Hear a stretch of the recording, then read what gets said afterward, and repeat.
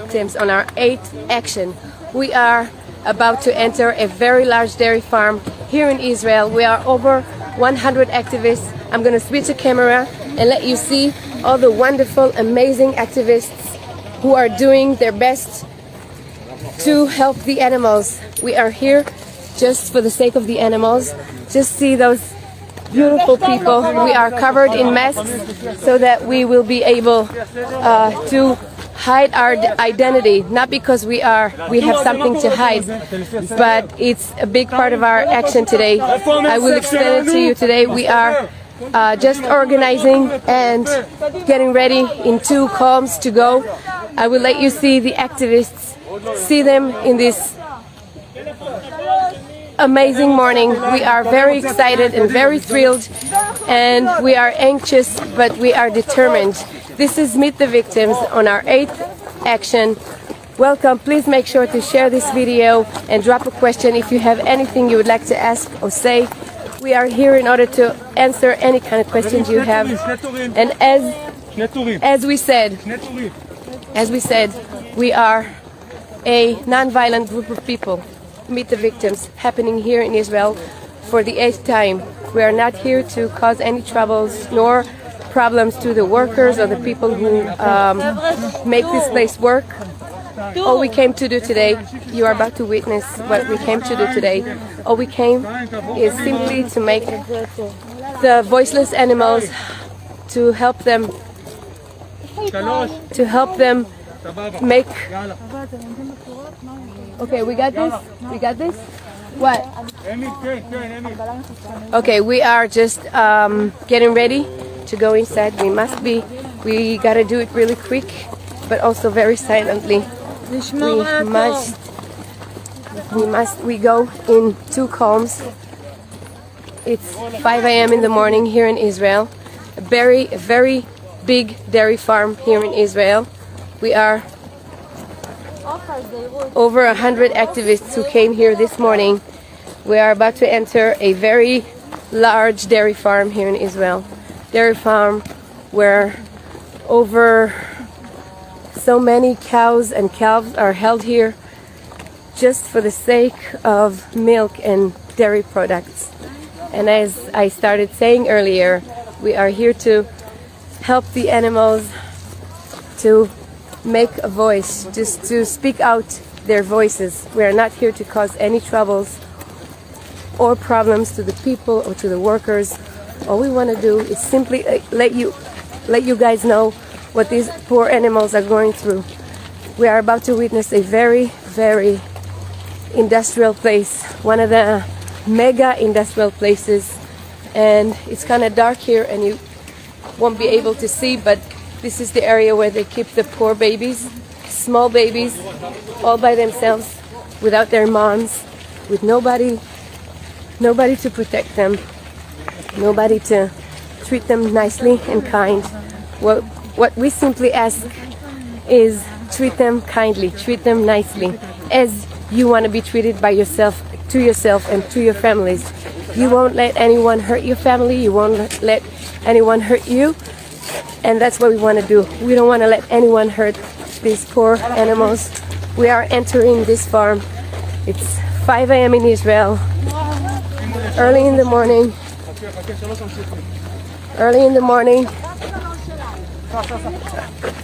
Straight.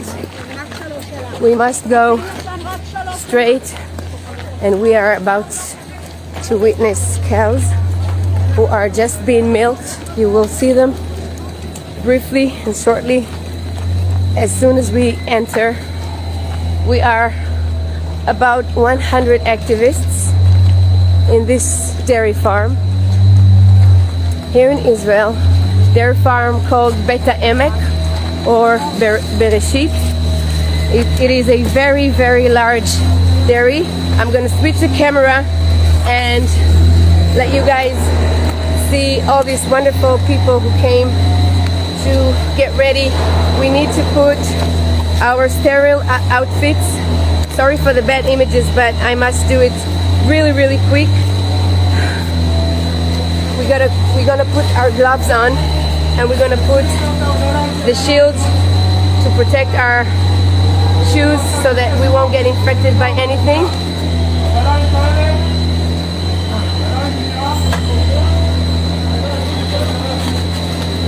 Oi, Ruth, careful, careful.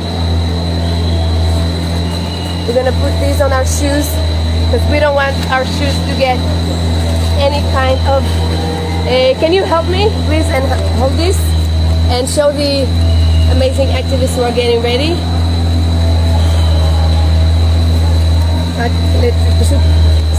Just hold the camera so that they will see.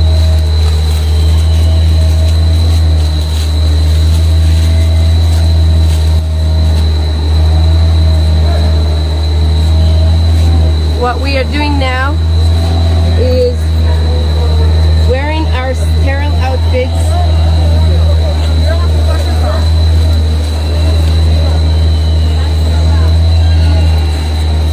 Oh, come on.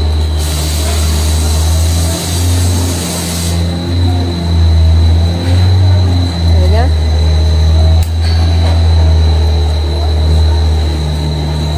If you just joined us, we are Meet the Victims on our 7th action, live from Israel on our 8th action, not 7th, our 8th action. We are over 100 activists who came today to a very, very big dairy farm just for the sake of showing you what these animals are going through. So one of the workers just trying to stop us from entering inside. But we are going to enter inside.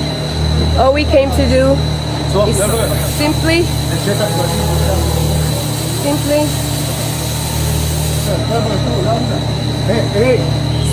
go enter. We're going inside. We're going to enter no matter what.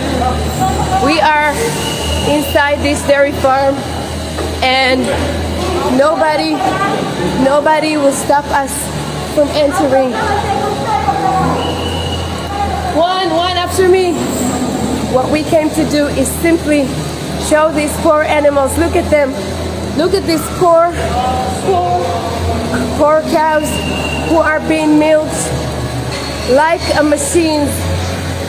They are attached to machines, and look at them. There are 72 cows who are milked in this parallel from the day they were born. They live here in this farm. 72 cows, 400 cows in 1 hour. The workers here, they're trying to prevent us from filming, but all we came to do is simply document. We are not violent. Don't touch me. Please don't touch me. All we want is simply show these images. This woman is trying to prevent us from filming, and look at them. Look at these poor cows. Poor cows who haven't done anything wrong to anyone. She is trying. They are trying to prevent us from filming, but what we're simply doing is document. That's all we do. All we want is to show the public, show you guys what these cows are going through. They are trying to prevent us from coming and from going inside. Where's my what we want to do is simply show you the images of these poor cows. More than 400 cows will be milked every hour. 1 hour, 400 cows, 72 per carousel. Look at them. Look at how they are being milked, dirty. Where is my...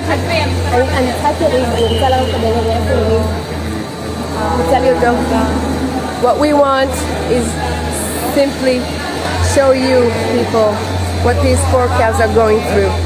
We are not trying to cause any troubles, but we are all very excited and nervous. We are terrified. We are terrified from all the pictures that we're going through, from what we are seeing, but we have no choice but to document. Simply show you what these cows are going through. 72 cows who are forced to stay here, who are forced to be milked for the rest of their lives. Look at them. Look at them. What we're doing now is going upstairs. We are going upstairs to show you the pictures from how it looks like from above. Look, this is the gallery, the upper floor. Look, first of all, look at this poor cows who are being forced to be milked. Look at them, look at them.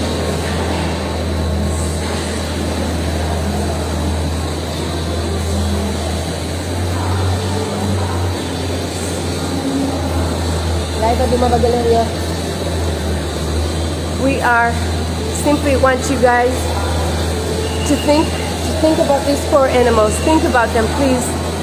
Dairy products are made from suffer, made from misery of so many cows and so many cows. Every cow will be sent to a slaughterhouse at the end of her life. After they are done exploiting her body, she will be sent to a slaughterhouse. Every cow will be milked for about, somebody is coming to us, we need to be prepared to go down.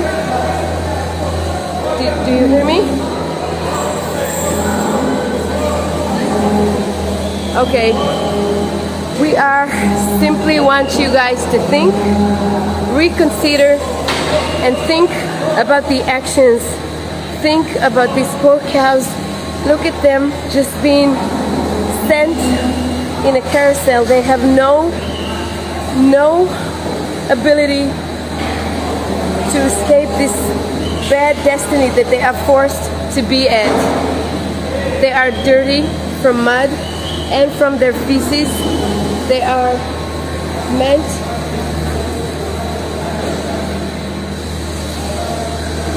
okay, we're gonna go down, but just one last show of these four prisoners who haven't done anything wrong to anyone. They didn't do anything to hurt us, but yet we treat them as if they are our biggest enemies. Please just think about them. Think about these poor cows. All they are is a number, just like a number of a product who is laid on a shelf in a supermarket. We are, if you just joined us, this is Meet the Victims. Meet the Victims in our 8th action, live from a very big dairy farm here in Israel. Broadcasting to you the poor animals who are forced to stay here for the rest of their lives. And our amazing activists right now just laying down a sign says that we are not here because we want to cause trouble. We are not here because we want to cause any trouble to anyone. All we want is simply let you guys hear the voice of the voiceless animals.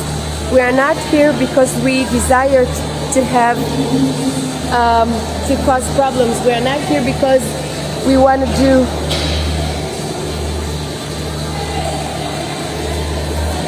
we are not here because we don't have anything else to do. All we came to do is simply let you guys see these poor animals who are doomed for lives of slavery, lives of being milked over and over again 3 times a day.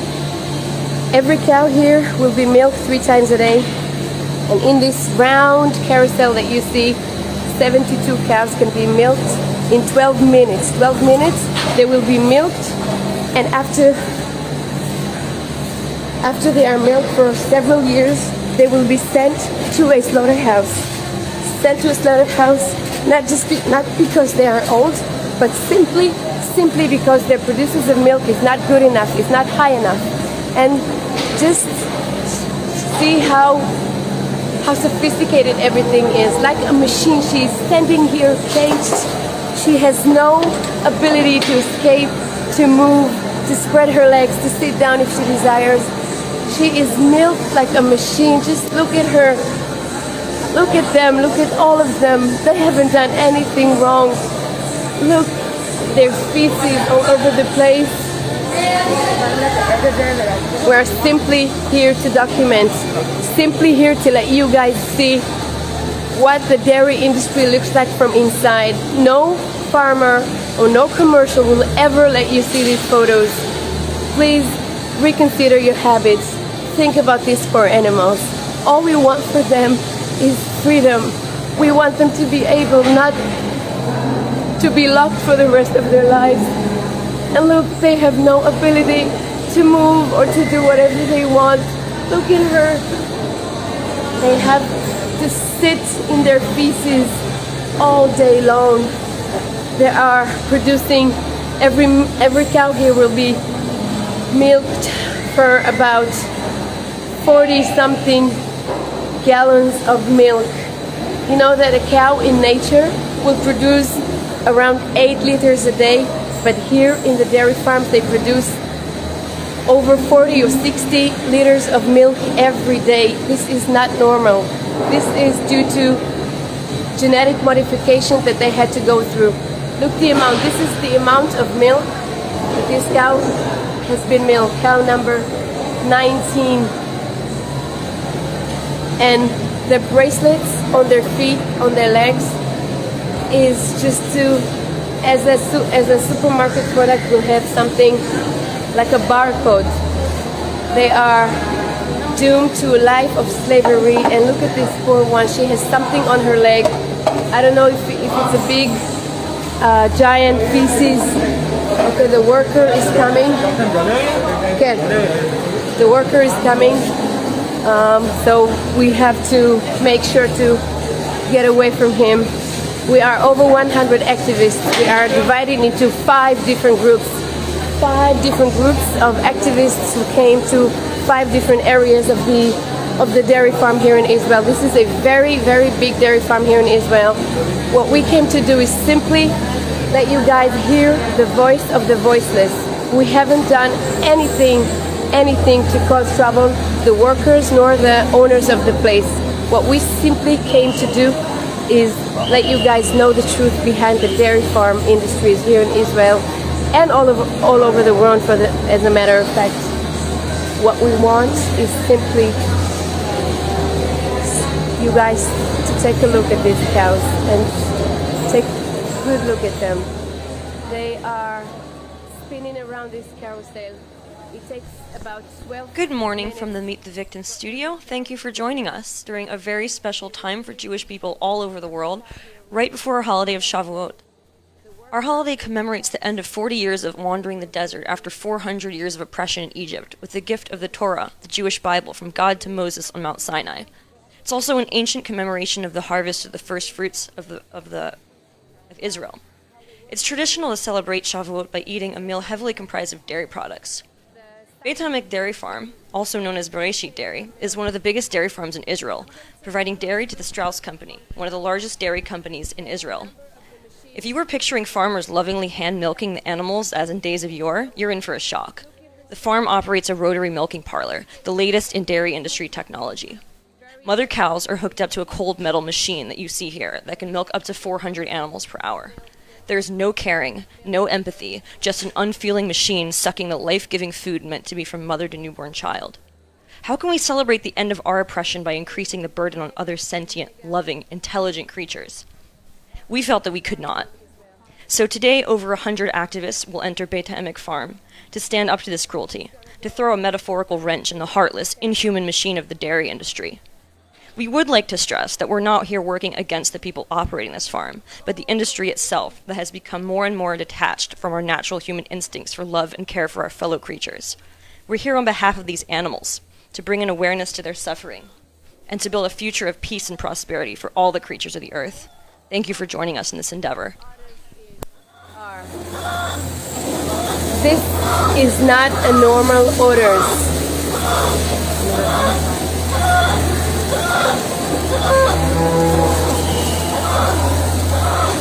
There's no justification for this process to be happening.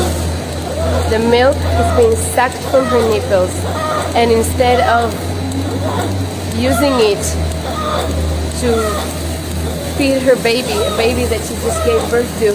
She is forced to be milked, standing in her own feces, and all this will go straightly to the milk cartons that we buy at the supermarket. Look the amount of milk that this cow is forced to be milked over and over again. This right here is the milk that we go to the supermarket and buy. This is how it's produced. Poor cows who are forced to stand in their own feces. They have no way to escape this bad fortune that they are held up in. Go back to this cow who I just started to document this earlier. Ever since that she went up on this one, they took 13.5.8 liters of milk from her, and she's been here for like 2 minutes, no more. Once this round will be finished, 12 minutes or so, about 40 to 60.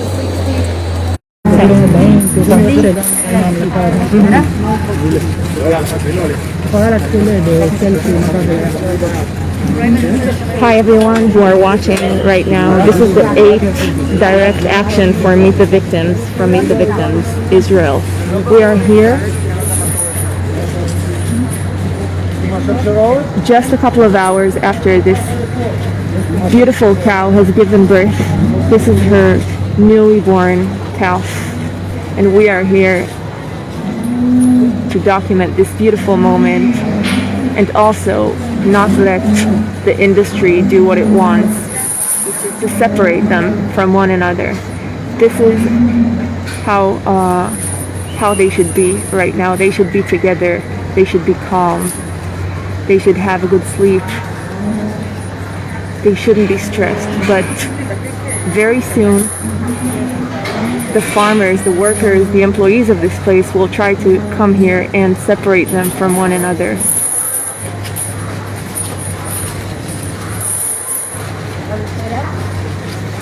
Just like the sign that we posted before says, for milk, a cow needs to be pregnant, and this is what she's pregnant for. She's pregnant for this. And he is not going to drink and be nurtured by any of it, because humans consume this. And we are here to tell you the truth, to tell everyone the truth, that this is completely wrong. We are here not only to show, but also to prevent this from happening. And we are not going to let them separate this beautiful family. Every corner has an activist tied up with chains so that they can stay together. They should stay together. This calf should be fed by his mother.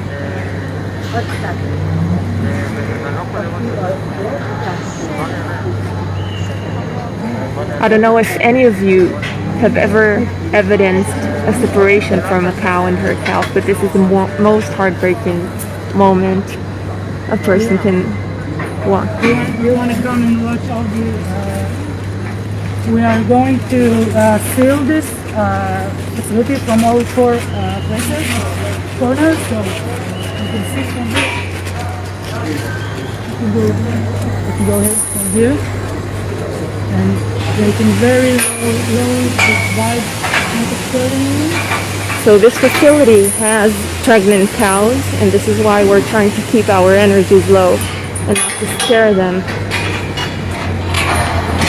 But we are also here to block any access of this farm employees to separate this family and to break it apart.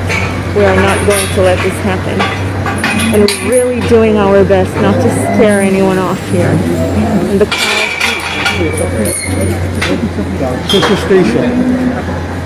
The cow does look calm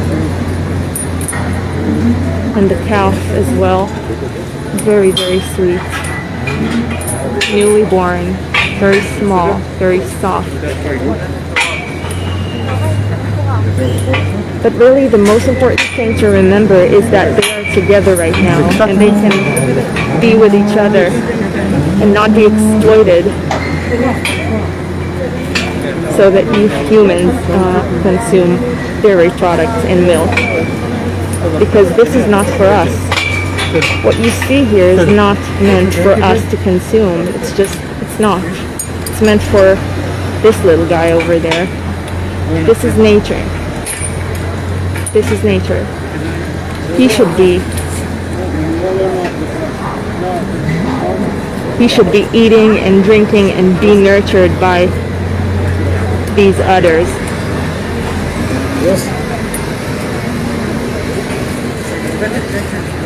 I want to thank you all for watching our live. Please share what we are doing here today. This is an unprecedented action, non-violent, direct action by Meet the Victims Israel. This is our number 8 action today in one of the biggest dairy farms in Israel called Bereshit Dairy Farms. This farm actually industrializes the animals and the cows so much that they hardly ever experience a human touch. Everything is with machinery. They're milked by machinery. They're milked in a carousel that can have 72 cows at a given moment and 400 cows during one single hour. This is monstrous. This is a monstrous place. And we are here to keep this unit together and not let it fall apart because human beings decided that milk is a legit thing to take away from these creatures.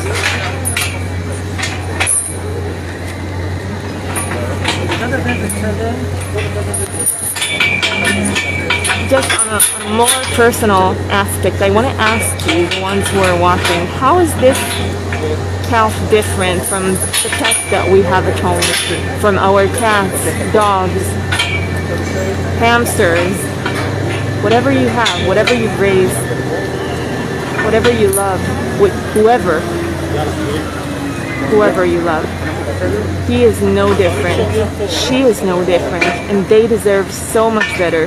They deserve us making different decisions.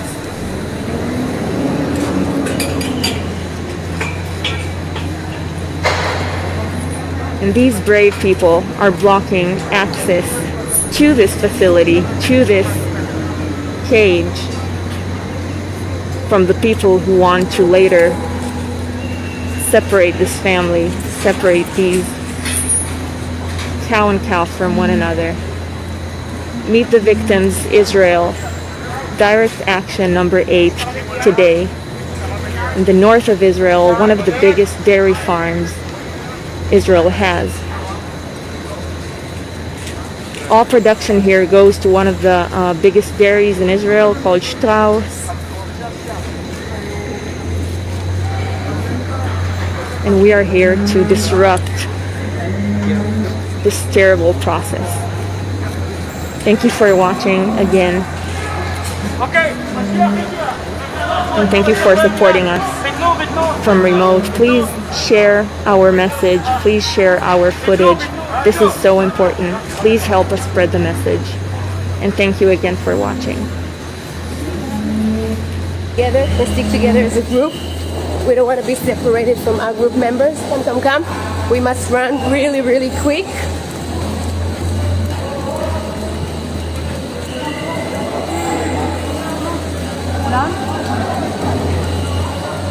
Something is happening.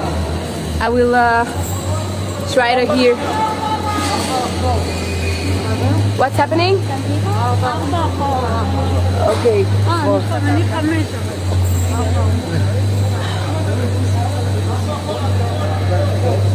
Okay, something is happening, and we're trying to understand what is happening right now.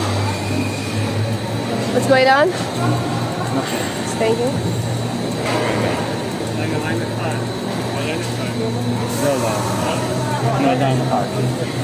Okay, there were some shoutings here. We had to reorganize. So apparently we are not done with the first banner over there on the huge containers.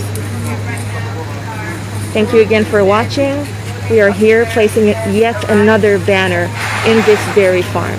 We not only posted Just behind this banner, there is just a new mom. She just gave birth like an hour ago or so. And I don't know if you can see the activists here and also on the other side. Basically, they're blocking the opportunity to open his cage and to take the baby away from his mother. And this is what we will do today. We won't let them be separated. And here on this banner, yeah. louder, please. Louder? Sorry. We won't let people to separate this mother and her baby calf. That's what we're going to do here today. And the banner that you can see here, it says that We are not willing for them to be separated. We are not willing for them to be separated. And you, are you willing? Are you accepting this as a truth, as a reality? This is what we're asking everyone today. This is what we're asking our audience at home. This is what we're asking human beings who still consume dairy products and buy cheese and milk and cream in the supermarket. This is what we're here to ask you. Are you accepting this reality where a mom is separated from her baby? Please take a minute. Take more than a minute to think about this. Maybe you can choose differently on a daily basis.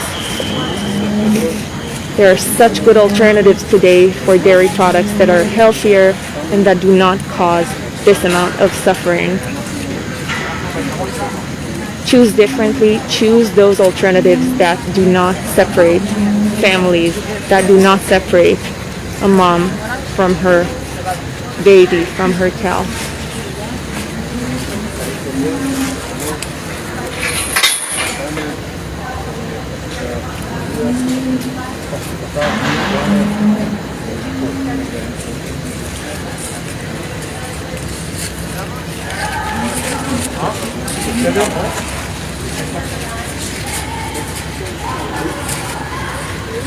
This is the second banner we're hanging here today in this dairy farm, Bereshit.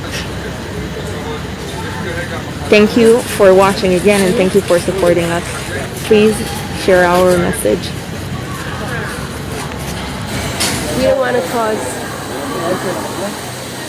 בוקר טוב לכולם, כאן מרפת בראשית, Police officer אחת has asked מהגדולות us בארץ.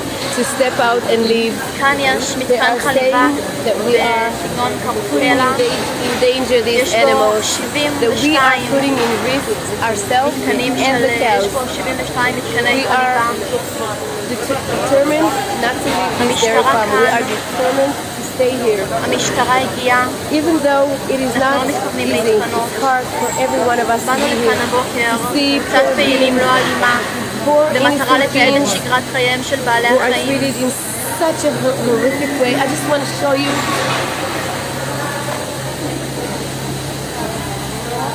Just look at her eyes. Look at her eyes. I'm trying to show you her eyes. Just look at her. Forced to be milked, stand here for the rest of her life, and after said she will be sent to the slaughterhouse. Can you imagine yourself being here? Can you imagine yourself or your loved ones being closed in a place where you have no,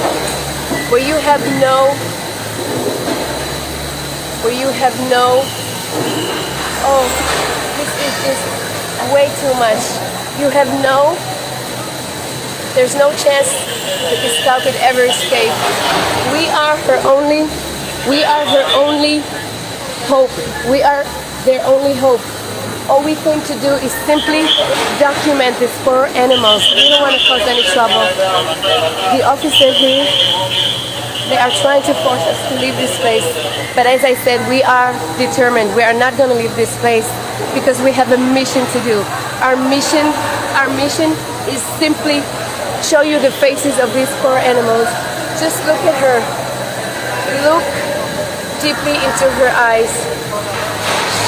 She is a milk slave. She is being slaved for the milk in her udders. Instead of feeding her baby, we are taking away her milk and drinking it. As humans, we don't need her milk.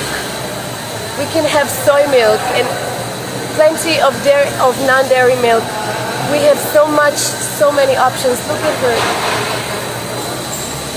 Please just think about these eyes the next time you go to a place and think about the dairy products and how so much misery is involved in order to prepare them.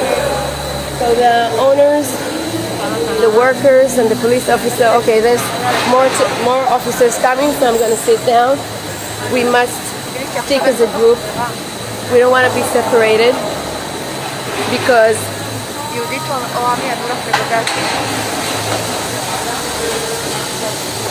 our strength is in the amount of activists. We are sitting down. All we came to do is simply document.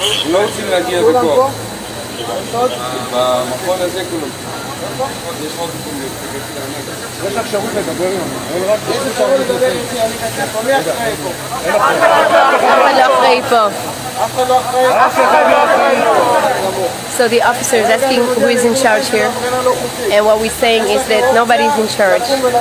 We are all united together. But the officer is saying that we need to go and leave this place because we are doing an illegal thing.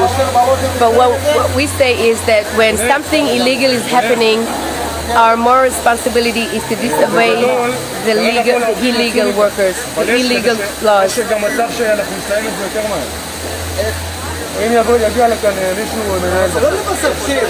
So what's happening now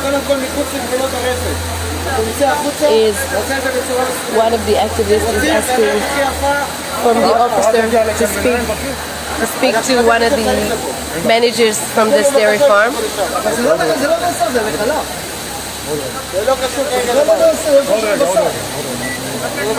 So this activist right here just asked the police officer to invite a manager from the dairy farm here in order to have a negotiation and have them negotiate with us. We are not stepping outside this place, and the officer is saying that we have 5 minutes to leave this place, and if we won't leave, they will forcefully remove us forcefully. One. All go.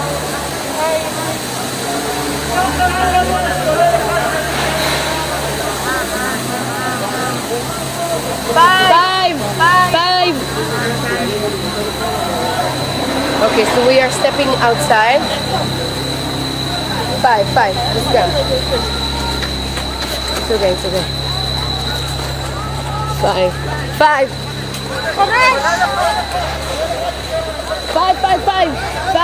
Ahuva, you go there. Five. So what we're doing now is dividing into two groups. Again, they wanted us להוריד אלרגיות.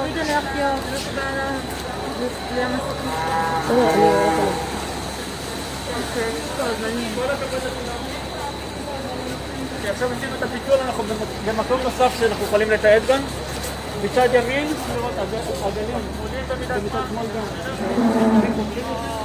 Okay, so what we did is that the police officers asked us to step outside, and we did, but we came across to these poor babies.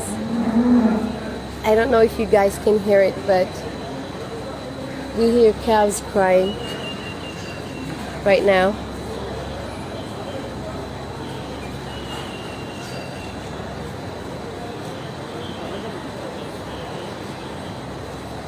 What we simply want to do is just document the poor animals, the poor babies. Hi, he's afraid of me.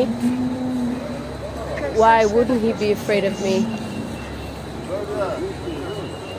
He recognizes me as a human, and all this baby knows from the minute that he was born. Hi everyone, again, thank you for watching. We are witnessing an absolutely amazing moment where this little calf is feeding from her mother, from her mother cow. They are still not separated, and when they are going to be, we are not planning on letting this happen. Experience difficulties.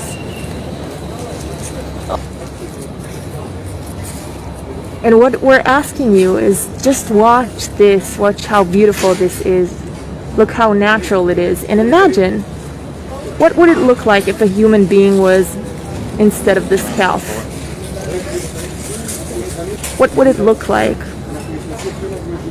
Why are we, as a species, consuming this thing? This is another creature's milk. We are so happy, so happy to see this moment. I think there's a slight chance that the local employees are coming here at the moment. We are preparing for this encounter with them, but still very, very happy to witness what we're seeing here. This little beautiful calf in a very intimate moment with her mother, and they are both happy and they are both calm, and this is how things should be.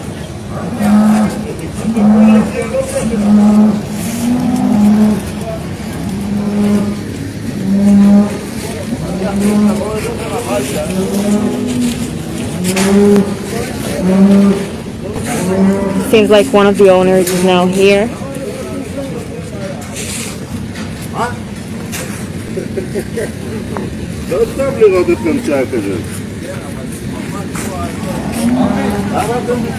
He's not happy seeing us at this time.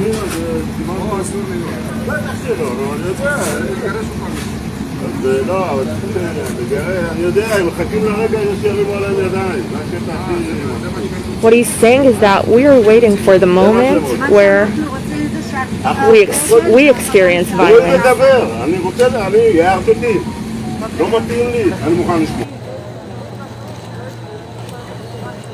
Okay.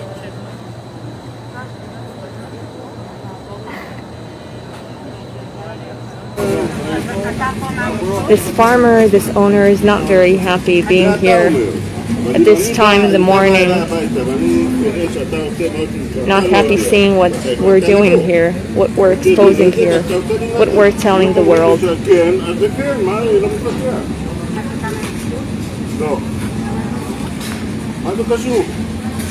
We are now talking to one of the owners or one of the employees of this dairy farm.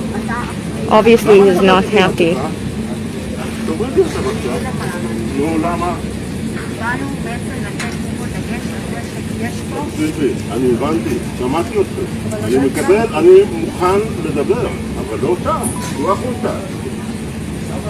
We are trying to pleasantly explain why we are wearing masks, why we are here. He doesn't seem to be willing to Mention why we are all wearing masks.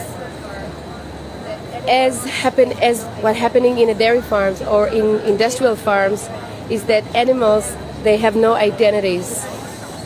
They take away their identities and they treat them like something other than someone. No. That's why we decided that in this action But we are here, we are brave, we are... No personal issues here. What we came to do is, if they don't have an identity, if they take this baby's identity, we also take action and say that we don't have identities. What we came to do as a group, as a 100 activists, is simply let you guys hear the voice of the voiceless animals. They do have voice, as a matter of fact. It takes courage and it takes a lot of compassion to listen to these voices of these poor animals. All of us here, we hear these voices. We hear voices of cry. We hear voices of desperate needs who are not being fulfilled. We see babies cry. We see these babies. גם אתה? גם זה, יש לי פה שניים. These activists are tied with chains, very heavy chains, which cannot be easily released, of course. They wish they could unchain these people, but they can't. They can't, at least not easily. We were prepared for this moment. We are prepared to confront with the industry. We always come prepared to these actions, and we're non-violent. We're here, we are passive. We are here to converse, not violently. We are here to talk with these people and try to convey a very simple message. And the message is that this is a family and they should not be torn apart. And actually this live started with this calf suckling on her mom's udders, which was a beautiful moment, and these farmers are here to take them apart so that human beings can drink milk and consume dairy products coming from these udders exactly. Please think of this cow. Please think of these two beautiful animals when you make your decisions and choices in the supermarket and in a restaurant. It's up to you. It's up to all of us.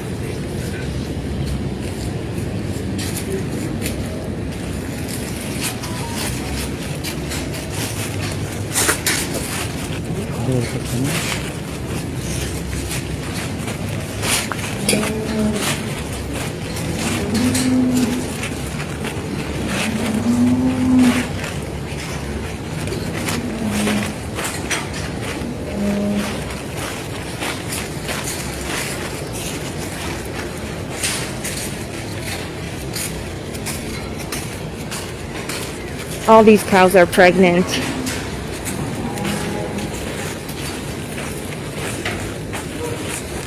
And for the time being, we are here, not planning on leaving soon. מאשרת.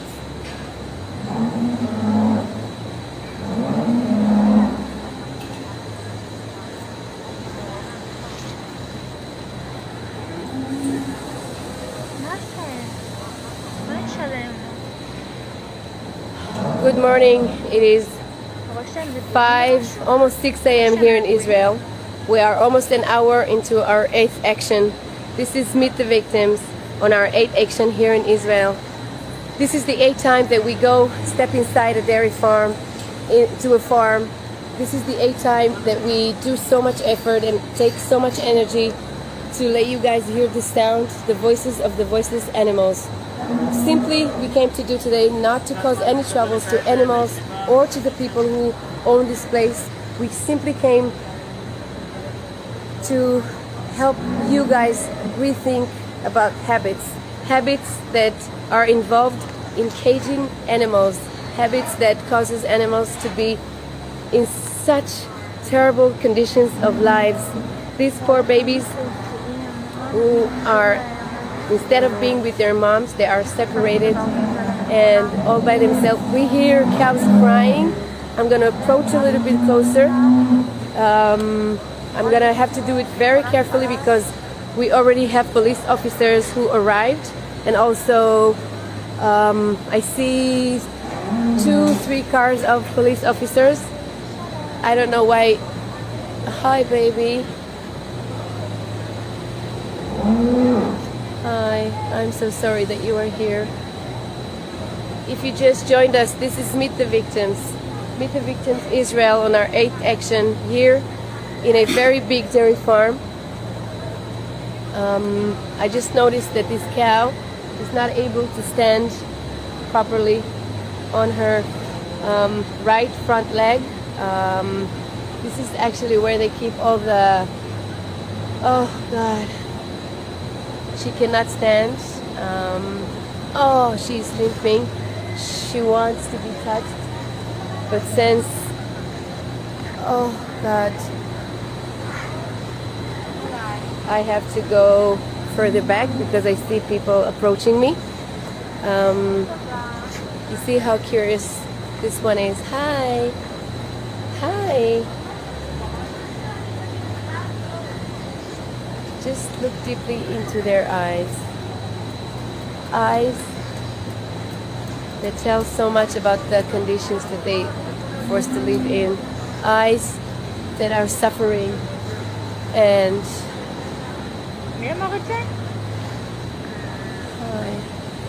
I am so sorry that you have to be here. Look, trying to step, but the front leg and also the back one. Oh God.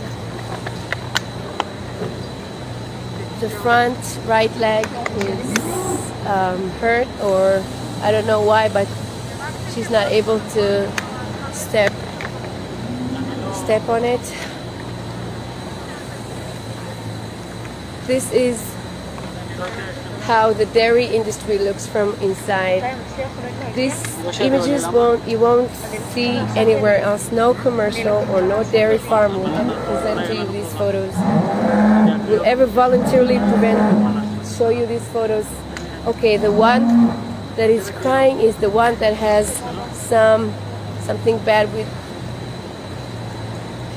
her leg. She's crying. I can only imagine that it's from the pain that she has to go through, from the pain that she is suffering. Okay, so the amazing activist is just putting closer the food so that they will be able to eat. Instead of being with their moms and remain a family, they are forced to be here all by themselves.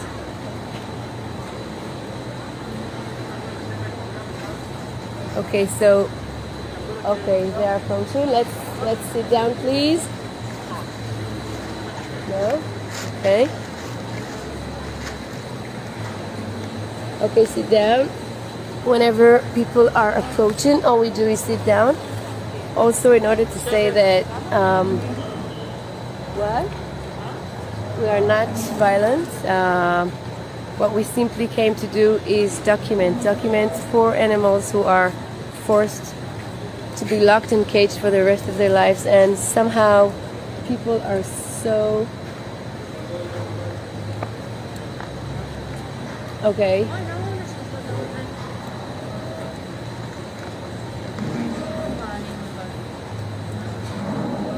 It's okay, it's okay.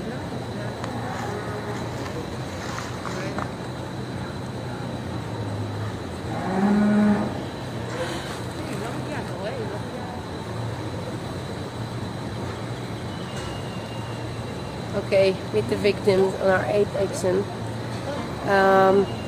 Let me just share with you some facts about cows in the dairy industry. Cows are forced to get pregnant over and over again. Cows will be pregnant for 9 months, just like a woman would do. And cow, exactly like a woman, will produce milk only when she's getting ready for her baby to be born and then feed him. So it means that every cow that we just saw earlier in the morning was forcibly pregnant, and after 9 months of giving birth to her baby, she will be separated from him. They were separated from their babies and then sent to be milked over and over and over again until they finally go to the slaughterhouse. It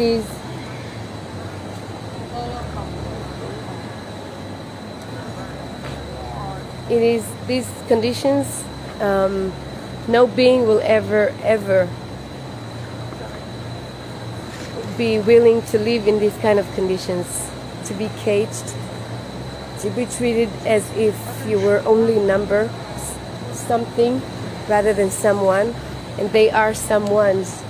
They are beings, they are living beings, they are creatures who haven't done anything wrong to us, but yet we treat them so badly. I think that this baby has some stains on his body.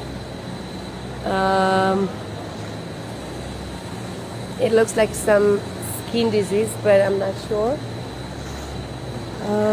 היי, שלום לכולם.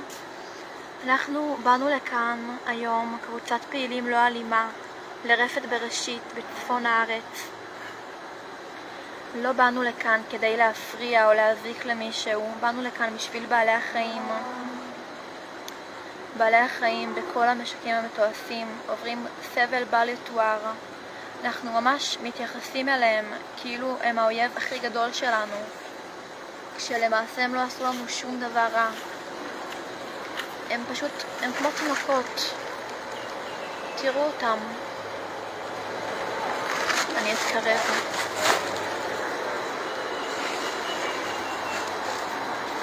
תינוקות.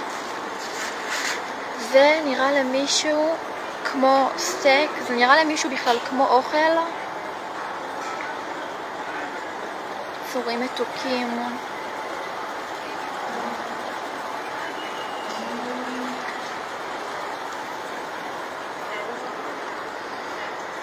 ממש קשה לי להיות פה היום, לראות את כל בעלי החיים כאן במצב כל כך נוראי.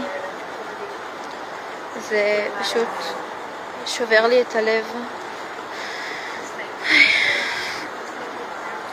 תראו את העיניים, תראו איזה עיניים טהורות של בעל חיים שכל מה שהוא רוצה זה פשוט לחיות, ופשוט בדיוק כמו שכל אחד ואחת מאיתנו רוצים.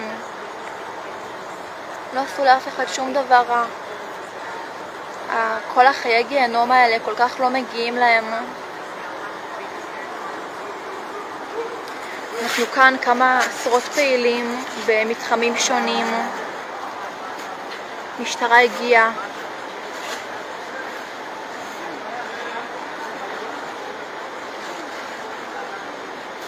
אבל זה לא יעצור אותנו, אנחנו ממשיכים כאן. אנחנו כאן בשביל להראות אהבה לבעלי החיים.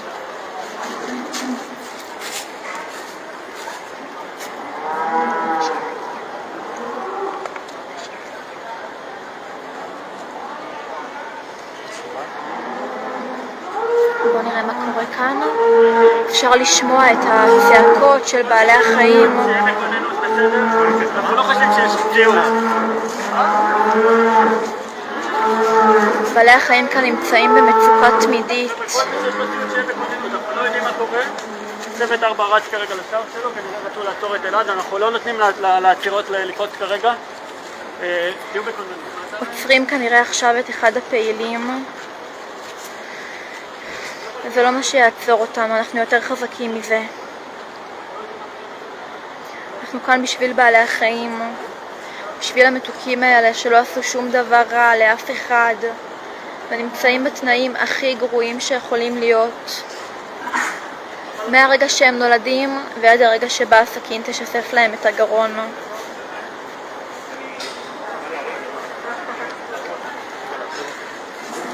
לירון, אתה רוצה רוצה להתראיין? אני מעדכנת לא עכשיו. אתכם, עצרו את אלעד, כן. עצרו את אלעד, ובזמן שעצרו אותו הוא צעק לכולם לכו תחסמו את השער, אז כולם רצו לחסום. אנחנו, אני לא יודעת כרגע, אבל אני גם לא רואה שהוא לא נחסם.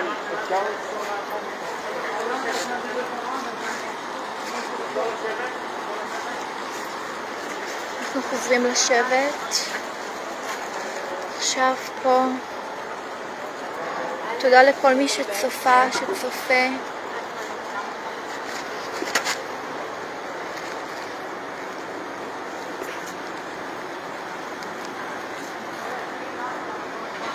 בעלי החיים כאן כל כך מסכנים. יש עליהם אפילו נגעים כאלו, אני לא יודעת אם כל כך רואים כאן, אבל יש להם כמו נגעים על הפרצוף.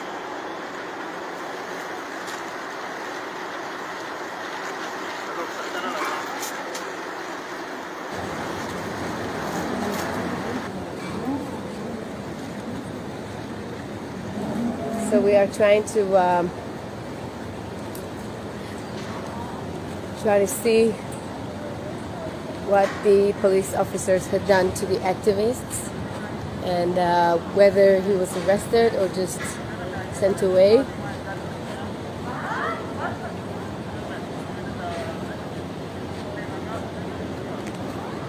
Hi, is that okay if I ask you a few questions? Yeah, okay. I saw you from a distance that you approached and you gave the cows some food. Can't reach her food, I don't know why. They put it like this. Okay. Okay. Uh-huh. So that's how cows are treated here. They are part of many, and if one doesn't get water or food or something, nobody will notice it, and every problem that happens can take hours and hours till the cow will get what he needs. And so this is just one, I don't know, okay, I see that the cow succeeded to get to the food after I got it closer to her. So this is only one event of this happening, that cows don't get what they need. But it happened all the time. This few last weeks I was a lot in places like this, Refet, when they grow cows, and I saw it many times. That cow could be, how do you say, the cub? The calf. Calf? The baby? Yeah, Calf. baby. Calf. So they could be for hours, like sit in their shit, and nobody will notice. They're very, very, when they're ill and they're very, very weak. Again, nobody will notice for hours, and it's very sad to see it. Yeah, so what you basically did is you put the food closer to the baby, to the cow, Yeah. so that she will be able to eat. Yeah, because, well, everything here is based on machines. And, a big machine comes and brings the food, but nobody really looks if the cow could get to the food. And we saw it also inside, I guess you saw it also.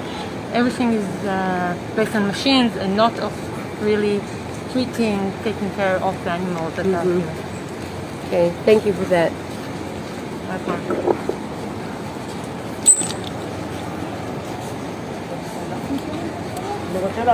Can you hold this for me for 1 second?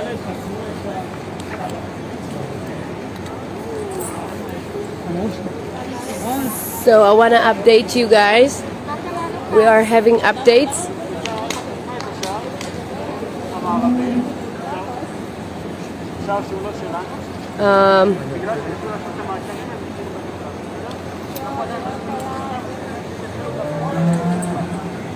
Okay, so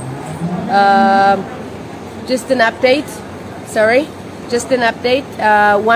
One of our groups has locked themselves into a gate in order to prevent from one of the cars that we don't want to enter. So we are able to stop the car from entering, and that is a huge thing for us. We are so happy and so thrilled that we were able to do it. And we are about 100 activists. We are all tired and exhausted.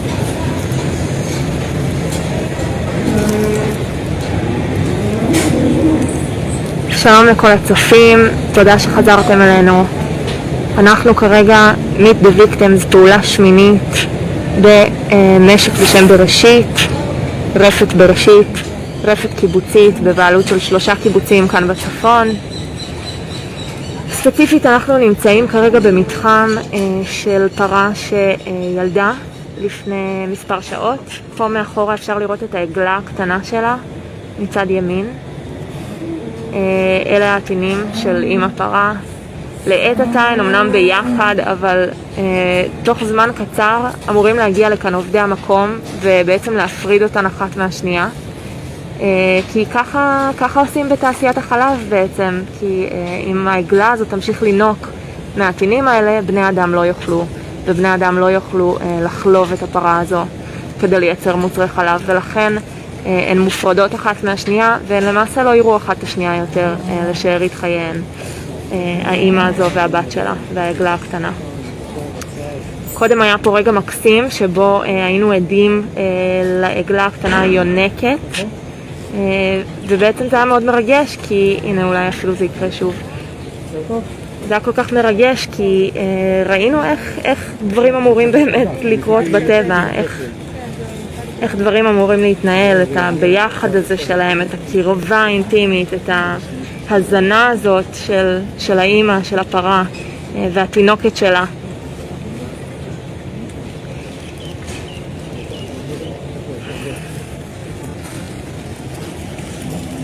אנחנו כאן, אנחנו נמצאים במתחם הזה עם הפרה והעגלה, אני אראה אותן שוב.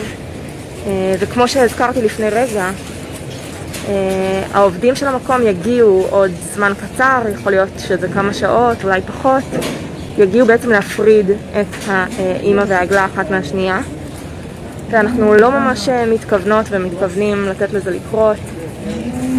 פעילות ופעילים חוסמים את הגישה לתא הזה, למכלאה הזו, ובעצם לא מתכוונים לאפשר לדבר הזה לקרות. אנחנו כאן כדי למחות, אנחנו כאן כדי לא לאפשר את הפרקטיקה המחרידה הזאת, שהיא חלק בלתי נפרד מתעשיית החלב, לא רק בארץ, אלא בכל העולם. ואנחנו כאן כדי לייצר שיבוש של התהליך הזה. אנחנו לא מקבלים את זה, אנחנו לא מקבלים את המציאות הזו, ויותר מזה אנחנו מאמינים שבבחירה מאוד פשוטה אפשר לייצר מציאות אחרת, טובה יותר, הרמונית יותר, כזו שלא מפרקת משפחות, לא בני אדם ולא פרות ולא אף מין אחר על כדור הארץ שמגיע לו חיים הוגנים וטובים ונעימים. אם אתם צופים בנו מהבית, א', נשמח שתשתפו אותנו קצת מאיפה אתם צופים בנו, איך המראות האלה גורמים לכם להרגיש. האם אולי כבר עשיתם את המעבר לטבעונות? האם בחרתם לא לצרוך מוצרים של התעשייה המחרידה הזו והפרקטיקות שיש בה? ספרו לנו קצת מאיפה אתם צופים ואיך הפעולה הזו שלנו, מה היא עושה לכם. אנחנו כאן באמת בשיא ההתרגשות ורוצים להודות לכם שאתם צופים בנו ומשתפים, ואני רוצה לבקש באמת מכולם לשתף את התיעוד הזה ולשתף את הפעולה הזו שהיא באמת חסרת תקדים בארץ. לא נראו עוד דברים כאלה. אנחנו כאן דרך אגב עם מסכות כי אנחנו מוחים על מחיקת האינדיבידואל בתוך הרפתות האלה. אנחנו חושבים שכל יצור ויצורה שנמצאים כאן, כל פרה וכל עגל, מגיע להם התייחסות אינדיבידואלית, ולכן אנחנו כאן עם המסכות מוחים על התעשייה המפלצתית הזו ושוב אני רוצה לבקש מכם לשתף את הפעולה החשובה הזו, פעולה לא אלימה, Meet the Victims, פעולה שמינית שלנו בארץ, ברפת בראשית. תודה רבה לכם. 10, 9, 8, 7, 6, 5.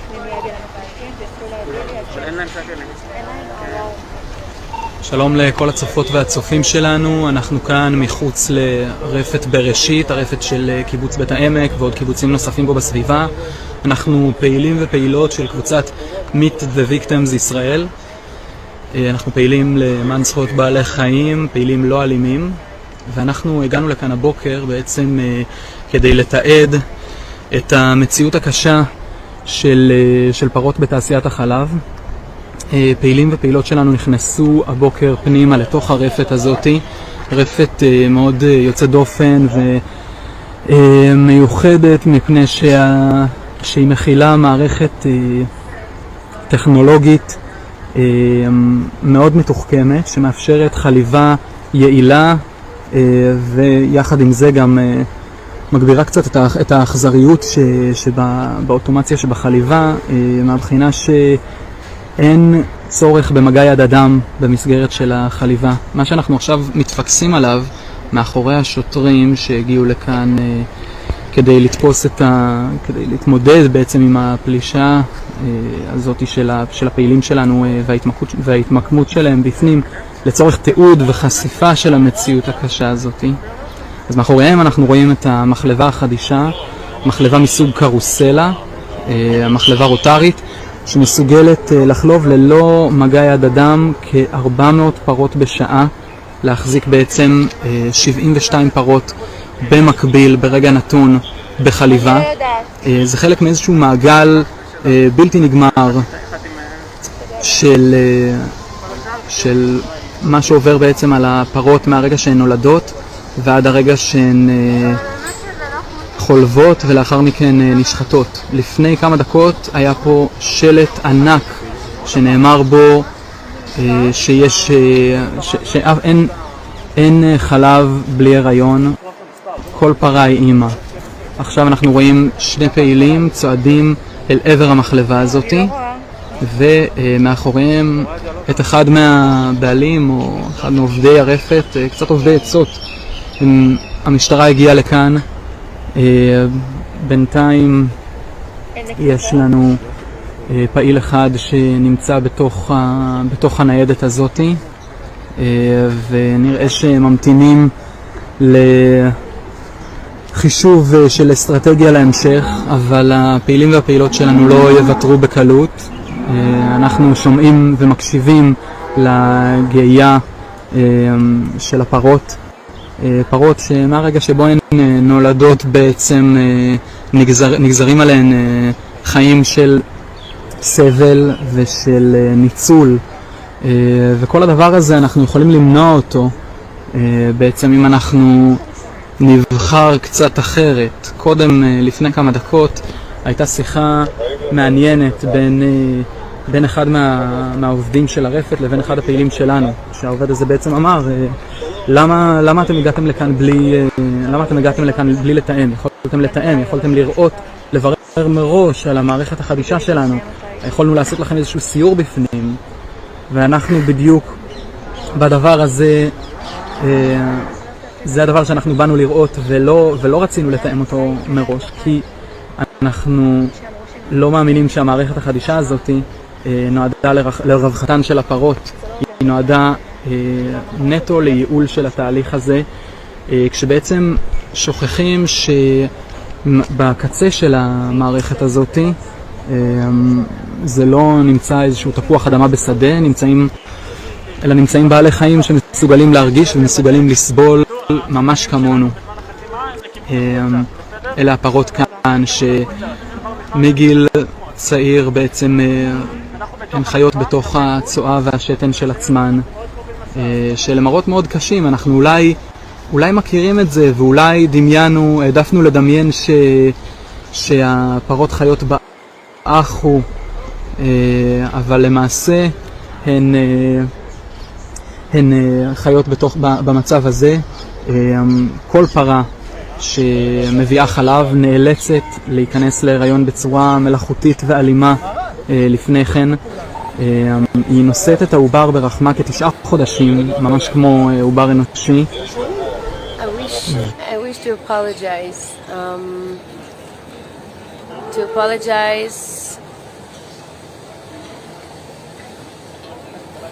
To give our apologize to the cows that are forced to stay in these conditions when they haven't done anything wrong, to us, but yet we treat them in such a terrible way. It makes no sense, really. It just doesn't make any sense. I'm so sorry that you have to go through this life. I'm so sorry that you are forced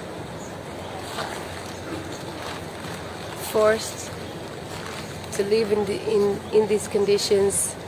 I'm sorry that you were born in this dairy farm, and I'm so sorry that you have no way to protect yourself and to escape. And I wish for a better world. We all wish for a better world for all of us. And what we came to do is simply take steps in order to hi, they're so curious. Take actions and steps in order to create a better world for us, for all of us, for the living beings, animals and human beings, and also for the environment. Our planet is in danger. Our planet is going down the hill, really. The global warming that we all talk about, I don't know if you know this, but every cow produces around 150 liters of methane, a gas that's called methane, that has a lot to do with the global warming. Around the world there are 1.5 million cows all over the world, and just think about the amount of this gas that they are producing and how much what they produce, the farting, the gas actually, when they fart they let a gas called methane be up in the air, and when there are so many cows all around the world, just think about the amount of gas that is being produced and how it damages our planet. Just think. What we want is simply raise some questions about life habits and lifestyles that is causing, by the name of our lifestyle, we cause so much pain and suffer to so many innocent creatures. Hi, you are curious. I'm gonna name you Jane. Is that okay? Can I call you Jane? Hi, Jane. Yeah, they don't have names here, as you see. They have only ear tags, and they are being identified by the number of their ear tag and also the number that is on their bodies.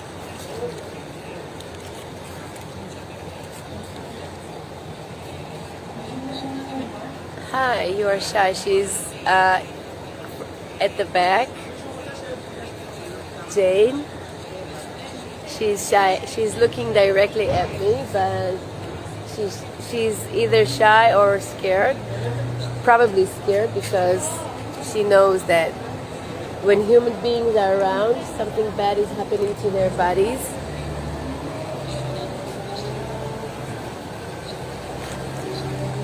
So, if you just joined us, welcome. Welcome to Meet the Victims on our 8th action, Meet the Victims Israel. We are in a very, very large and big dairy farm, Beta Emek it's called, or Bereshit. This is a new name that they are changing it. This is a mega industrial dairy farm. As we saw earlier in the morning, about 72 cows in this round carousel who are milked in 12 and a half minutes. They will go and repeat that 3 times a day. Every cow will be milked 3 times a day. And all of her milk, instead of feeding her baby that she just gave birth to, will be sent to the supermarkets for us human beings to buy it. And what we came to do, Meet the Victims, is let you guys see the truth behind the dairy farms. The truth.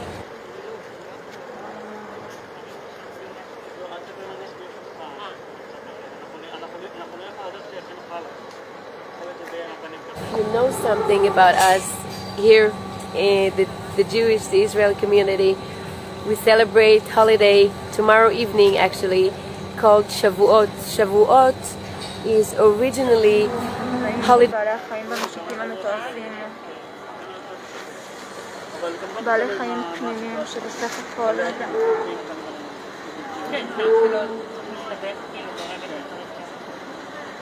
בוקר טוב לכולם. באנו לכאן היום בבוקר. אפשר לראות שעדיין השמש אפילו לא זרחה כל כך.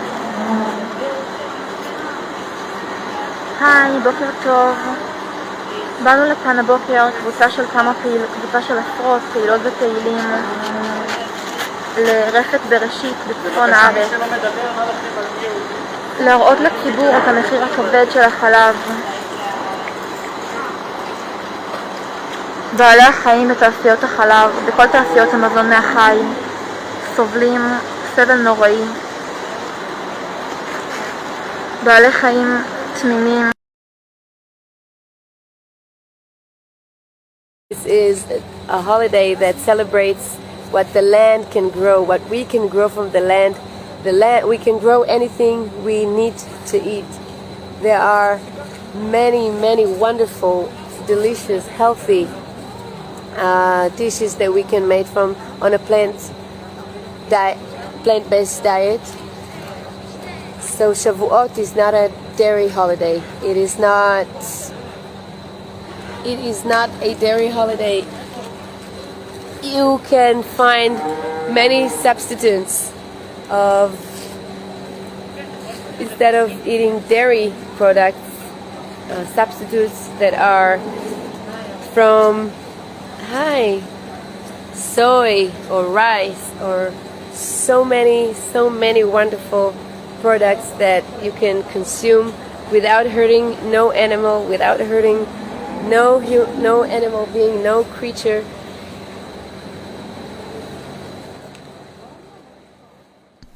Good morning from the Meet the Victims studio. Welcome to our 8th action at Bereshit Farm. It's one of the biggest dairy farms in Israel. And thank you to Mantegvosh for that great explanation about Shavuot, Jewish holiday that's coming up in 2 days, this Saturday night.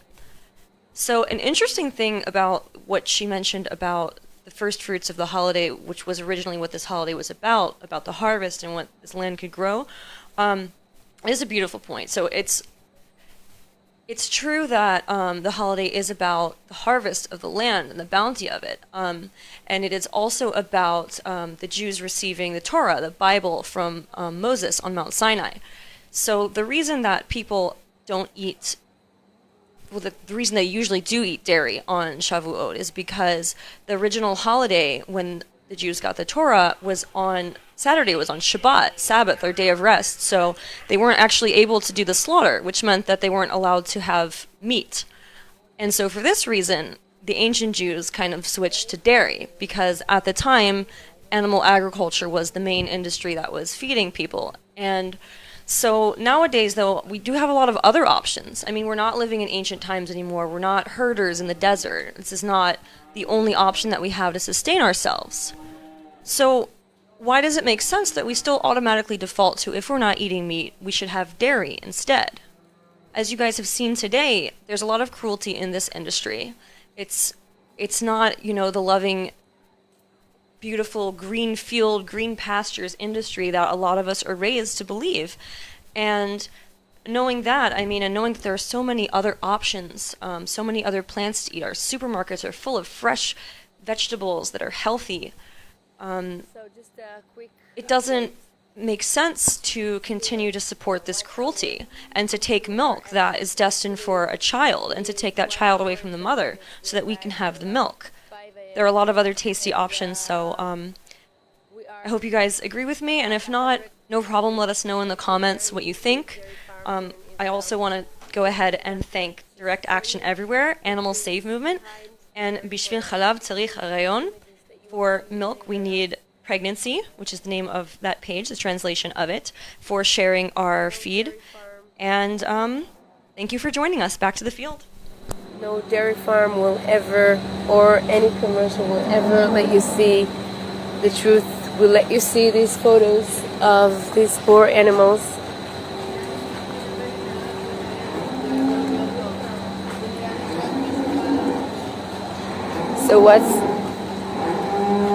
So we are still Meet the Victims on our 8th action.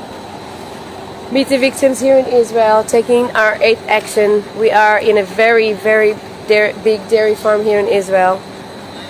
We simply came to let you know the truth behind the dairy products.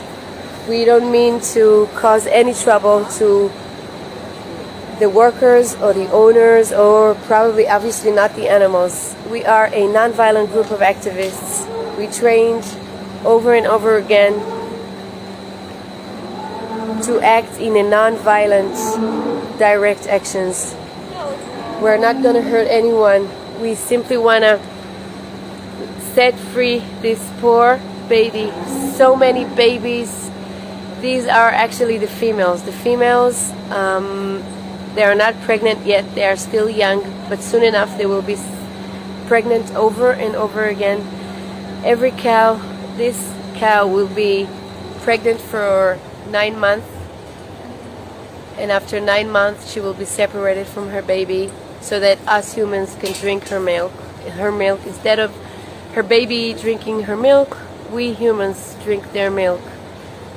Just ask yourself, please. All we came also to do is raise some questions about our lifestyles, questions about our habits that are causing so much pain to an innocent creatures who haven't done anything wrong to us.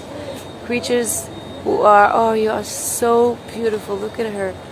Look at her eyes. Can you see her? You are so beautiful. You are innocent, beautiful being. And I'm so sorry that you're forced to be here. We're all so sorry. We are so sorry, all of us here. I want to show you the amazing activists who came. Just want to show you the amazing activists who left everything. It is Thursday. All of us have works. All of us has jobs and families. Some of us are students. We have really important things to do with our lives. We have many things to do with our lives, but yet we know that we have a bigger mission as a human society. The mission to save lives. The mission to save the lives of the poor animals who haven't done anything wrong, but yet we take so much effort and energy to treat them in the most horrific ways we could ever imagine. Oh, the food is on the feces. It just doesn't make any sense. It really makes no sense to lock them, make them stand in their own feces. They can barely walk. It goes really deep inside their feces. You see how their legs are deep inside? I'm trying to imagine myself, I'm trying to imagine my family, my loved ones in these conditions, and it breaks my heart just to think about it. The food is right on the spot of where all the feces are.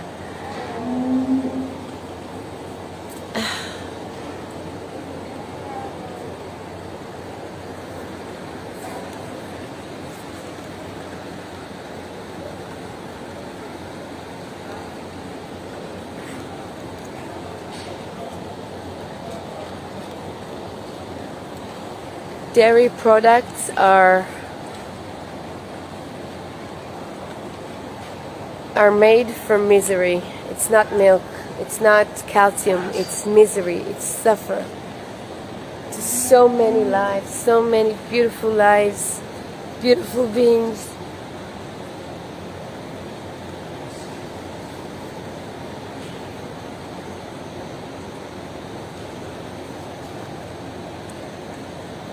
They are afraid of me, obviously, and I can understand that because they know when humans are close to them that bad things will happen to them. And I wish they knew that we are here for their own.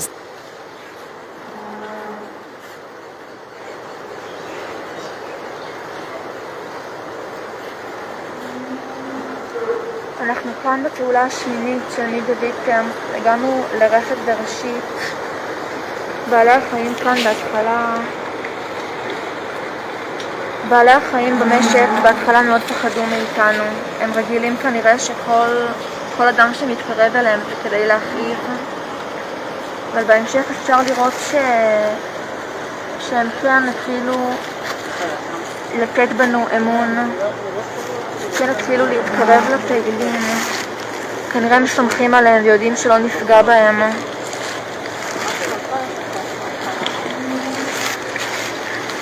איך אפשר לפגוע ביצור כל כך עדין?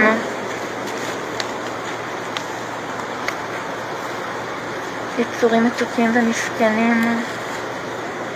נשבר הלב, ממש נשבר הלב.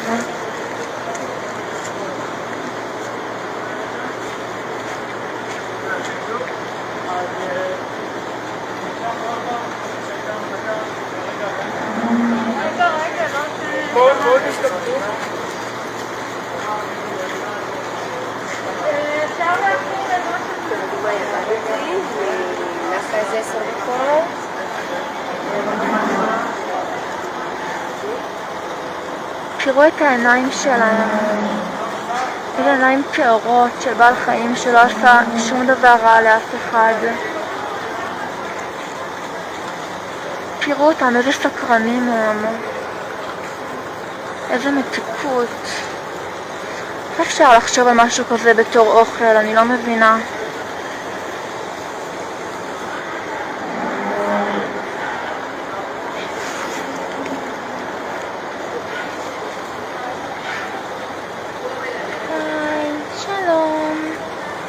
שלום מתוקה. מה השם שלך?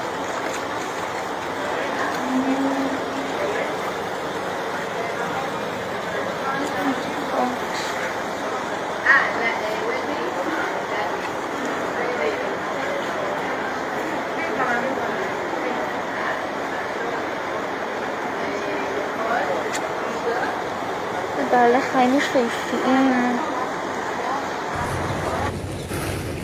Hi everyone, and thank you once again for joining us here for our 8th direct action with Meet the Victims Israel. We are here split into several groups inside this dairy farm, which is very, very big, one of the 10 biggest dairy farms in Israel. It's called Bereshit. It produces milk for the Strauss dairy, which is one of the 3 biggest dairies in Israel. The group I'm currently in is in a very special, I would say, place in this farm where they keep pregnant cows. There are so many of them here. I cannot really show you all of them, but there are probably hundreds of them here in this facility. All of them are in different stages of their pregnancy. And we are here to tell a very, very simple truth. For us humans to consume milk, these cows should be pregnant. Look at her body. This is a pregnant cow and she's carrying a baby. And after she gives birth to this baby, the cow and the calf will be separated forever, and they will never get the chance to see each other again, because cow mom will be milked on a daily basis, more than once a day actually. maybe even 3 times a day. Just because these farms need to produce milk in monstrous amounts and transfer it to the huge dairies in Israel. And we are here to expose this truth. So many people don't even understand that for us to drink milk and to consume dairy products and to buy cottage cheese and all these yogurts and everything, all these cows need to get pregnant and be taken their babies only several hours after they give birth. Please take a moment to think about how cruel this practice is. Please take a minute to think about it. We are defending with our bodies on sort of a cage where they keep a cow who was given birth only a couple of hours ago, and we are defending them with our bodies. We are chained to this cage. 4 activists, Meet the Victims Israel, brave, amazing activists are chained to this place to not allow for this separation. We are not willing to give this a hand. We're here to protest and to say this is not what reality should be. And this, what I showed you before, is just one instance of this story. The story repeats so many times, and for every cow you see here, this will happen. Someone is going to take away her baby. And we are here to say no, this is cruel, this is wrong, this should not happen. Please take a moment to think about each and every cow that you see here. All of them are pregnant. All of them are going to experience the worst moment of their life when their baby will be taken away from them and they will be separated forever. Thank you for watching us. Thank you for being with us from remote. Please share our message. Share the live that we do. Share the footage because everyone needs. שלום שוב לכל הצופים והצופות. אנחנו כאן קבוצת Meet the Victims ישראל, אנחנו ברפת בראשית, הסמוכה לקיבוץ בית העמק, רפת משותפת של כמה קיבוצים כאן בסביבה. נכנסנו אל תוך הרפת קבוצה של פעילים שהתפזרה בתוך הרפת בכל מיני נקודות מפתח בעצם כדי לתעד ולהעלות מודעות לסבלם של בעלי החיים בתעשיית החלב. בעצם כאן בכניסה למחלבה התעשייתית של הרפת אנחנו רואים שהתבצרה קבוצה של פעילים ופעילות, ומחוץ עליהם עובדים ובעלים של הרפת שנראים קצת עובדי עצות. הם לא כל כך יודעים מה לעשות עם זה, איך לאכול את זה. בעצם מה שמיוחד במחלבה הזאת שנראית ענקית ומשוכללת הוא באמת שהיא חדשנית מאוד. זאת מחלבה מסוג רוטרי, מחלבת קרוסלה, שמסוגלת לבצע את אותה חליבה של פעם אבל ביעילות מטורפת, כמעט ללא מגע יד אדם. בעצם אפשר לחלוב באמצעות המחלבה הזאת 400 פרות בשעה אחת, כשנמצאות ברגע אחד נתון בתוך הרפת, בתוך עמדות החליבה, 72 פרות. הדבר הזה מראה לנו בעצם ממדים חדשים שאליהם מגיעה תעשיית החלב, ביכולת שלה בעצם להגיע ליעילות ולא ממש לקחת בחשבון את מי שנמצא בקצה של בעלי החיים. אז אנחנו כאן כדי להשמיע את הקול שלהם, והפעילים והפעילות שלנו יהיו כאן כמה זמן שידרש. החבר'ה שפה בחוץ נראה לי בגלל שהם קצת עובדי עצות אז הם אוהבים להתבדח, אבל אנחנו לא, הדעה שלנו לא מוסחת, ובאמת אנחנו נתקדם לראות עוד קבוצה של פעילים ופעילות שנעצרה בסמוך לאחד מהשערים של הרפת.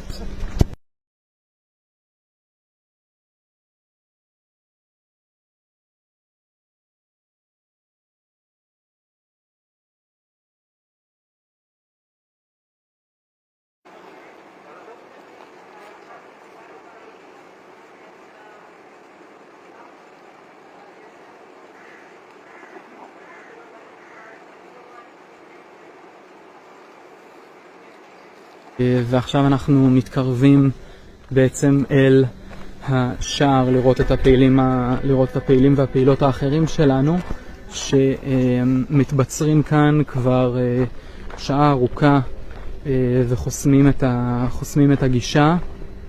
חוסמים את הגישה בעצם הצופות והצופים. אנחנו כאן בשער, אחד משערי הגישה לרפת. פעילים ופעילות שלנו בעצם התבצרו כאן כדי לחסום את הגישה של רכבים אל הרפת ובעצם לשבש את הפעילות כדי שאנחנו נוכל להעלות את המודעות למה שקורה. הפעילים והפעילות שלנו מתוך הזדהות עם הסבל של בעלי החיים וגם מתוך איזושהי נחישות הם קשרו את עצמם בגופם אל השער. אם תסתכלו היטב תוכלו לראות ממש איך הצוואר של הפעילה הזאת מהודק אל השער ואיך הצוואר של הפעילה הזאת מהודק אל השער ואיך בשרשרת אנושית מיד ליד הם מחוברים ומחוברות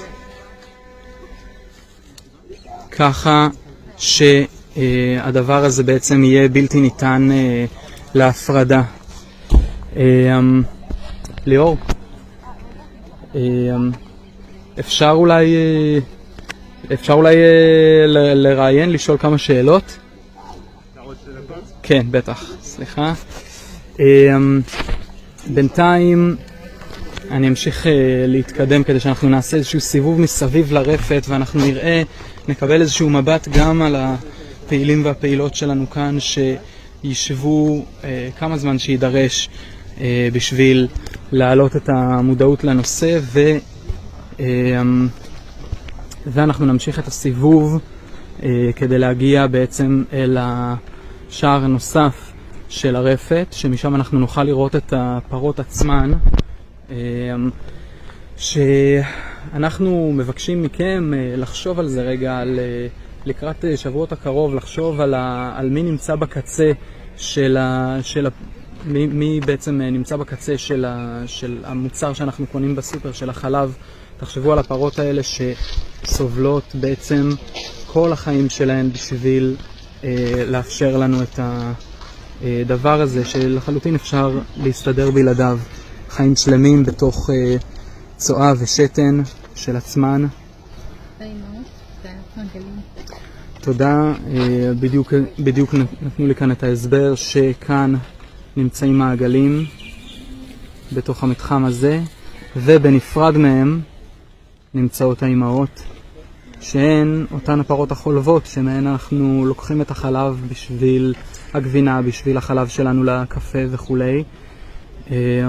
דבר כל כך טבעי שפשוט אנחנו בכוח שלנו כבני אדם אנחנו קטענו את הקשר הזה שבין אם לתינוק שלה והם נמצאים בשני מתחמים נפרדים, כל אחד משרת בעצם את הייעוד שלו.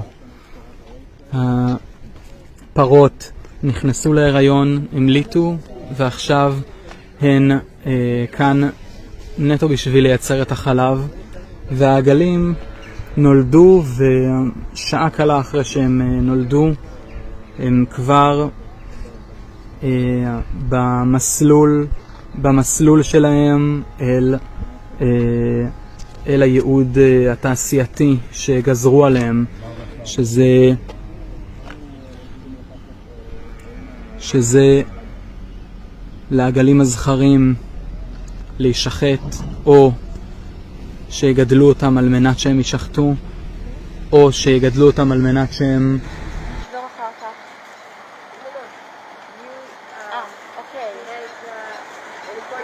יש לנו עדכון חשוב.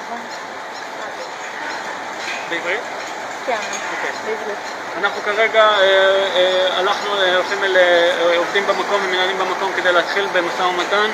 כרגע יש לנו הישג מאוד מאוד גדול, אנחנו חוסמים תא שבו כרגע פרה אימא הביאה חיים לעולם ואנחנו בעצם מונים הפרדה של עגל מהאימא שלו או של עגלה מהאימא שלה.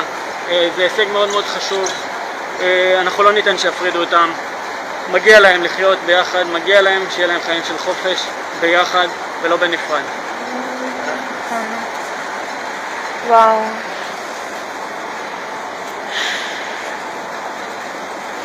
קשה זה, אני מנסה לחשוב מה היה קורה אם אני בגיל שלי היו מפרידים אותי מאמא שלי, וכמה דקות אחרי ההמלטה, אני חושבת שזה אחד הדברים שהכי כואבים לי בתעשיית החלב, באמת ההפרדה הכל כך אכזרית והברוטלית הזו בין אמא לבין התינוק שלה, שהדבר הכי טבעי בעולם זה שהם יהיו ביחד, אחד ליד השנייה, שהיא תניק אותו, מה שכמובן לא קורה. כל העגלים, כל העגלות שיש ברפתות מתועשות אף פעם לא ינקו מאמא שלהם את החלב, במקום זה שואבים מהאימהות ומביאים אותו לסופרים. זה החלב הרגיל שאנחנו קונים.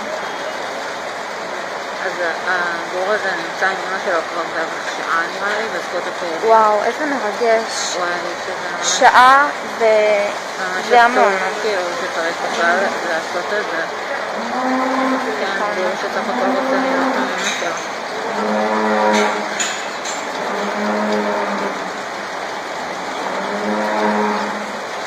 טוב, אני מקווה שהם יישארו שם עוד הרבה.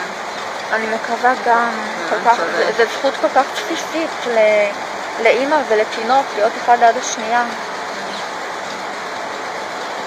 אחרי החליבה, שומעים? אני חושבת שהם יבואו עליו. אני חושבת שזה גם. אני חושבת שאחרי החליבה שהקורות המסכנות האלה מסתחררות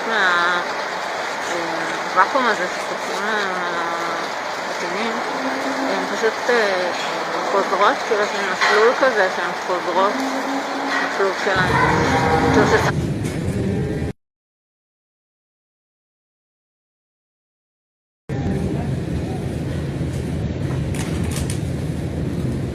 Thank you for joining us, and thank you for watching this non-violent direct action at one of the biggest dairy farms in Israel. We are here, Meet the Victims Israel.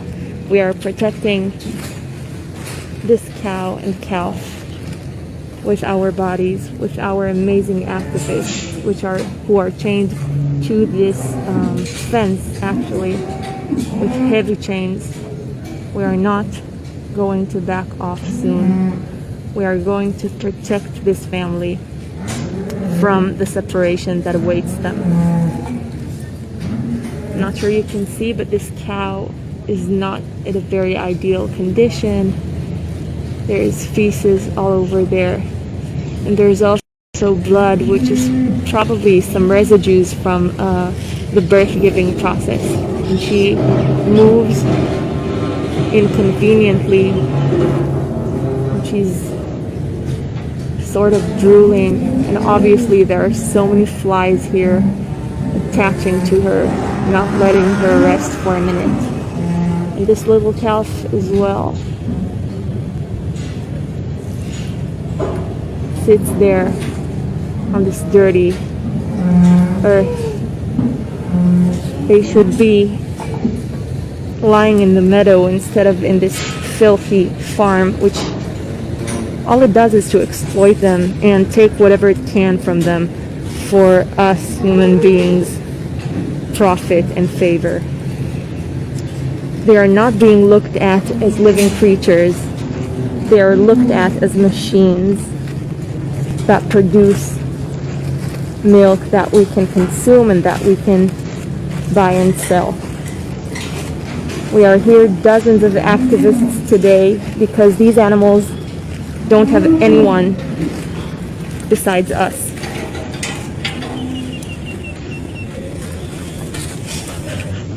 Some of the farmers, some of the employees are here.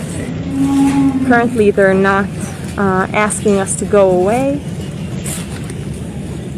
We had some conversations with them earlier, but they were not willing to listen to our message and to what we were about to say. The area where we are right now is a place where all pregnant cows are being held, and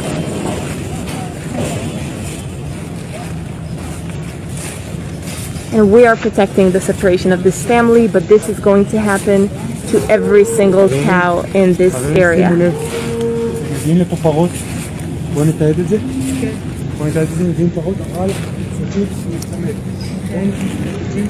They're about to bring more cows into this area right now, so we're walking towards the fence and we're standing here not to disturb the process.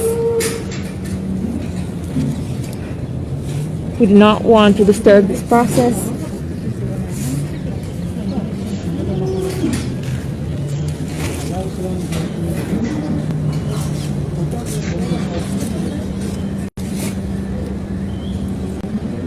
We are non-violent, we are passive. We do not cause any harm. We are here to be their voice. This is our goal.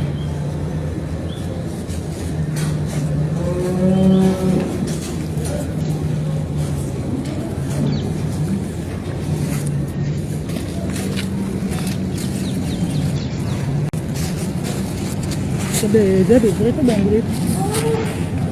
כרגע באנגלית.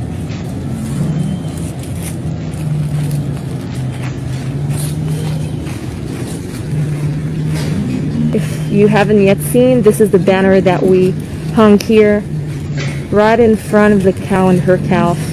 And it says in Hebrew, we are not willing for this separation. We are not willing for them to be separated and taken apart from each other. What about you? Are you willing? Are you accepting this reality? Are you taking part in it?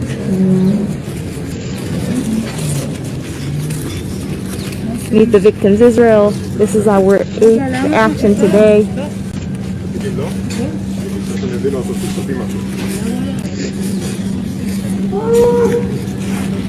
You can hear the cows from all over this farm. I'm not sure you can hear it through the device.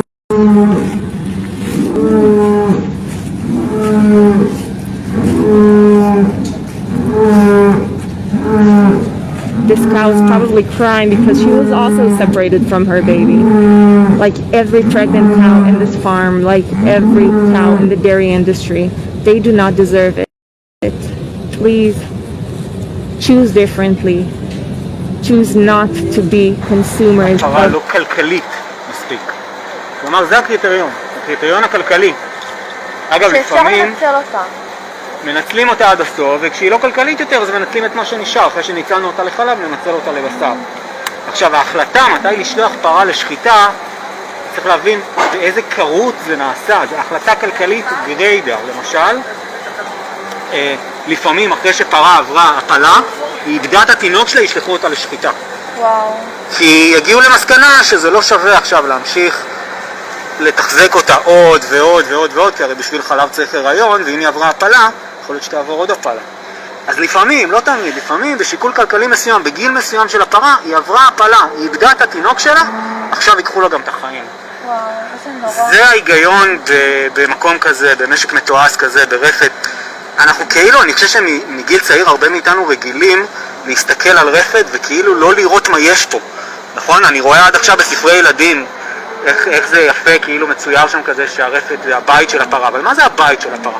תסתכלו, אלה חיות שצריכות גירויים, חיות אינטליגנטיות, שצריכות קשרים חברתיים, שצריכות גירויים, שצריכות קשרים בין אמא לבת שלה, לצאצא שלה. ומן הסתם כל הדבר הזה נלקח מהם, שהן נכנסות לתוך התעשייה הזאת שרואה בסוף רק את שורת הרווח.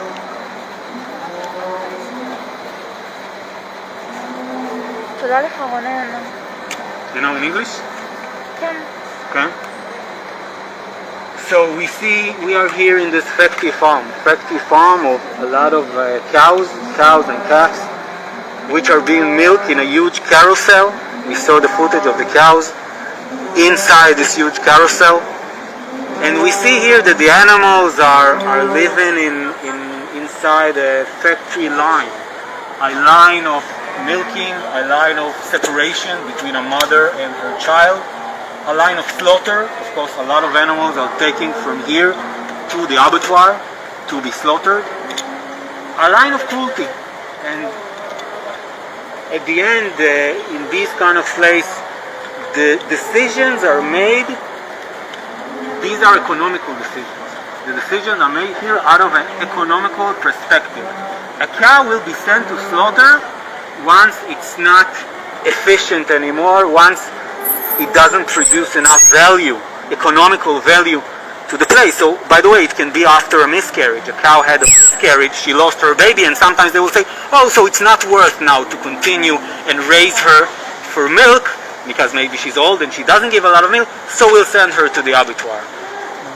This is what is happening here, and I think it's amazing to see that sometimes the owners of places like that, and I saw that, are developing some kind of a feeling, some kind of empathy towards one specific cow.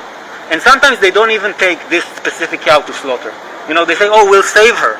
So they see themselves, you know, as the saviors, as someone who has compassion towards animals. But what about all the other cows?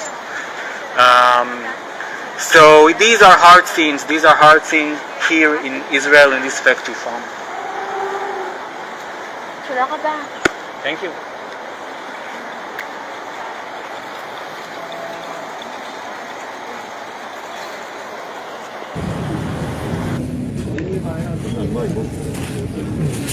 The police is here. Some of the farmers are here as well. They were checking the chains that we are chained with to these poles, to this fence. Seems like they're trying to estimate how hard it would be to break this apart. I think they're quite disappointed, to be honest.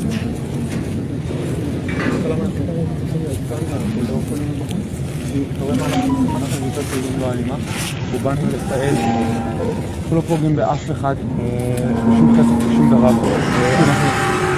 אנחנו קבוצת פעילים לא אלימה. אנחנו לא פוגעים, לא בחפץ, לא באדם ולא באף אחד. אנחנו למעשה כאן כדי לתאר את מצבם של בעלי החיים.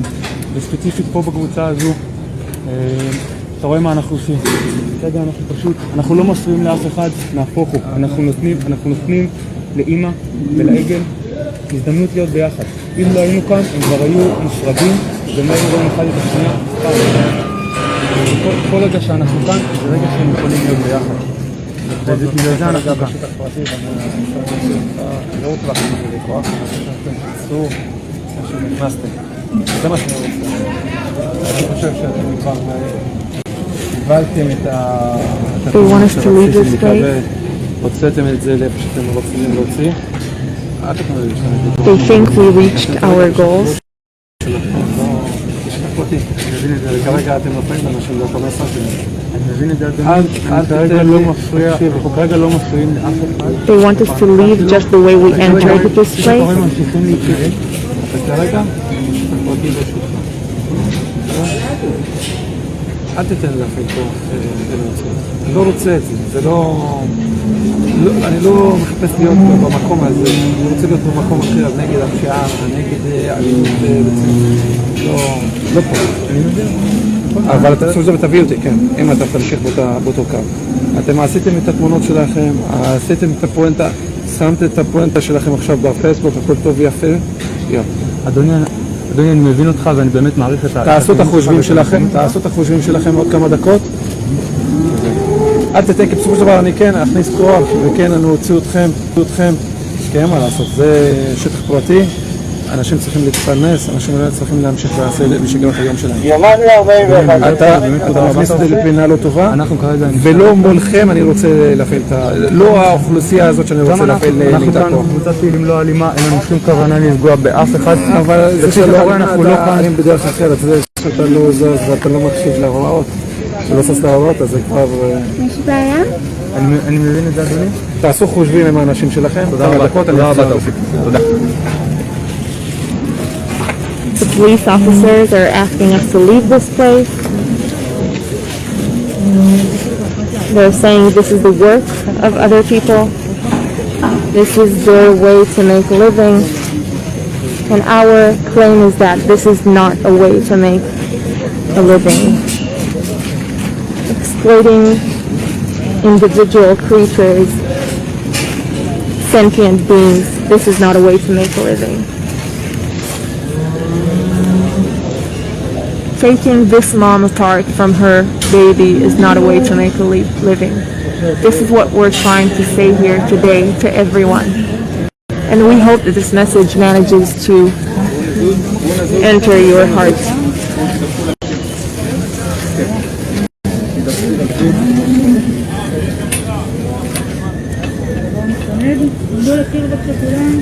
And the police thinks that this video is what we are trying to get, but we are trying to say something stronger and say something bigger. This industry should not exist in the first place.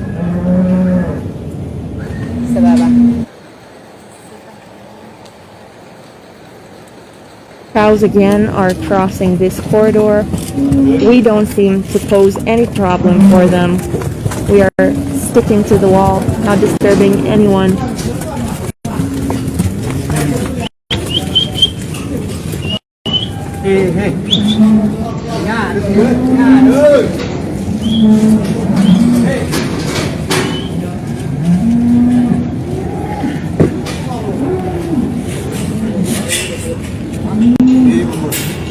More and more workers are coming here in this morning. We came here very early, but now it's getting close to work hours, and they're all here making their business, executing their processes. But we are here to say something out loud. This is what we're saying out loud. We are not willing to separate these creatures from one another, these animals. What about you? Are you willing to?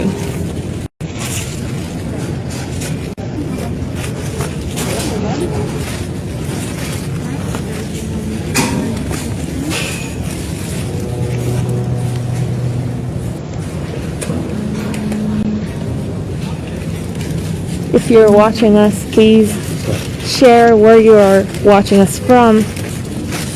Please share the footage that we create here. Share the videos. Share the photos that we are taking. Thank you for supporting us, and thank you for watching.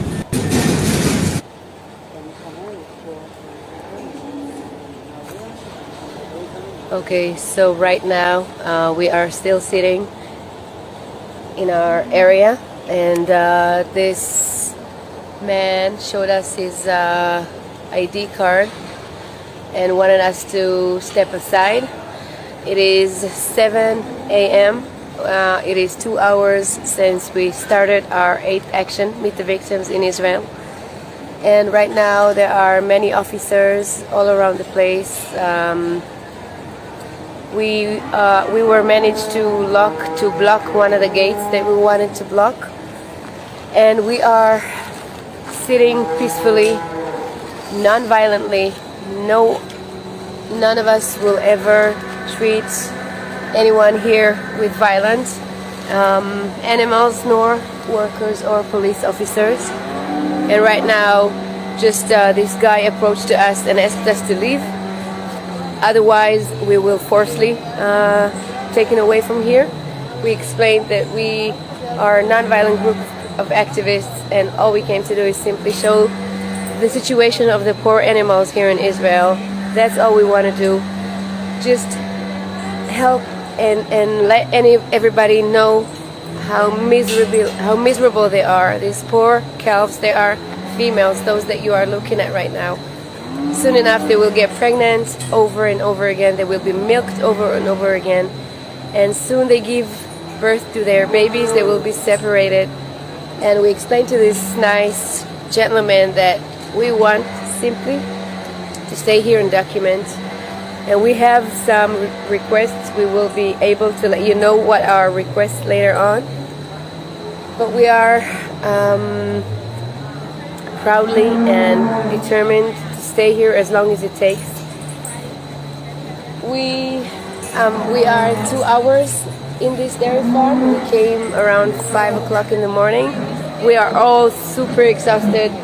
We are all very tired and feel much inconvenience, but it cannot be compared to the inconvenience and the suffering that these poor animals feeling minute after minute, from the minute they are born until the day they are sent to the slaughterhouse.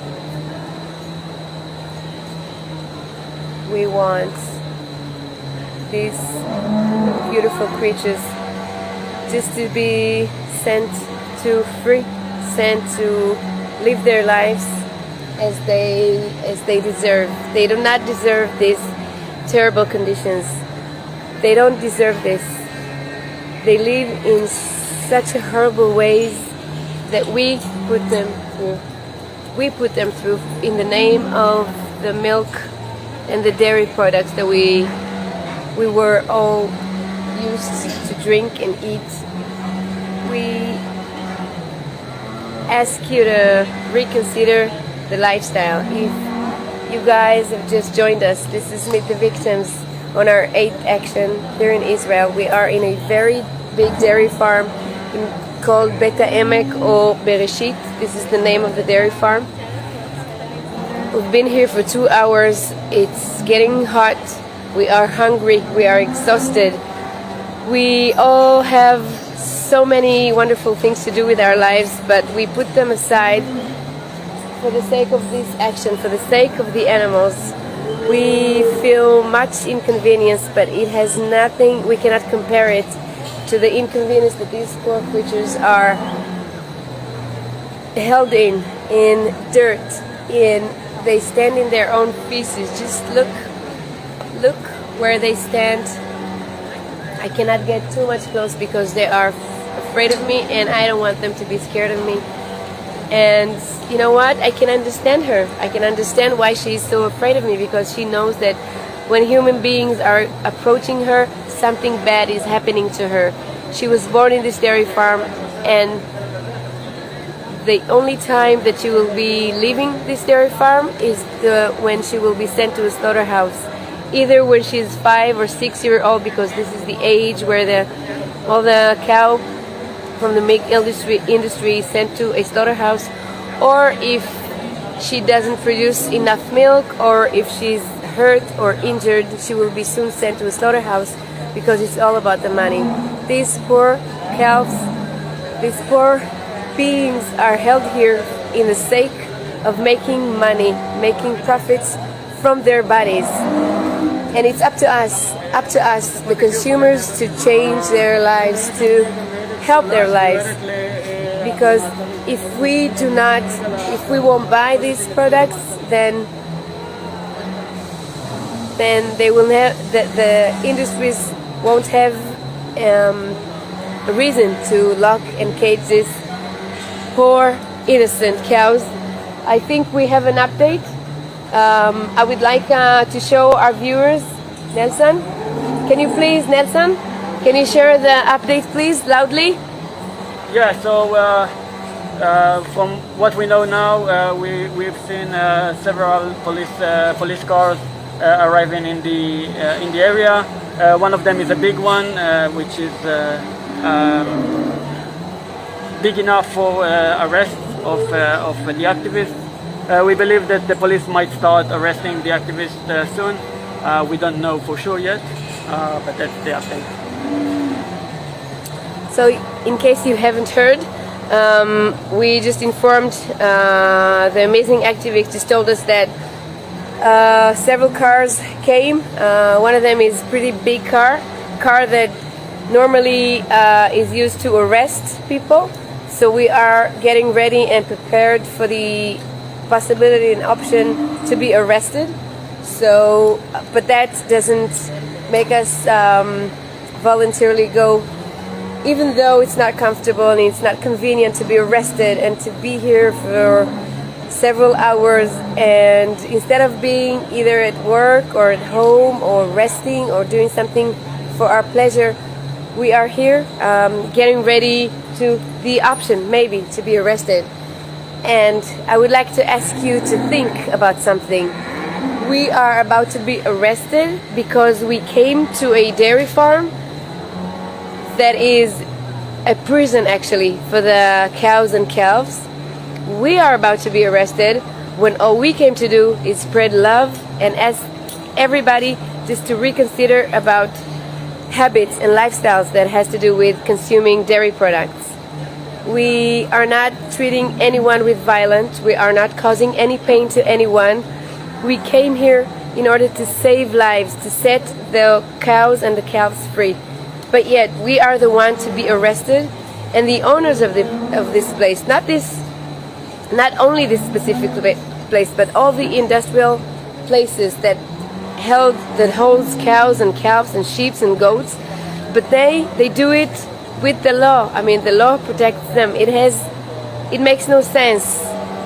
And you probably are familiar with the phrase, one has moral responsibility to disobey unjust laws, and we are disobeying a very unjust law that has to do with animals. Animals did nothing to do to us, did nothing to hurt us, but yet we treat them as if they were our biggest enemies. Please just think about our lifestyles. Think about what we were taught to think about animals. They are not food, they are not something, they are someone. These babies are someone. They have souls and they have character and they have personality, but they don't have the chance to show their personalities because they are doomed to life of slavery, to life of prison till the day they die. They don't have even not single minute of showing their true character and true personality.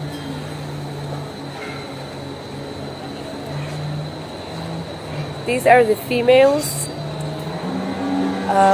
who soon enough will be pregnant over and over again. And on the other side, just let me show you the other side. And the smell, I mean, you guys cannot imagine the smell. This side is where the boys are held. And if you can see, the food is laying down on the feces. They are eating straight from the ground, and the ground is full of feces and also their food. The smell is terrible. It has, oh God. I have to step a bit far because the smell is way too much. And I've been here for only 2 hours and I can barely breathe and can barely take in air because it's so smelly in here. I'm trying to think about these poor babies who are smelling this on a daily basis. Not only that they smell this, they are forced to lay down on it, on their feces, to stand. I know cows in person. Cows are magnificent creatures. They are intelligent, delicate. They are like giant gentles. That's how I like to call them. They are so gentle. They are so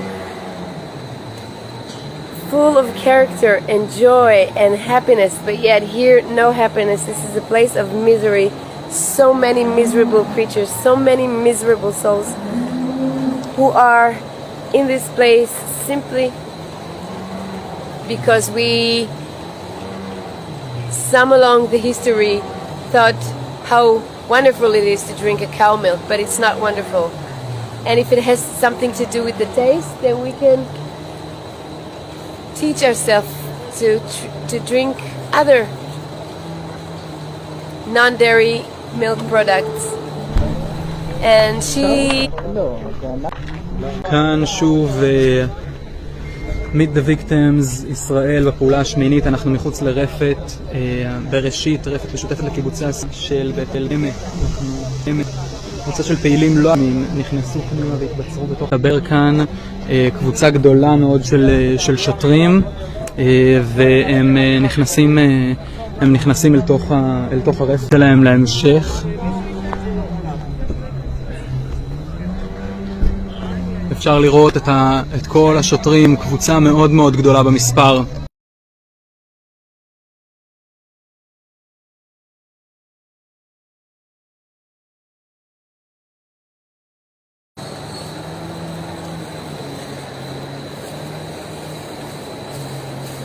Okay, someone is approaching to us.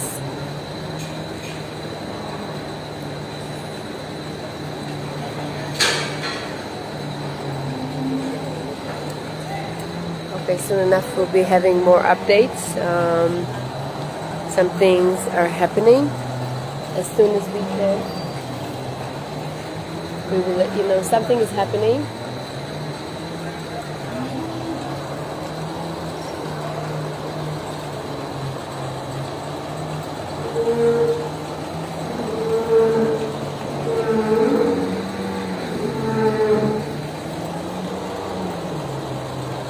Okay, just look at the feces that this cow is standing on.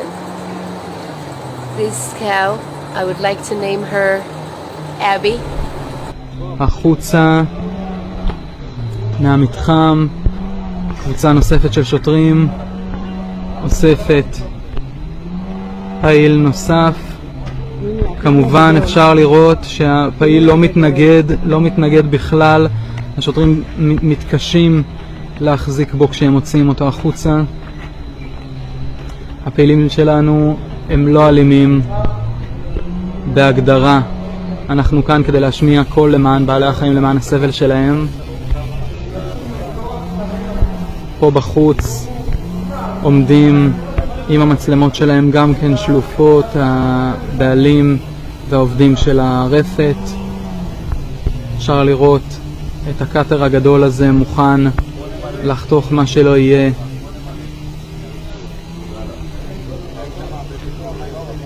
כאשר הפעילה הבאה מוצאת החוצה.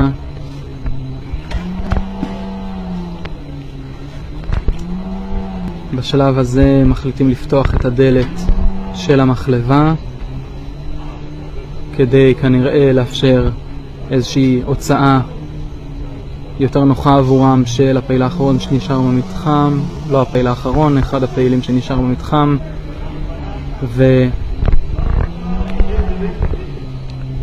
ומסרב להתפנות מרצונו.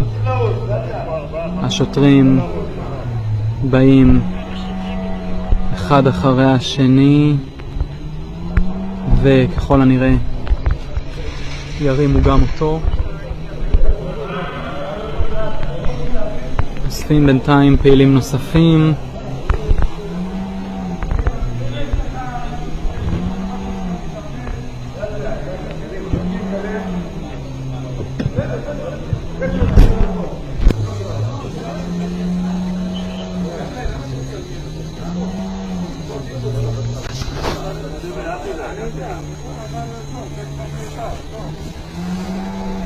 שוטר פה מבקש מבעלי הרפת להפסיק לצלם, טוען שאין בכך צורך. מספיק רק לראות את כמות השוטרים שהגיע לכאן כדי להבין כמה הדבר הזה הוא משמעותי ומחולל ובעל עניין, אולי אפילו מפחיד. כנראה מפחיד אותנו לחשוב כמה דברים כל כך בסיסיים שאנחנו עושים יכולים להיות כל כך קשים וכואבים. אז אנחנו מעדיפים להתעלם מזה, ובמקום זה להיטפל לפעילים עצמם שהם בסך הכל באו להשמיע את הקול. הם עם המסכות של גיא פוקס, מסכות אנונימיות.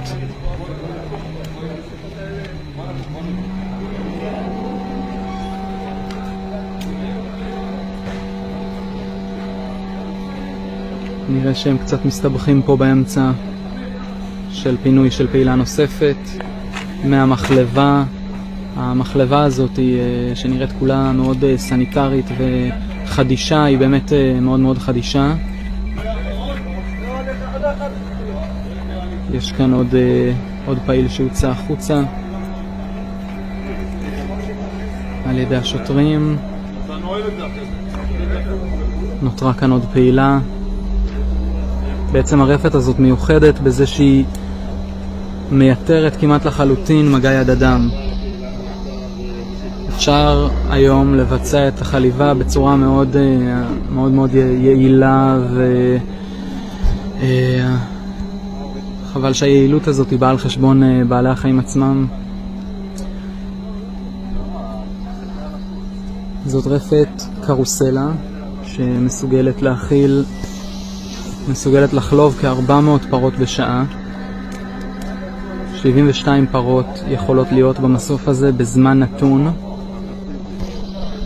אנחנו, פעילים ופעילות שלנו, עומדים כאן,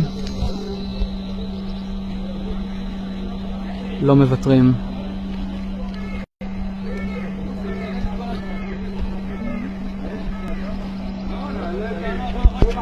הם לא מוותרים בקלות אף על פי שהשוטרים מפצירים בפעילה.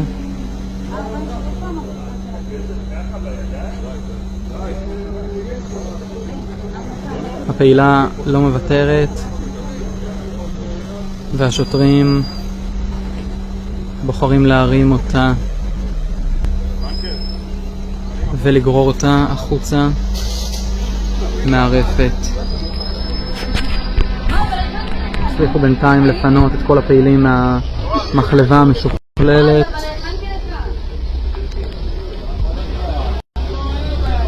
אבל יש לנו עוד קבוצות של פעילים מפוזרות כאן בכל... כן צריך מנעולים? זה חדר שאתם לא הייתם בו ואנחנו רצים עכשיו, אנחנו לא רצים לשאר, תעקבו אחרי הראשי צוותים, בסדר? זה בתוך הנבחן של הקרוסלות. בלי טיובים.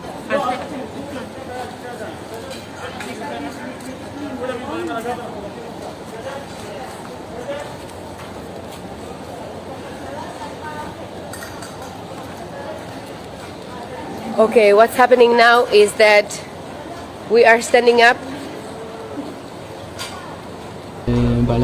We are standing and we are about, okay, come. Okay, we are running. Okay. Running inside again. We are running again to the dairy farm. We have very important mission to make.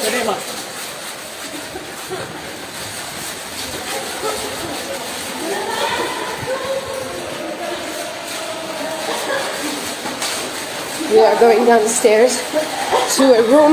Are you okay? To a room where there's a very...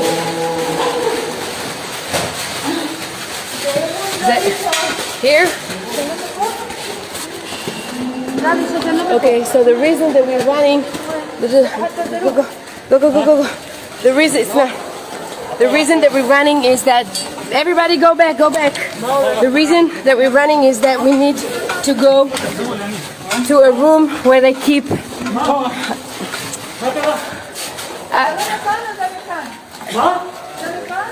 לא זוכר. Sorry, but we must do it very quickly. There's no... קדימה ליציאה. Where's it? איתי.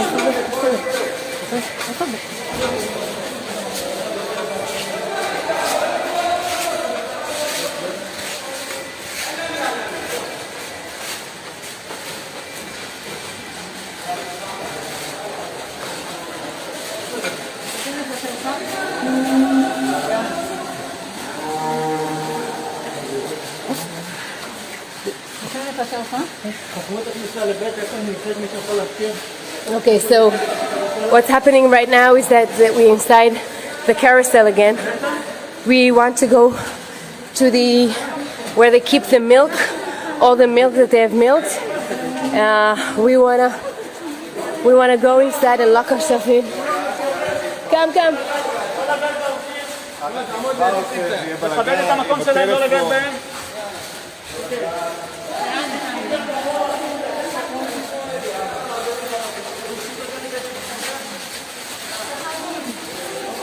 They closed it.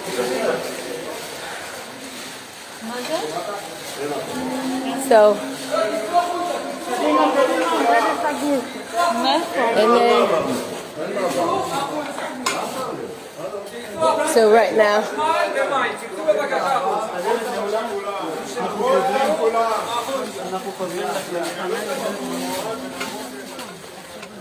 אוקיי, קדימה חבר'ה, אנחנו חוזרים לאיפה שישבנו, בסדר? קדימה. So the door was closed. We weren't able to go to the milk, to the room where they keep the milk, since the door was locked. But we have to go through, even though that the officers are approaching us. Everybody just go straight. Go straight. Go.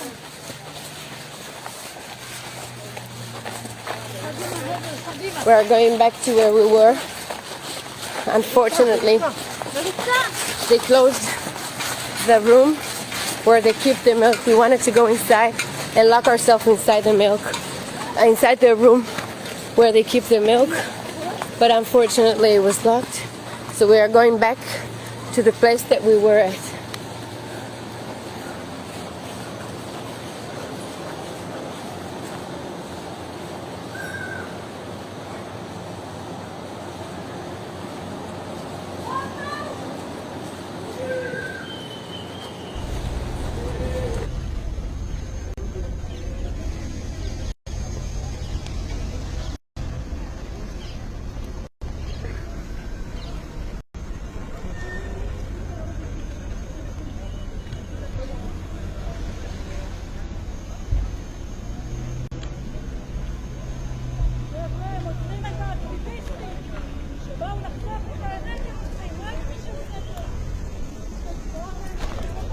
כמו שנכון אמרה הפעילה שעכשיו נסחבת החוצה על ידי השוטרים. המשטרה באה לעצור אקטיביסטים שבאו להשמיע את קולם של בעלי החיים ולא את מי שבפועל פוגעים בזכויות של בעלי החיים ומי שגורמים להם לסבל הזה. אבל שלא נשכח, כולנו חלק מהדבר הזה כל עוד אנחנו ממשיכים לממן את התעשייה הזאת. זה שאקטיביסטים נעצרים או לא נעצרים זה פחות העניין כאן. מה שמעניין הם בעלי החיים שנמצאים מאחורי הסורגים.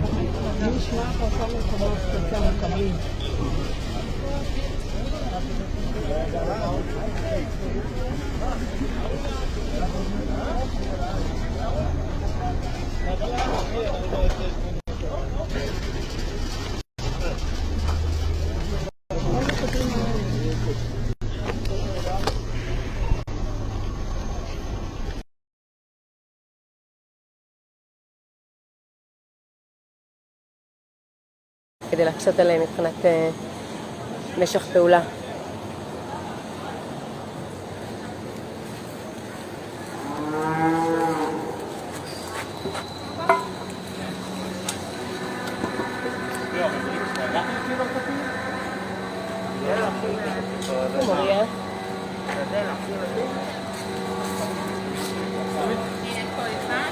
עיכוב, לא ממעצר.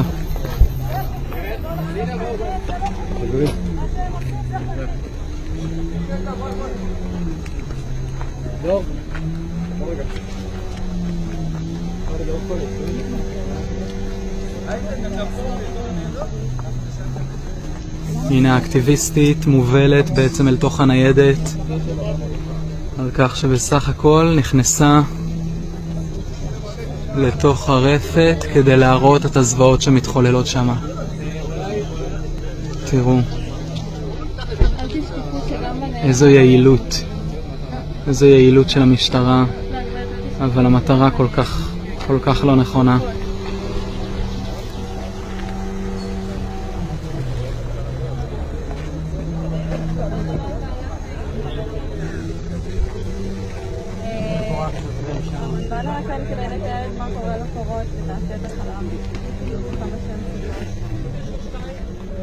זהו, אנחנו רוצים לחשוף את זה לציבור. תודה רבה. אתה מהקיבוץ?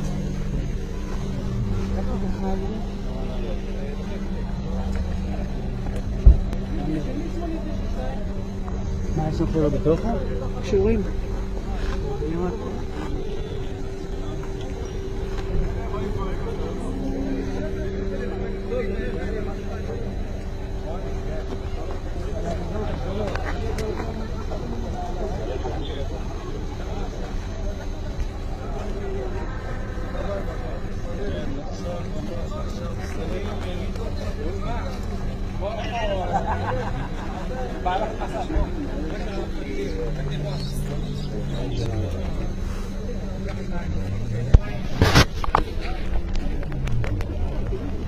תראו את כמות הניידות שיש פה.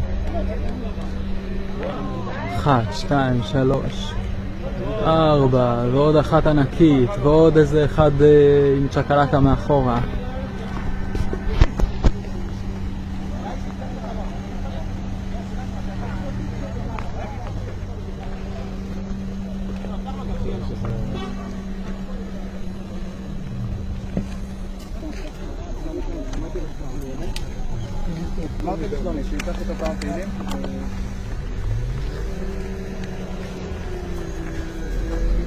נחזור אל אזור הילדות ונראה רגע מה שלום הפעילות ששם. נראה שהן עדיין מבוצרות במקומן. תכף נעשה לכם פוקוס. לא התייאשו מזה שהוציאו מהן אחת פעילה אחרי פעילה. להפך, נצמדות אחת לשנייה, תומכות אחת בשנייה. אלה רגעים קשים, אבל הם עושים את הכל למען הפרות, כדי להשמיע את הקול שלהן.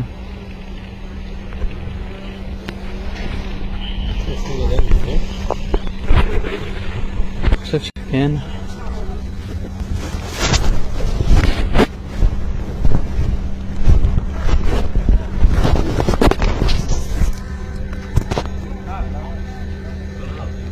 אפשר לראות כמה אנחנו קרובים לקיבוץ מזה שאנשים פשוט עוברים פה קרוב.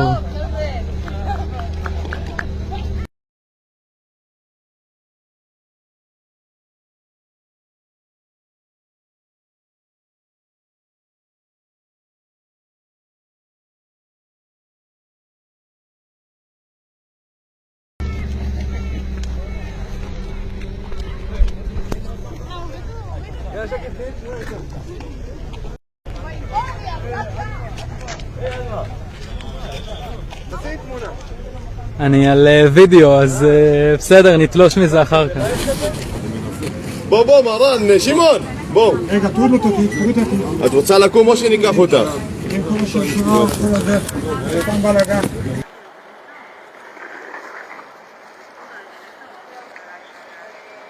שלום לכולם, אנחנו כאן בשטח. אפילו מעצרים. המשטרה התחילה לבצע מעצרים, הנה הם מתקרבים שוב. אבל אנחנו כאן, ואנחנו כאן כדי להישאר. אנחנו לא נכנעים, אנחנו לא מתייאשים. לכולנו יש מטרה אחת מאוד מאוד ברורה. לכולנו יש מטרה אחת מאוד מאוד ברורה. אנחנו כאן בשביל בעלי החיים. אנחנו כאן בשביל להראות להם אהבה, בשביל להראות לציבור מה כוללים חיי היומיום הנוראים של בעלי החיים בתעשיות המזון מהחי. אנחנו לא מתכוונים להתפנות בינתיים. כמה אנשים כבר נעצרו, אנחנו בינתיים כאן מחכים להוראות נוספות. אתה רוצה לדבר קצת? על מה ראית, מה קורה פה? לא בטוח ממש מה לומר, האמת. אין פה תנאים ממש למחיה. אני רוצה גם להזכיר את התעשייתיות שיש ברפת הזו. זו רפת ענקית, אחת מהגדולות בישראל. אני לא יודעת בדיוק כמה פרות יש פה, אבל יש פה המון המון המון פרות, עגלים. המתקן חליבה הוא ענק. בכל שעה 400 פרות נלקח מהם החלב שם. קשה להיות פה. אני מסתכלת על בעלי החיים ואני יודעת שעד לפני לא הרבה זמן אני גם הייתי לצערי הרב לוקחת חלק בניצול שלהן. אני גם הייתי שותה את החלב שלהן שהן מייצרות בגוף שלהן בשביל העגלים. גם אני בעבר אכלתי בעלי חיים, ואני כל כך מקווה שמי שיראו את הלייב הזה בבית ועדיין לא שם, שיפתחו את העיניים, שיסתכלו על העיניים של המתוקים האלה, שיבינו שהם לא מוצר. זה לא מוצר, זה לא אוכל. זה בעל חיים תמים וחף מפשע שבסך הכל רוצה לחיות. באמת נשבר הלב מלהסתכל עליהם. הם חולים, הם נגועים.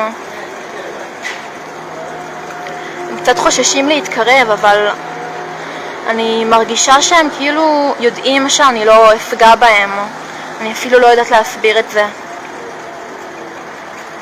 כאלה מתוקים. כל כך כואב לי עליהם.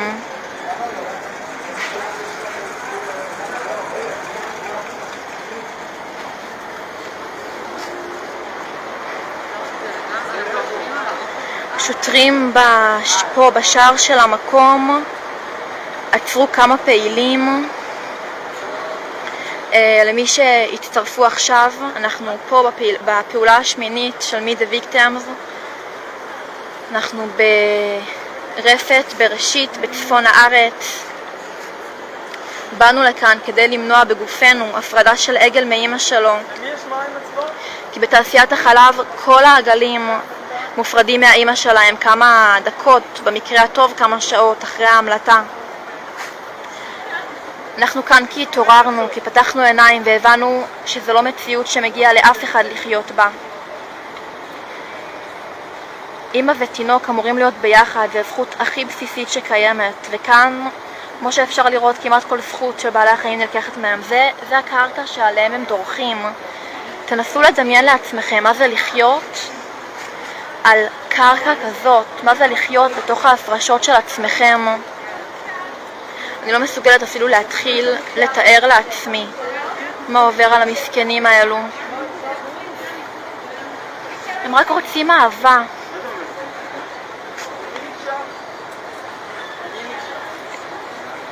ממש מתוקים. באמת, רק רוצים אהבה, הם רוצים לחיות.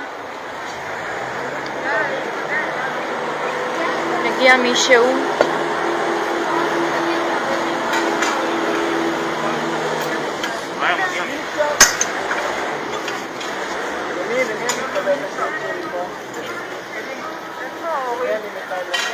חלק מהפרות כאן יש להם כמו הכנה כזאת למספר, כמו התחלה של קביעות כאלו.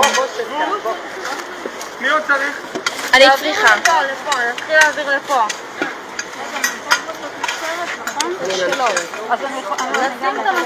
את נקשרת? את נקשרת? אז אני אעשה לייב. שלום לכל הצופים והצופות, אנחנו כאן בפעולה שמינית של Meet the Victims ישראל. אנחנו פעילים ופעילות לא אלימים למען זכויות בעלי חיים, ואנחנו כאן עכשיו ברפת בראשית, רפת משותפת לקיבוצים בית העמק וקיבוצי הסביבה. קבוצה מאוד גדולה של פעילים שלנו נכנסה בעצם לתוך המתחם לכמה נקודות מפתח, והמטרה שלה היא להעלות מודעות לסבל של הפרות בתעשיית החלב. מה שאנחנו רואים כאן עכשיו זה שכוחות משטרה מאוד גדולים, כולל יס"מ, הגיעו בעצם כדי לפנות את הפעילים והפעילות שלנו. אתם יכולים לראות כאן, כל אלה הם שוטרים שבאו לפנות את קבוצת הפעילים והפעילות שישבה כאן, ועדיין חלקם יושבים כאן. המטרה שלנו, חשוב לציין, אנחנו לא רוצים להתנגד למשטרה ולא להתנגד לאף אחד שכתוצאה משיקולים כלכליים זה העסק שלו. אנחנו רוצים להתנגד לתעשייה, לבעלי החיים שסובלים, והרפת הזאת היא אומנם רפת מאוד אכזרית ויוצאת דופן בשכלול של מערכת החליבה שלה, שגורמת לסבל מאוד גדול לבעלי החיים, אבל היא ממש לא הרפת היחידה, וכולנו, אם קצת נגלה איזושהי חמלה כלפי בעלי החיים, אז אנחנו נוכל לבחור בצורה שהיא יותר חומלת ופשוט של בעלי החיים. אם אתם רוצים איזושהי הצצה לסבל הזה, אז הנה כאן המחלבה החדישה של הרפת, רפת שכיום מונה כ-600 פרות, אבל בעתיד הקרוב צפויה להתרחב הרבה יותר. הרפת הזאת כוללת מחלבה מסוג קרוסלה, מחלבה אוטומטית שבעצם הפכה את החליבה לנעשית כמעט ללא מעורבות של יד אדם, בעצם הפכה את זה לאוטומציה כמעט מוחלטת. 400 פרות יכולות להיחלב בשעה אחת, כש-72 פרות ברגע יכולות להיות במסוף הזה, מסוף שמסתובב בצורה אוטומטית, ואפילו לא צריך באמת את העובדים שיבואו וילוו את הפרות. הדבר הזה הוא מאוד, מאוד טוב ויפה כשהוא מגיע בענפי חקלאות אחרים, אבל כאן אנחנו פשוט שוכחים שבקצה יש לנו יצור חי שמסוגל להרגיש, שמסוגל לסבול, וממש כמו הכלב שלנו, וממש כמונו בעצם. אנחנו מעודדים אתכם לעשות את הבחירה החומלת ולבחור קצת אחרת בסופר. אנחנו כאן לא סתם, כולנו פה לובשים לבן לכבוד חג השבועות, כדי לציין שחג השבועות הוא חג שבמקור שלו הוא חג בכלל שחוגג את פרי האדמה ולא את החלב. אז חבר'ה, צופים וצופות, תהיו... They will do it as they do. We are a non-violent group of people, non-violent group of activists. We're not here to cause any troubles. Instead of listening to what we want, instead of listening to what we say, set these poor animals free. They go along with the unjust laws that has to do with the animals. They are locked, caged, and instead of rethinking about habits and lifestyles, what they try to do is just take us away from here. This is not the way us humans need to treat animals. This is not the way to treat any living being. This is not okay. Just please rethink about habits. Just rethink about it. They are dragging the activists. They are handcuffing him.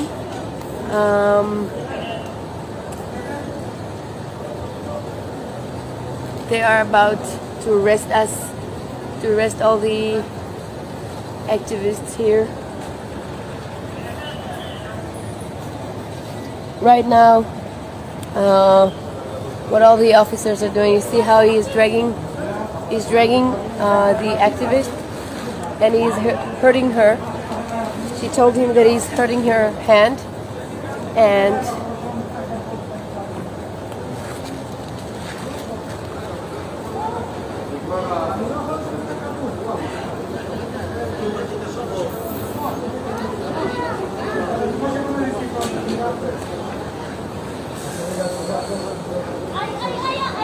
she's screaming. You see her?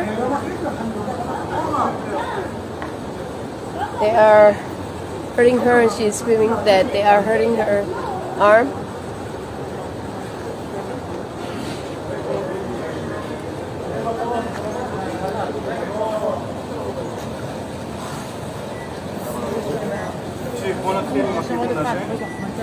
That's what they're doing.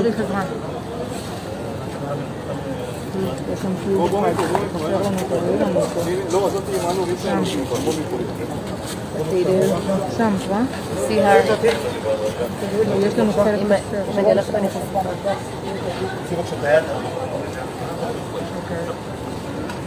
זה מה שיש בתוך הזה. זה בצינורות יש את זה. בסדר, הם מופרדים כרגע.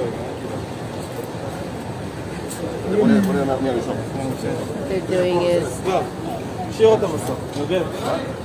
simply arresting all the animals, arresting instead of treating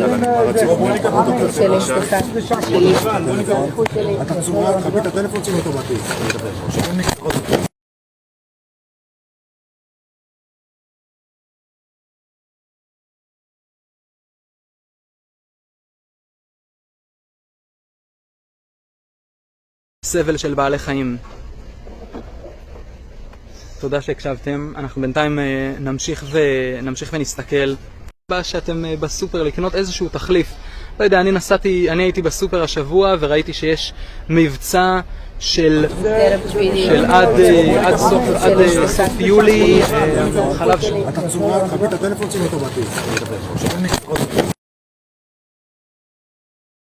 פרה הוא עדיין מפוקח והממשלה שלנו עדיין חושבת שזה מוצר צריכה בסיסי, אבל הגיע הזמן שאנחנו נגיד להם, אנחנו הציבור, נגיד שזה לא מוצר צריכה בסיסי, לא לבני אדם, זה לא משהו שאנחנו חייבים אותו. בינתיים הפעילים שלנו יושבים במקומם בצורה ממש מעוררת השראה. אפשר, אם תקשיבו טוב, אולי לשמוע גם את הבעלים של הרפת, שהוא קצת עובד עצות, הוא קצת לא יודע כל כך מה לעשות עם עצמו.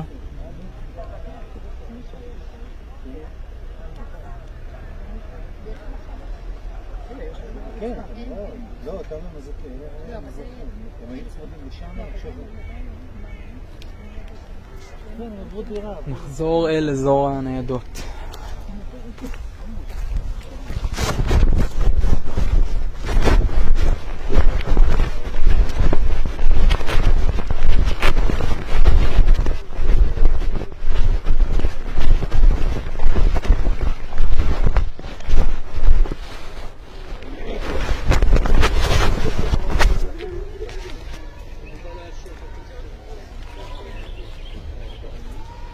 אנחנו כאן עכשיו ליד קבוצת השוטרים, ליד הניידת שבה הפעילות האמיצות שלנו. קבוצה מאוד מאוד גדולה של שוטרים נכנסה פנימה במטרה לפנות את הפעילים והפעילות שלנו, אבל אנחנו לא מוותרים בקלות כזאת.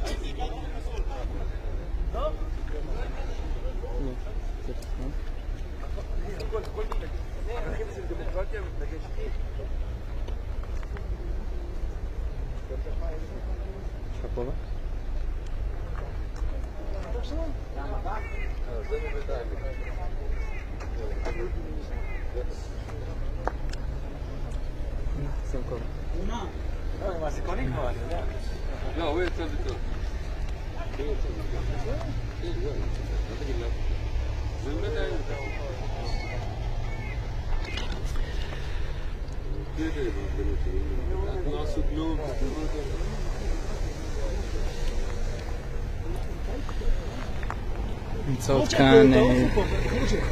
אני לא החבר שלך, תעוף לפה. תעוף לפה.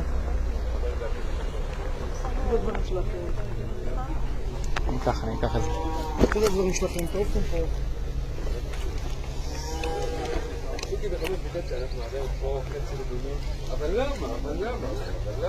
אבל למה?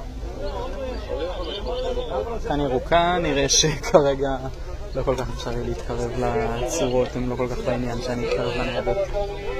צריך שנביא לך את הכובע איפשהו? לא, אני אתקרב לניידות. יש לך כובע? את רוצה? יש לי אחד ספייר. זה בסדר, יש גם לבן דוד שלי. כן, צריך, מתחיל להתחמם. שימי הברה. אני גם, אני מחפש לך. למה?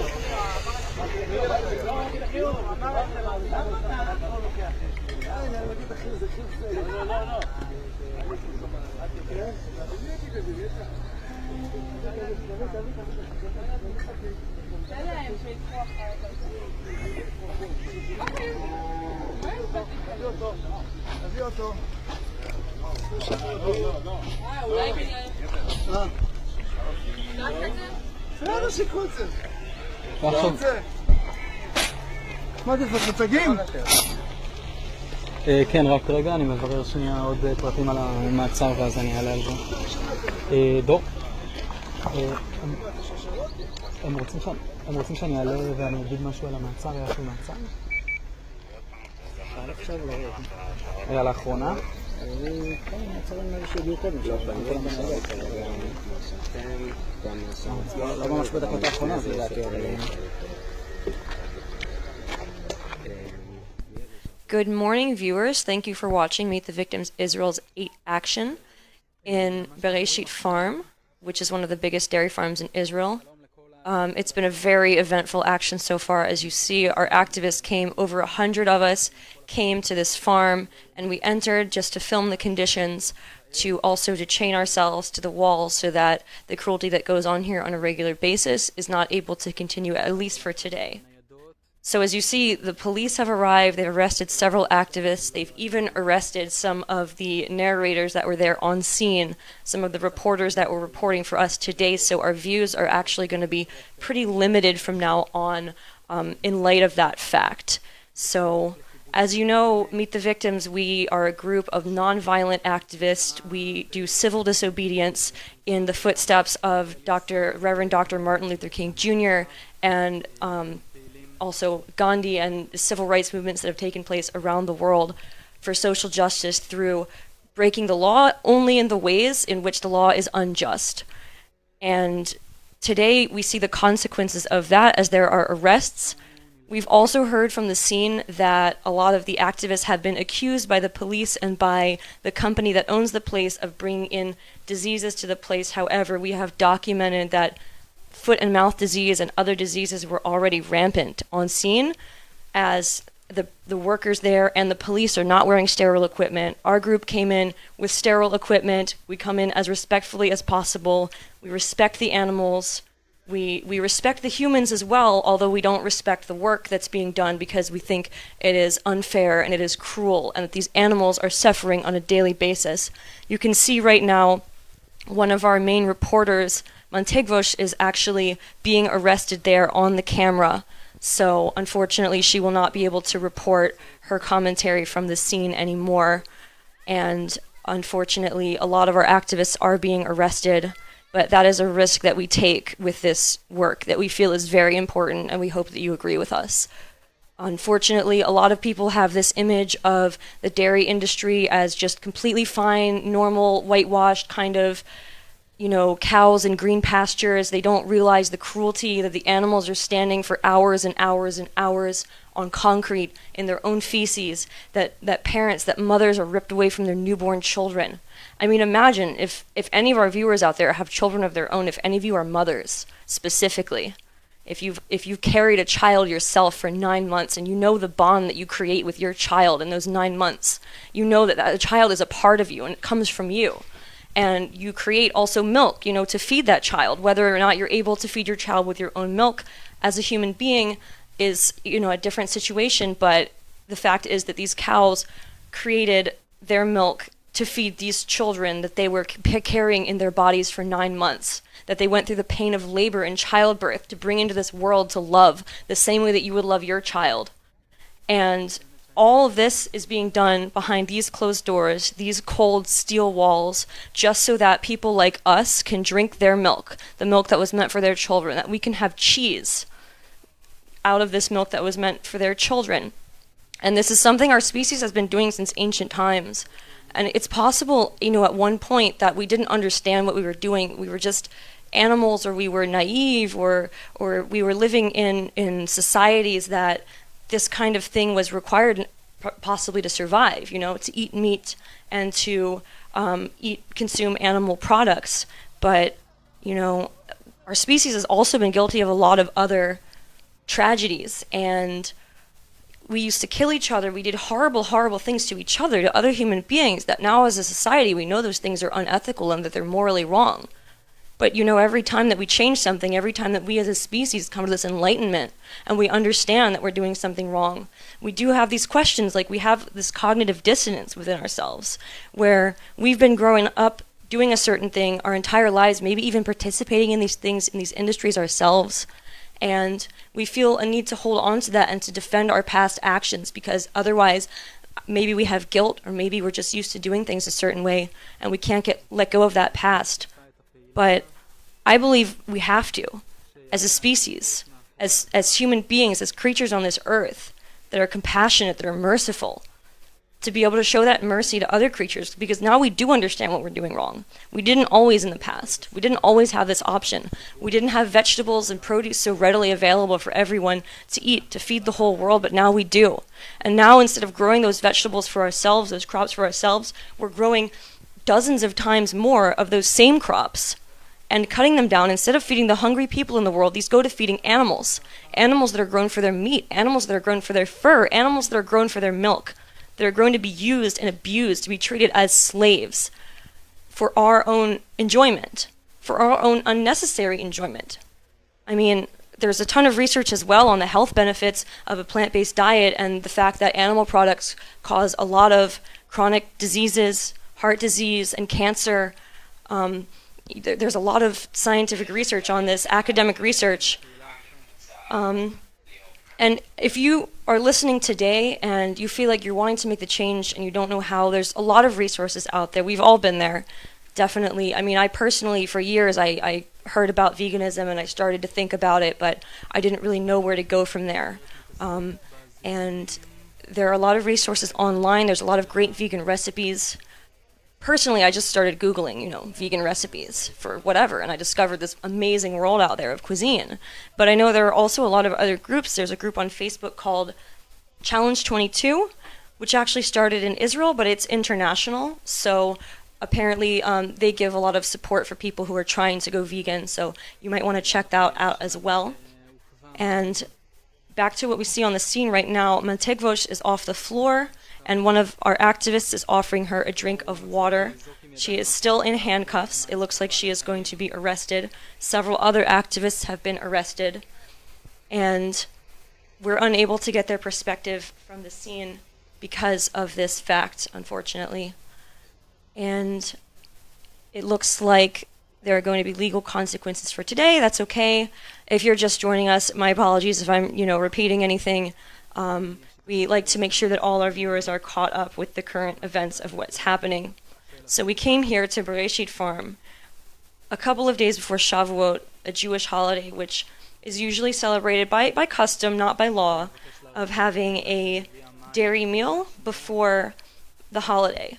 And the reasoning for that in the Torah, in the Jewish Bible, not directly from the Torah, the reason that custom is celebrated is because Shavuot celebrates the day that the Torah was given to the Jewish people and Moses on Mount Sinai, and they were not allowed to kill on that day, so they had dairy products. But that, in today's world is not the only option. Obviously, there are a lot of other things. We don't need to force cruelty. And basically, the Torah at the time also gave the famous prohibition against milk and meat being eaten together. And again, essentially, the reason for that prohibition, we don't really know the real reason. It wasn't explicitly stated, right? But while rabbinic custom leaves formal interpretation up to scholars, it doesn't take an expert to ask questions based on intuition, based on empathy, and an understanding that love is above all the most important principle in all that we humans are meant to do on this earth. In a society where eating animals was perhaps an unavoidable fact of the times, could it be that sometimes we were still meant not to be crossing certain lines out of respect for our fellow creatures? That taking a child from her mother, killing her, and then using the food her grieving parent provided for her, not for us, as a garnish, would be taking things too far? What if we lived in a world where we didn't have to do any of those things and could let mother and child stay together in peace? We no longer live in a world of such scarcity that demands we harm anyone in order to survive. Long before the prohibition on milk and meat, in our tradition, there was actually a prohibition on eating any kind of animal. It's said that that prohibition was created because we couldn't restrain ourselves from murder. It was a dark, chaotic, prehistoric world back then, if you still believe that tradition. But viewers, the world that we live in now, does it have to be like that? We've come so far as a species. We've learned to respect and love and protect the weak and the innocent from lawless terror. So why can't we do so now? Let's go back to the scene. שמפחידים אותנו, אלה לא דברים שמעכבים אותנו באמת מלעשות את מה שאנחנו באנו בשבילו.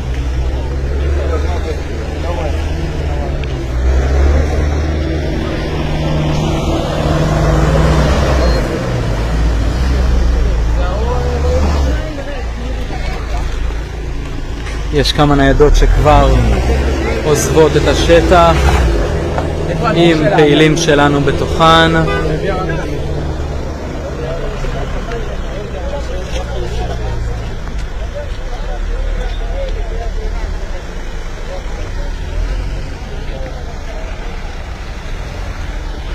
טור של רכבים שיוצא מהשטח.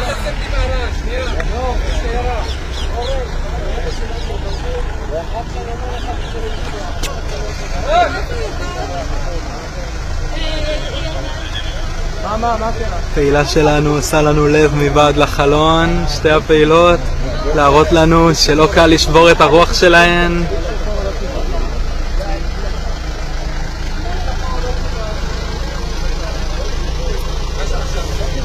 עכשיו אנחנו רואים רכבים, שיירה הולכת ונבנית של ניידות משטרה שאוספות את הפעילים שלנו, פעילים לא אלימים שנעצרו בתוך הרפת, על זה שהם נכנסו אל הרפת כדי לתעד, כדי לחשוף את ההתעללות בבעלי החיים, את ההתעללות בפרות בתעשיית החלב.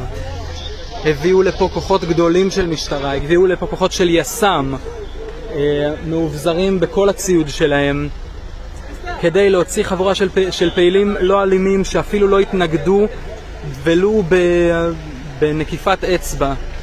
אבל לא כל כך קל לשבור את הרוח שלנו. אנחנו נמשיך להיאבק למען בעלי החיים, לא משנה אם ייקחו אותנו עכשיו למעצר, אם יעכבו אותנו. זה לא העניין כאן. אנחנו בסך הכל רוצים להביא את הפוקוס שלכם, הצופים והצופות, לכאן, לרפת הענקית הזאת שמכילה היום 600 פרות והולכת ומתרחבת. כל האגף הזה שאתם רואים בצד ההוא זה אגף חדש שכבר בקרוב הולך להיות מאוכלס. ולמה הדבר הזה אפשרי?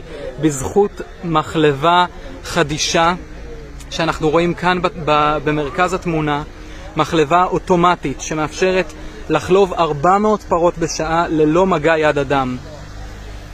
ועל זה אנחנו באים למחות ולהגיד, חבר'ה, שכחתם שיש פה בעלי חיים בסוף. אבל הפעילים שלנו לא נשברים גם כשלוקחים אותם לתחנת המשטרה וגם כשהם יהיו בתוך החקירה. כי אנחנו זוכרים בשביל מה אנחנו כאן. והדבר הזה מבלבל ומתסכל את בעלי הרפת. הם מסתכלים עלינו מהצד ומנסים ללעוג לנו ומנסים להוריד את רוחנו. אבל אנחנו לא נגדם. אנחנו מבינים את זה שזה עסק שלהם, שזה הדבר שמכניס להם כסף. אנחנו פשוט חושבים שעצם העסק הזה הוא דבר שצריך להיפסק, הוא דבר שצריך לחדול אותו. אנחנו כבר לא חייבים את המוצרים מהחי כדי לשרוד. חבר'ה, זה הזמן להגיד שיש המון חלופות. יש המון דברים שהם בדיוק עם אותו שווי, עם אותו טעם, עם אותה איכות. לא חייבים את החלב, לא חייבים את הבשר כדי לשרוד. אנחנו נמצאים כאן ליד מחלבה משוכללת. למה אנחנו צריכים להגיע למצב הזה שאנחנו מכניסים 400 פרות בשעה אחת לתוך מחלבה 3 פעמים ביום? למה המשטרה שלנו צריכה להגן על חוקים לא צודקים? למה הם צריכים לעצור את הפעילים למען זכויות בעלי החיים? פעילים שבאו לפה כדי להשמיע את הקול של חסרי הישע. השאלות האלה נשארות באוויר בזמן שאנחנו ממשיכים להסתכל כאן על הרפת מבחוץ. אנחנו רואים את הקצין פה שמנהל את האירוע מודאג, מנסה לתכנן איזושהי אסטרטגיה. אנחנו רואים כאן את עובדי הרפת מתוסכלים ועובדי עצות. אנחנו לא באנו לפגוע בפרנסה של אף אחד. אנחנו גם יודעים שאנחנו לא נצליח לפגוע בפרנסה של אף אחד. אנחנו לא משמידים פה שום דבר. אנחנו בסך הכל משבשים כדי לעלות למודעות. הנה ניידת נוספת הגיעה אל השטח עכשיו של משמר הגבול. מעלה קצת ספקות, אולי חסרים כוחות בשטח וצריך להביא עוד כוחות כבר שהעיסוק שלהם הוא שונה לחלוטין. לא ברור למה צריך להביא כל כך הרבה שוטרים בשביל חבורה של פעילים שהם לא אלימים. בואו ננסה להעיף מבט על קבוצת הפעילים והפעילות שלנו שנמצאת במחלקת היולדות, שהם התבצרו שם ולאט לאט הוציאו אחד מהם, אבל הם עדיין שם. זה שמוציאים אותם אחד אחרי השני זה לא גורם להם לקום וללכת. הם ממש נמצאים כאן בסמוך לבעלי החיים, לפרות עצמן, והשוטרים מסתובבים מסביב ולא כל כך יודעים מה לעשות. כי אין מה לעשות עם קבוצה של פעילים שלא מרימה יד, אין שום הצדקה לפעול נגדם, בייחוד כשהמטרה שהם פועלים לשמה היא כל כך צודקת וכל כך נעלה. חבר'ה, הצופים והצופות בבית, אני מבקש שתחשבו על זה קצת, תסתכלו על המבנה הזה שמאחוריי, תחשבו עליו שנייה.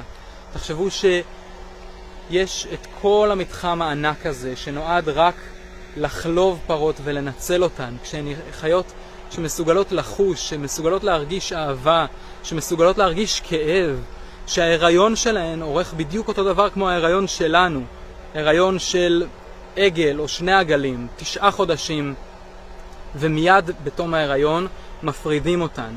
הנה כאן אנחנו רואים את המתחם של פרות שלמעשה חטפו להן את התינוקות, חטפו להן את הילדים. נכון, זאת רטוריקה שקצת קשה להשתמש בה, היא אפילו קצת מקוממת, אבל תחשבו על היכולת של החיות האלה להרגיש. תחשבו על בעלי החיים הקרובים אליכם, חתולים, כלבים. מה מסמן את הגבול? זה גבול כל כך שרירותי, למה אנחנו מחליטים שאת הפרות אפשר לשעבד, אבל את החתולים צריך ללטף ולחבק אלינו? למה אי אפשר שהפרות גם הן יחיו באחו ולא רק בתוך הצואה והשתן של עצמן? תחשבו אם זה באמת הכרחי, אם אתם יכולים אולי הפעם לנסות משהו קצת חדש, חלב שיבולת שואל, חלב סויה, גבינת שקדים. יש היום כל כך הרבה תחליפים טובים. אני באופן אישי בבית, אני בכלל לא כל כך משתמש בתחליפים, אני פשוט גיליתי עולם חדש של מוצרים שהם פשוט מתבססים לחלוטין על הצומח, ואני מגלה תבשילים מקומיים, מזרח תיכוניים, איטלקיים, הודים, והמטבח שלי הלך והתעשר. לפני שהפסקתי לצרוך מוצרים מהחי, גם אני שאלתי את עצמי, מה אני הולך לעשות? מה, אני הולך לאכול רק טופו כל היום? אבל תחשבו על זה שבעצם האנשים כשאנחנו צורכים מוצרים מהחי, גם אנחנו מוגבלים למוצרים מאוד מאוד, כמות מאוד מוגבלת של מוצרים. יש לנו חלב שממנו מכינים הרבה מאוד דברים, ויש לנו עוף, ויש לנו בשר אדום, ויש לנו ביצים, וזה לא, אין מגוון עצום בזה, ככה שאנחנו פסלנו את העניין הזה של מגוון. בסך הכל, כשאנחנו משווים את זה למוצרים מהצומח, אז ברור שמוצרים מהצומח יש הרבה יותר, יש כל כך הרבה סוגים של קטניות, וכל כך הרבה סוגים של ירקות ותבשילים ומגוון שאפשר ליצור עם הדברים האלה.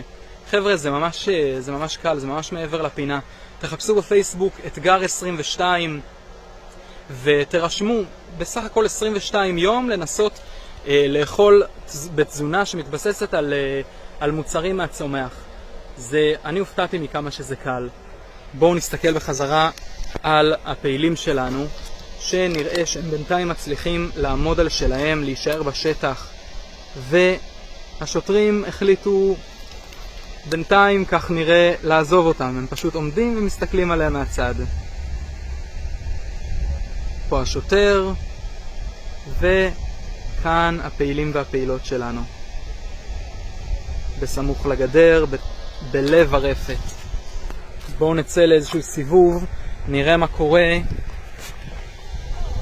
קורה עם הקבוצת פעילים הנוספת שלנו שהתבצרה בשער, אחד השערים של הרפת. ואנחנו כרגע, כמו שאתם רואים, עם הפעילים אנחנו חוסמים את הכניסה לרפת הזאת. קבוצה נוספת שנמצאת בצד השני של הרפת כרגע שומרת על עגל שישאר עם אמא שלו. בדרך כלל מה שקורה זה שמפרידים את העגל מאמא שלו ממש כמה דקות מרגע שהוא נולד, ואנחנו הצלחנו כבר להחזיק אותו כמה שעות עם אמא שלו, וזה שווה את הכל. פעילים שם חוסמים את המעבר של עובד שיכניס עגלה כדי לגרור את העגל החוצה. הם יכולים לדאוג לעגל אם הוא צריך משהו, ולאמא אפשר לדאוג לשניהם, לתת להם אוכל, כל דבר.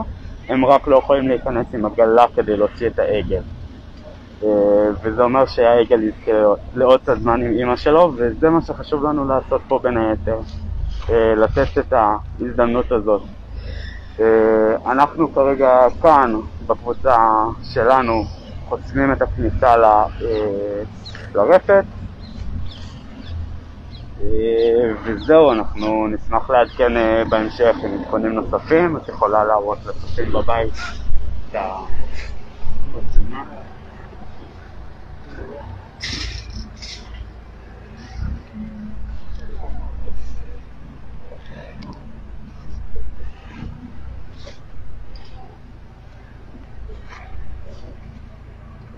ושוב תודה למי שעוקב אחרינו.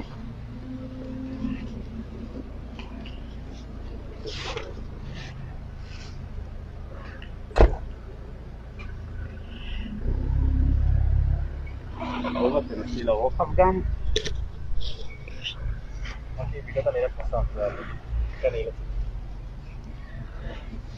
צופות, אנחנו כאן, Meet the Victims, פעולה 8, ברפת בראשית, רפת משותפת לקיבוצי האזור של בית העמק. רפת מאוד מאוד גדולה, מחזיקה היום כ-600 פרות חולבות, והיא עומדת בפני התרחבות ניכרת. פעילים ופעילות שלנו נכנסו היום לתוך הרפת, ופעילים ופעילות לא אלימים, והתבצרו בתוך הרפת כדי לתעד ולחשוף את המציאות חיים הקשה של הפרות בתעשיית החלב. אני אשמח לדבר עם אחת הפעילות שאיתנו כאן, דינה. פה ברקע נמצאת הרפת שלנו. איך זה היה בשבילך? אנחנו קודם הלכנו ואנחנו ראינו מבחוץ את הפרות, את הסברת לי שיש אגף של פרות שהן האימהות ואגף של העגלים. איך זה הרגיש בשבילך לראות את הדבר הזה? זה מאוד עצוב שזה קיים, זה לא צריך להיות קיים. יש חלופות מעולות, כמו נוט מילק, שיש לזה טעם של חלב, אבל זה משיבולת שועל של אלפון. נוט מילק. חברה, כן. שזה חלב מעולה. It's not milk, ככה, כן. נוט מילק, קוראים לזה. כן, האמת שאני שמעתי על כמה אנשים כמה חבר'ה שאוכלים רק תזונה מהצומח, שממש לא מסוגלים לשתות את זה מרוב שזה דומה בטעם. נכון. ואנשים ששותים חלב רגיל לא מבחינים בהבדל בטעם. לכן אין שום סיבה להתעללות הנוראית שקורית פה, להפרדה של הגלים האומללים האלה לאמהות שצריכות להיכנס בכפייה להיריון. לא לדבר על הזכרים, שזה גם שם אונס. כן, זה באמת ממש דברים קשים. איך בכל זאת את מצליחה להביא את עצמך לכאן ולראות את הדברים האלה? תראה, כשאתה לא אוכל את המוצרים, אתה לא משתף פעולה עם תעשייה הזאת, המצפון שלי נקי, אני רק רוצה לעצור את זה. אני לא מרגישה שלי באופן שלי. אז פשוט לא, למה שזה יהיה? למה שהמצב המטופש הזה, שגם משמיד לנו את העולם. נכון. יכולה להרחיב על זה טיפה? אני באמת לא דיברתי על זה כמעט בכלל. מה בתעשייה הזאת פוגע בעולם בעצם? דבר ראשון, כל התעשייה הזאת, כל תעשיית בעלי חיים מן החיים. כן, כל המשקים המתועשים של בעלי חיים. הם, צריך להאכיל אותם, נכון? צריך להאכיל אותם במשהו. נכון, כן. ומה הם אוכלים? הם לא אוכלים מסב. מה הם אוכלים? מספור, מה זה מספור?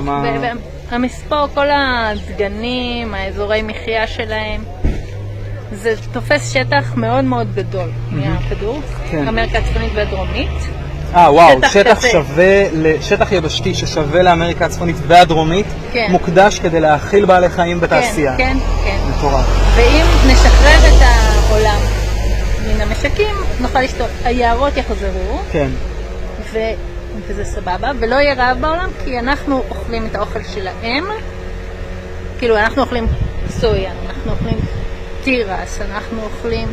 בעצם אנחנו לא צריכים להאכיל את האוכל שלנו, אנחנו פשוט יכולים להשתמש בהרבה פחות שטח בשביל להאכיל את עצמנו. נכון, ובנוסף, הן שותות כל כך הרבה יותר מאיתנו, מאות אלפים, לא סביר, בשביל סטייק אחד כזה, כמויות אדירות של מים. בנוסף, עם כל הרצון הטוב, הם בעלי חיים כמונו וכמוך, ויש להם עושים פיפי ועושים קקי, אין מה לעשות, ולאן זה הולך? לנערות. כן, ברמת הגולן זה ממש קשור לזיהום של נחלים, בסופו של דבר זה מגיע לעכברת, כן. העכברת זה לא מעכברים חבר'ה, אלא זה מאוד קשור לצואה של בעלי חיים, שגדלים ברמת הגולן, פרות גדלות ברמת הגולן, ומזהמות לנו את הנחלים שזורמים אל תוך מי השתייה שלנו. וגם אלה, גם פה כל הצואה שלהם, לאן זה הולך? לשדות. ובשורת גשם, לאן זה הולך? לנערות. ולים, כן. ובלי לדבר על החקלאות, ששם יש את כל חומרי הדברה והדשנים שהם כימיים, ואז זה זורם לאוקיינוסים ועושה אזורים מתים באוקיינוסים, ששם אין חמצן. זה אחד הדברים המפחידים. שם אין חמצן מרוב... פשוט ים ריק. ים ריק. אין חיים. אז ההשלכות השליליות של התעשייה הזאת הן כל כך גדולות, שאין שום היגיון להמשיך לעשות את זה כאשר אפשר פשוט לאכול טוב.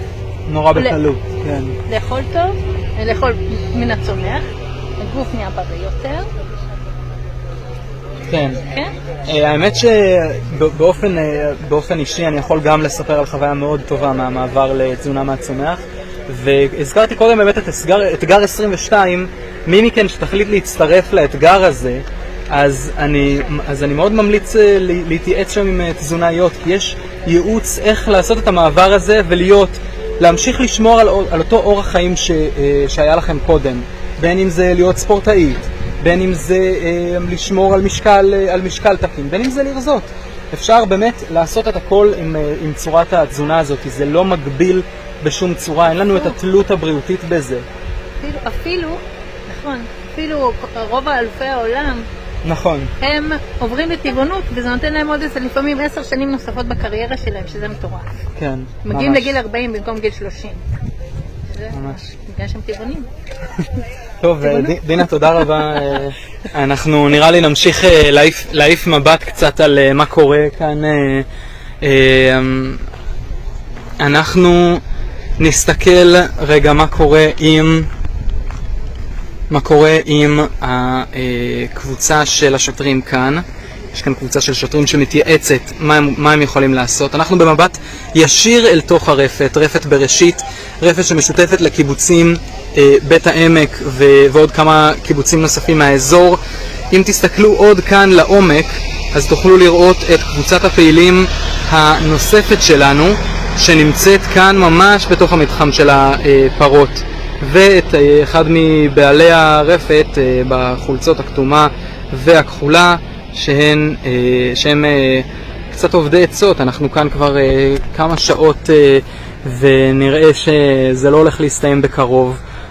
אנחנו באמת מאוד מאוד נחושים להראות את המצב של בעלי החיים כאן בפנים, ובפרט אנחנו רוצים לשים דגש על הייחודיות שברפת הזאת, וזאת המחלבה החדישה שחושבת באמת על הרבה חידושים טכנולוגיים, כמו לייעל את התהליך של החליבה ולייתר את המעורבות האנושית בתהליך הזה, להפוך אותו באמת לכמה שפחות נצטרך עובדים בשביל הדבר הזה. וכתוצאה מזה אנחנו פשוט מאבדים את בעלי החיים שנמצאים בקצה, והם אלה שמייצרים לנו את החלב. אז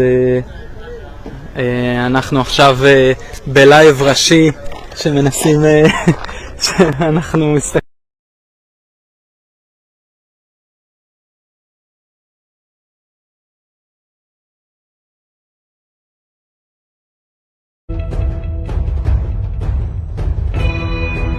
זה שזה חוקי לא הופך את זה למוסרי. קורה פה פשע מוסרי ברמות הכי גבוהות שיש.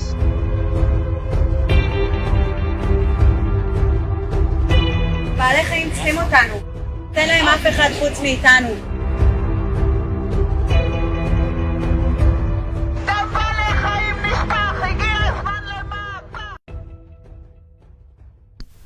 Good morning, everyone. Thank you for standing by while we experience technical difficulties in the field. As you see or have seen, or maybe have not seen if you are just joining us now, many of our activists have already been arrested on scene, including most of our people that are documenting for this stream. So that is why we are unable to provide footage at this time. And this is just some footage from previous what has been going on here. And in the meantime, we can do a recap of what happened today at our action. So today, in honor of the next Jewish holiday, Shavuot, which will begin on Saturday night, a holiday that is celebrated usually by eating dairy. So we came here to a dairy farm to expose what happens in the dairy industry, because it's very different to what most people assume happens on a dairy farm. They assume the conditions are nice and that the cows are with their babies. Maybe the babies aren't drinking all of the milk because the milk is being taken for human consumption. Everyone knows that, but what they don't realize is all of the horrors that are actually happening, that the babies are not with their mothers, that they actually get taken from their mothers very quickly. In fact, in the last action, we saw several mothers giving birth to children, very naively believing that the children would be still with them 20 minutes later, just trusting, as innocent animals do, and then, screaming and crying for hours while they were unable to be reunited with their children that were taken from them.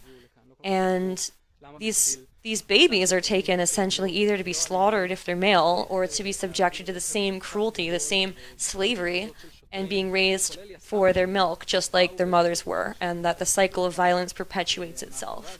So we are here to kind of expose that ugly truth, ugly reality, that is, maybe it's pretty difficult to hear and pretty difficult to see, and not something that you necessarily want to watch or to know about, but it's kind of important.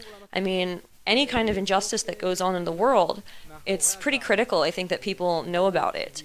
Whether it is what's going on here on these farms, whether it's any kind of racial injustice, any kind of discrimination, any kind of oppression, any kind of unjustified violence and oppression of anyone, of women, of religious minorities, of different ethnic groups, and of course of different species. And the difference between non-human animals and other humans that are being oppressed is that most humans that are oppressed, they have people that are able to stand up and speak for themselves. They don't need other people to come and to show what's going on and to speak for them, because they are very well capable of doing that themselves. And we support them in their endeavors, but these animals are not able to speak for themselves, so we have to come and document what is going on behind the scenes for them. And unfortunately, a lot of evils happen behind closed doors. And a lot of people also criticize our methods and say that basically we should be just holding protests, peaceful protests. If we're so peaceful, why are we entering, trespassing on property that doesn't belong to us? And the answer is because we believe that it doesn't matter if injustice is happening behind closed doors. It needs to be documented and shown to the world.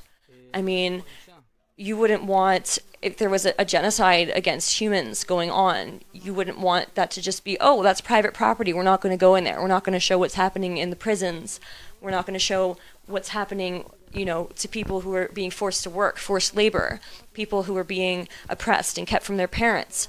Obviously, we would want people to go in and document that. So that's what we're here to do as well, and as well as preventing the people that are working at this facility from participating in this system that causes so much pain and suffering for these animals that it's very easy for us not to even think about, right?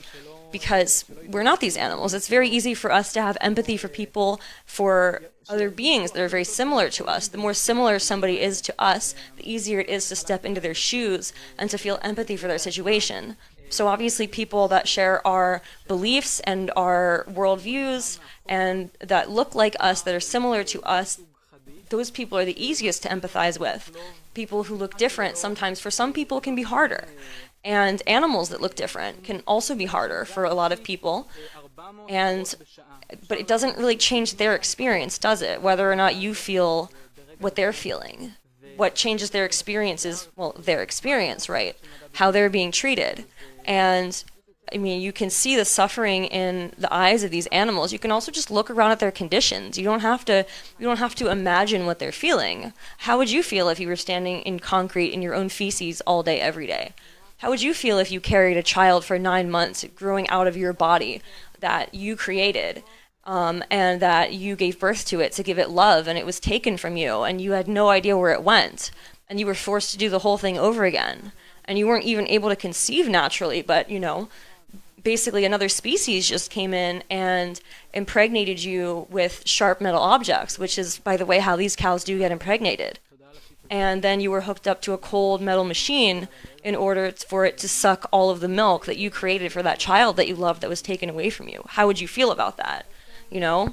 It's not, you don't have to project your human emotions onto non-human animals in order to understand that this is wrong, what we're doing, and that there are so many different alternatives. That dairy products are not even good for us. The vast majority of the human species can't even digest them. Most people are lactose intolerant. Most people on this planet are lactose intolerant. Why? Because we were not evolved to digest the milk of other animals. Very small subset after we started doing this abuse thousands of years ago, a very small subset of us did develop that mutation, but only after we made that decision to be taking milk that was meant for their children, which nature intended for their children. And so it doesn't make sense to continue this injustice. And I know it can be really hard, if you've grown up eating dairy your whole life. I certainly did, and it's very difficult if you like something to tell yourself that it's wrong. You want to keep telling yourself it's okay, and you want to keep justifying what you're doing, right? We all do that. It's very human. And thank you for listening, and we'll go back to the scene now. Thanks. פשוט רגע לצעוד לשם, רק להראות את מה שרואים אפילו מבחוץ, בלי להיכנס. דברים שלפעמים שכל אחד מאיתנו יכול לנסוע לרפת הקרובה, ולפעמים אנחנו אפילו עושים את זה בלי לדעת באיזה תנאים הן באמת חיות, במה זה כרוך החלב. בואו נעשה רגע איזשהו סיבוב. חבר'ה, תמשיכו עם הנחישות, כל הכבוד, אנחנו איתכם. כן, בלייב? כן. בטח. אז שלום לפעיל פה שיצא במיוחד בשבילנו, בשביל לעדכן. כן, אז תודה על העבודה שלך שאתה מראה את מה שקורה. רק שנייה. כן, סליחה. אז תודה שאתה הגעת וכזה תשאלת את הפעילים איך הם מרגישים ומה הם עושים כאן. ממש חשוב לנו להיות כאן ולהעביר את המסר שבאנו לכבודו. קיבלתי דיווח שכבאות והצלה בדרך לכאן, ויכול להיות שהם יתעסקו איתנו. וואו, אוקיי. אתה חושב שהם ינסו לפרוץ בעצם את המערכות שאתם משתמשים בהן כדי לכבול את עצמכם אל השער? יכול מאוד להיות. וואו. כן. טוב, זה השקעה באמת של המון משאבים בשביל לפעול נגד פעילים לא אלימים, שבסופו של דבר קוראים זעקה שהיא בשביל חסרי הישע, אבל אנחנו נצטרך ממש לראות את זה קורה. אנחנו ראינו את השוטרים עושים את זה, ואני לא יודע אם הם עשו את זה בלי להניד עפעף. זה בהחלט מעלה כל מיני סימני שאלה וקונפליקטים. אני רוצה לחזור ולראיין שוב, אם זה בסדר. זה בסדר, היה ביקוש מהצופים והצופות איזושהי התעניינות לשמוע עוד קצת ממה שיש לך להגיד. אפשר לשאול מה הביא אותך לפה היום? אז מה שהביא אותי לפה זה קודם כל, אני חושבת שכולנו מרגישים ביום יום שלנו את כל הניכור הזה שדיברנו עליו, ופשוט כי אני חושבת על בעלי חיים לא נשיים, וזה שבאמת 3 פעמים ביום אנחנו מצליחים להביא את עצמנו להתעלם מהסבל הענק הזה, ולא כי אנחנו רעים או כי לא אכפת לנו, פשוט כי כאילו מכרו לנו שלא אכפת לנו. אני כאילו מת על בעלי חיים, ושנים מכרו לי שזה בסדר לי לאכול אותם או לשתות החלב שלהם, גם זה אומר להפריד אותם מאמהות שלהם, שזה בסדר ואפילו בלתי נמנע, כאילו. לגמרי, פשוט מלמדים אותנו שזה ככה וזה לא נכון. זאת אומרת, אם אנחנו אוהבים מישהו, אנחנו לא רוצים לראות אותו סובל ככה. זאת אומרת, יש לי את הכלבה הקטנה שלי בבית, שהיא באמת כמו תינוקת בשבילי, היא הצילה לי את החיים פעם אחת, וכשאני מסתכלת לה בעיניים, או שאני מסתכלת לעגל בעיניים, אני לא רואה הבדל. לא הייתי רוצה ששום דבר יפגע באף אחד מהם, ואל תיתנו לאף אחד לעבוד עליכם. כשאתם אוהבים מישהו, אתם לא חייבים לגרום לו לסבול. זה הכל. אף אחד לא יכול לגרום לכם לעשות את הדברים האלה. זה הכל בחירה שלכם, ואתם יכולים להחליט בעצמכם, ולא 1000 תעשיות חייב עם 1000 פרסומות יכולים לגרום לכם לעשות משהו שאתם לא באמת באמת שלמים איתו. רק תבדקו, תסתכלו, תראו למה זה כרוך בכל מובן אפשרי, סביבתי, בריאותי, מוסרי, ואתם יכולים לבחור אחרת, אם אתם רק רוצים. את יכולה לספר מה לדעתך אפקטיבי במיוחד בפעולה כזאת שיש בה הרבה פעילים בכמה מוקדים שונים, בניגוד למשל לפעולת תיעוד פרטנית? אז אני אגיד שפשוט אנחנו מעבירים פה מסר שזה לא רק בודדים שהדבר הזה מפריע להם, זה כבר ציבור שהדבר הזה מפריע לו. זאת אומרת, על כל בן אדם שיש פה, יש עוד כמה עשרות בבית שעדיין לא יצאו למשהו כזה, אבל מאוד מזדהים עם המסרים. וגם פשוט אי אפשר לפנות אותנו. זה לא כמו בן אדם אחד, עצרו פה כבר כל כך הרבה פעילים, והם פשוט לא לבד. ובגלל שהם לא לבד, אז זה שהם נעצרו לא מפריע לכל הפעולה הזאת להמשיך, והם איתנו ואנחנו איתם, זה פשוט מדהים. בדיוק כמו שכתוב על החולצות, כשהחוק לא מוסרי, יש לנו חובה להתנגד אליו. אז בן אדם אחד לבד זה קשה, אבל קבוצה כזאת, ככה משנים בעצם את החוקים. אופה, תודה רבה. הנה, ממש כמו שקיבלנו את ההתראה, אפשר לראות את הכוחות של כבאות והצלה מתקרבים לכאן. אנחנו נתקרב אליהם עכשיו כדי לראות מה הם מתכננים בדיוק לעשות, איזה ציוד בדיוק הם מתכננים להוציא. חבר'ה, אנחנו איתכם. אני מקווה שהצופים בבית גם שולחים לכם את איחולי ההצלחה, ואנחנו נתראה בהמשך.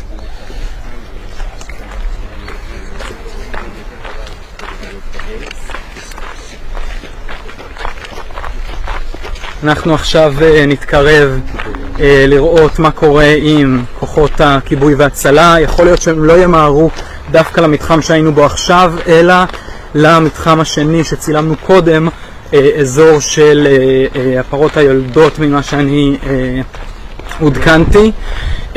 יש שם קבוצה גדולה של פעילים, חלקם כבר פונו על ידי שוטרי יס"מ, חלק גדול מהם עדיין נשאר שם, ובדקות האחרונות אנחנו ראינו איך השוטרים עומדים מולם עובדי עצות, ואנחנו עכשיו רוצים להסתכל מבחוץ מה קורה עם הניידת משטרה שעכשיו נכנסה, ובעקבות הניידת של כיבוי והצלה אנחנו עכשיו נסתכל איך הם פורקים ומה הם בדיוק הולכים לעשות מכאן ואילך. אפשר לראות את הניידת הכתומה של כבאות והצלה, אפשר לראות את הניידת של המשטרה, ומאחוריהן קבוצת הפעילים והפעילות שלנו שנשארות נחושות במקום שלהן כבר מאז אור ראשון של בוקר, נמצאות כאן במקום הזה לצד הפרות, לא מסירות את המבט מהן. עכשיו נראה שאחד הנציגים אולי של המשטרה או של כבאות והצלה בא לשוחח עם הפעילים. אנחנו לא לגמרי שומעים מה קורה שם, ניתן להם הזדמנות לשמוע.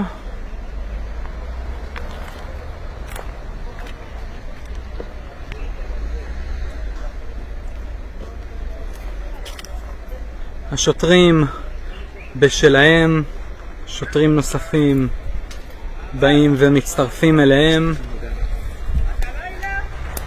במקביל כמות כזאת של ניידות משטרה בתוך הרפת אני לא חושב שאי פעם נראתה.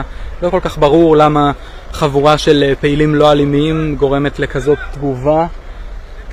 אנחנו נעיף מבט שוב על על מוקד הצעקות, האזור של הפעילים באגף היולדות של הפרות.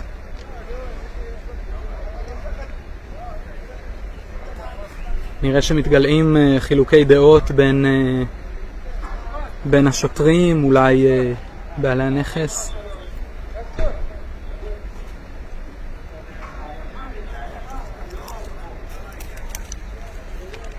במקביל אנחנו רואים שכמה שוטרי מג"ב פרקו מהרכב שלהם, הגיע לכאן ניידת של משמר הגבול, ומתוכה יוצאים שוטרי מג"ב. גם כן לא כל כך ברור למה הם קשורים לסיטואציה הנוכחית, אולי הרגישו צורך לתגבר את כמות השוטרים שנמצאים פה במקום.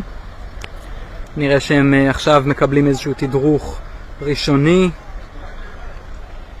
נחזור ונעיף מבט באזור של הפרות היולדות עם השוטרים.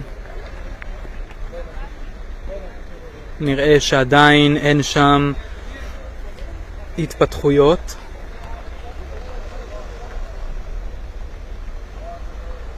הניידת מתקרבת לשם. אנחנו תכף נראה מה הכוונה של השוטרים לעשות שם עם הפעילים והפעילות שלנו.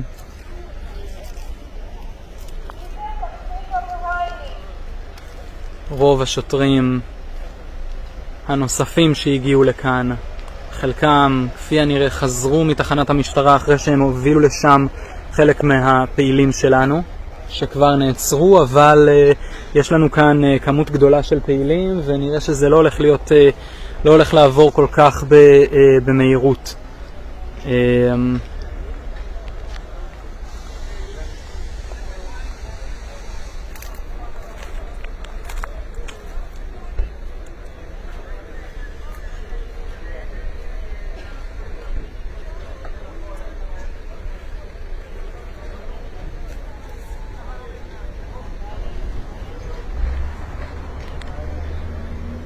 בינתיים נראה שהשוטרים יחסית סטטיים. אנחנו תכף נגלה מה בדיוק הם מתכוונים לעשות. בוא נעיף מבט על המג"בניקים מקרוב יותר.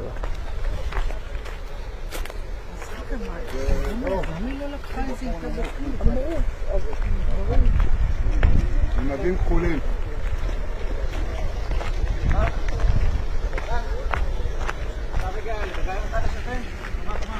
אחד הפעילים שלנו. צריך לחפש שוטר בשם תאופיק שנמצא פה באזור. יש לנו פה מקרה חירום עם פעילה שנרצחה קודם, ותאופיק אמור לעזור לנו לטפל בזה. אני אגיד הוא יגיע אליך לקרוא. לאן נרצחה? נלקחה לתחנת נהריה ולא נתנו לה משאף והיא אסמטית והיא חייבת כרגע לקבל טיפול רפואי. איפה טיפול? אנחנו כבר התקשרנו למד"א והם אמרו שהמשטרה מחויבת לתת לה טיפול רפואי וכרגע לא נתנו לו משאף.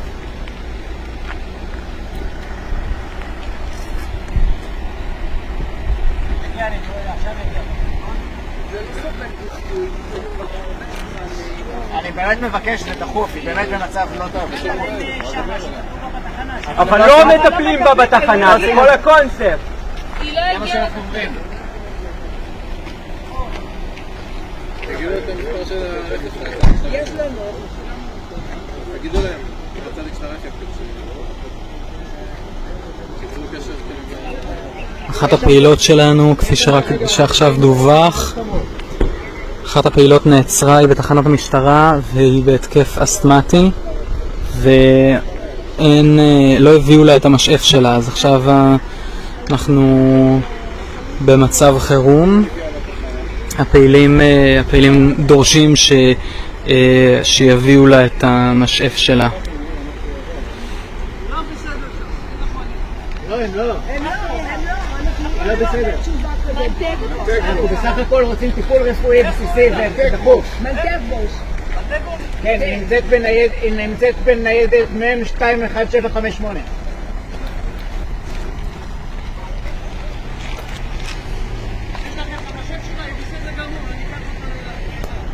אין לנו את המשאף שלו.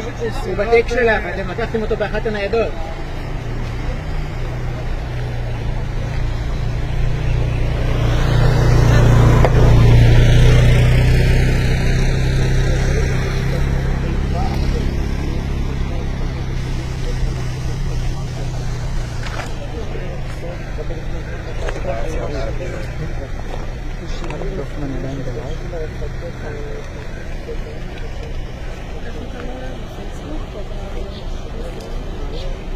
אני פשוט מול האולפן.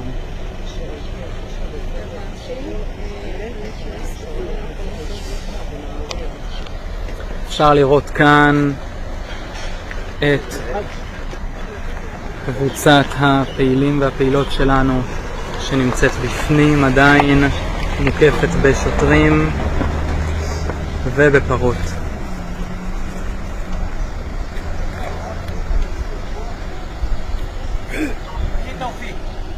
אז שיגש אלינו בבקשה.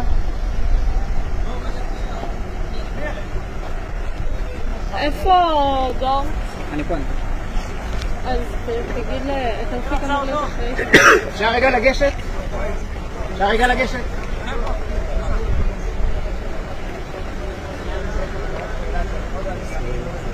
רוצה פרי? זה שיפתי עליו מים. עוד מעט, תודה רבה. הנה אתה צריך משהו מתוק, יש פה עפיפי. שווה. בסדר?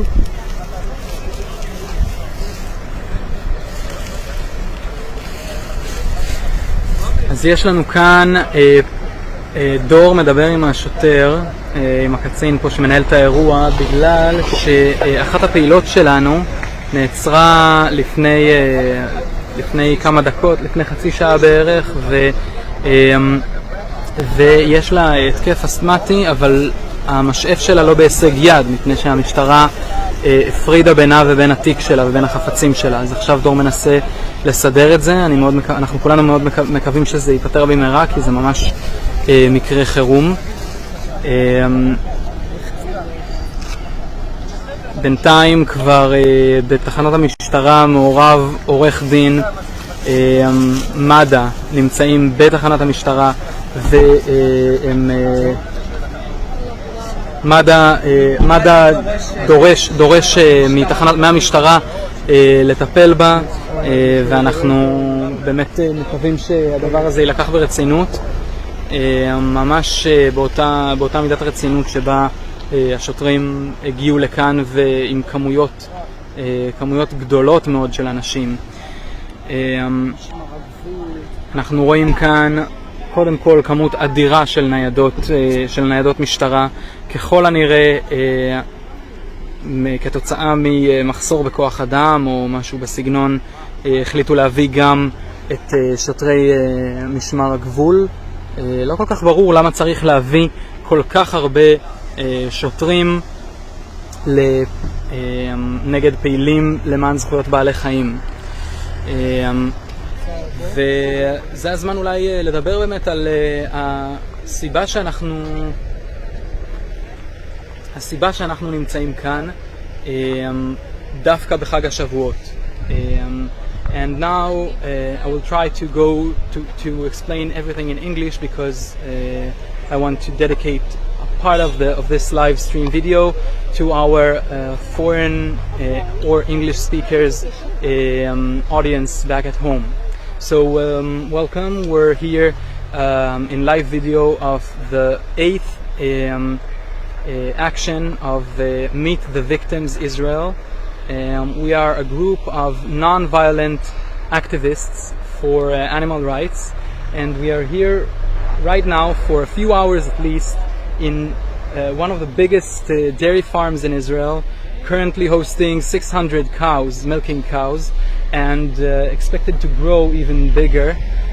What we see here is this dairy farm. This section, we can see some of it is already occupied by milking cows, but there are some new sections which suggest that the farm wants to grow. And how can they afford it? Well, they have new technology that we see here in this large building. This is a milking house that works automatically. The cows enter this place with no need of any human touch, any human involvement. Everything is automatic. It's so efficient that 400 milking cows can milk at 1 hour, and 72 cows can be milked at once in this facility.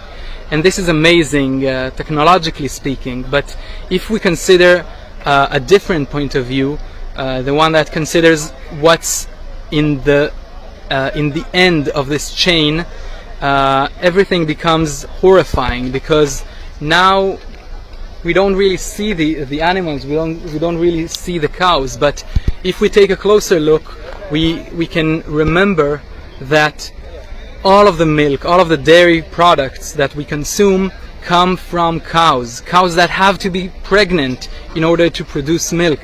And earlier today we put up a sign, a large sign, over these two buildings. In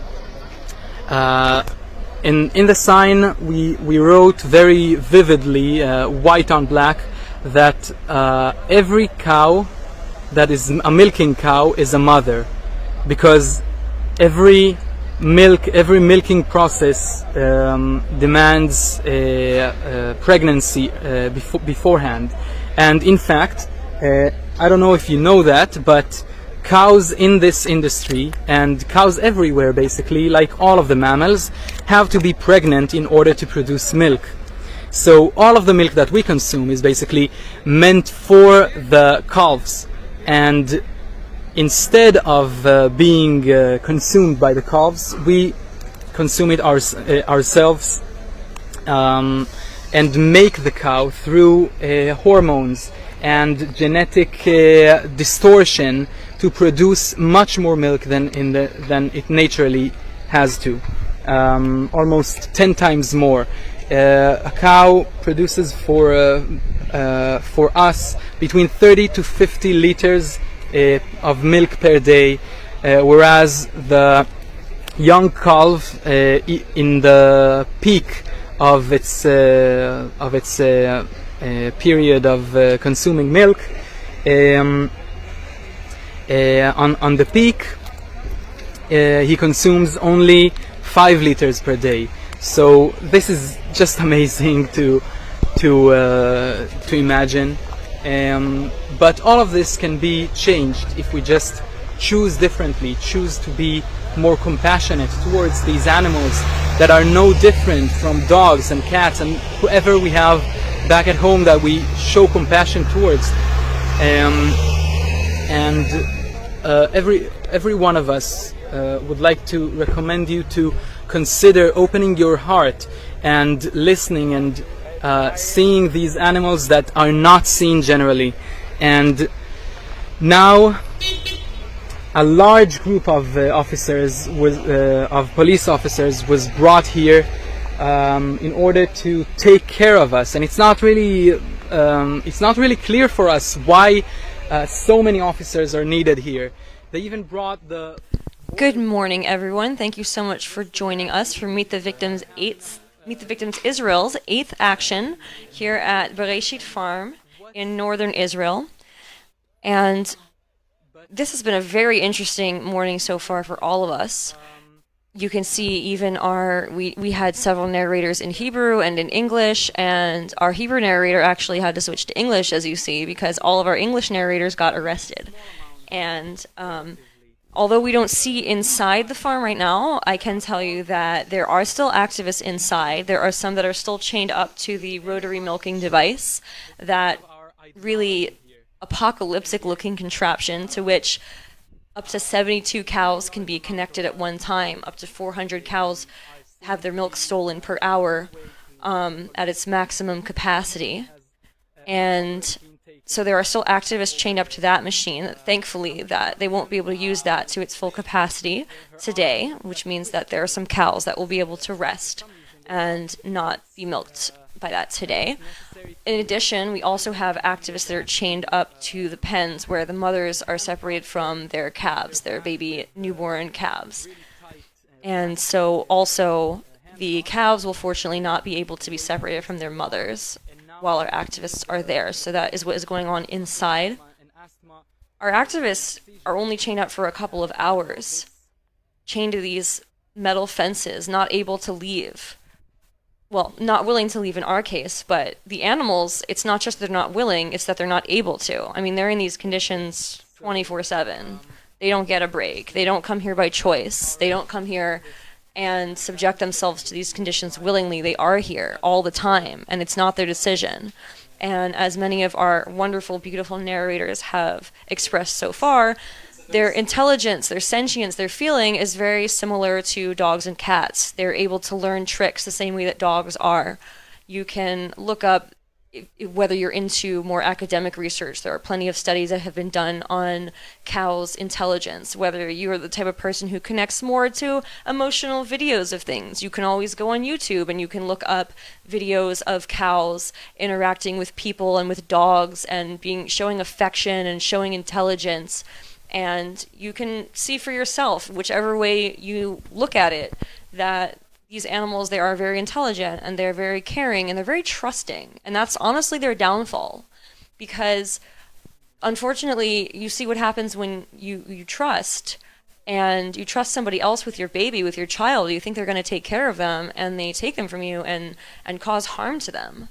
And I'm sure any of you parents out there can relate to what I'm saying, of how upset you would be, of how angry you would be, of how much it would just be such a burning injustice. A lot of times there are videos out there of farmers, other way around, of cows attacking farmers that make the news. I'm not sure about in Israel, but I've seen that in the United States and in other places. Like, wow, what a dangerous, violent animal, this poor farmer that had to deal with that.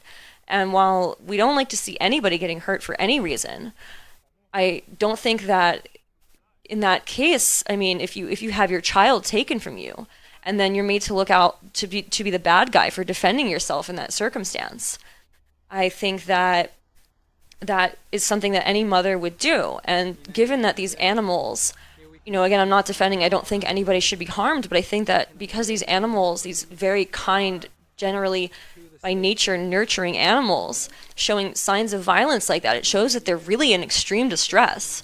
This is not a normal situation. This is not natural. And even if you were to say that our species at some point did have maybe a somewhat natural, somewhat symbiotic relationship with these animals, you picture small family farms and farmers going out, hand milking their cows, the cows playing with the children.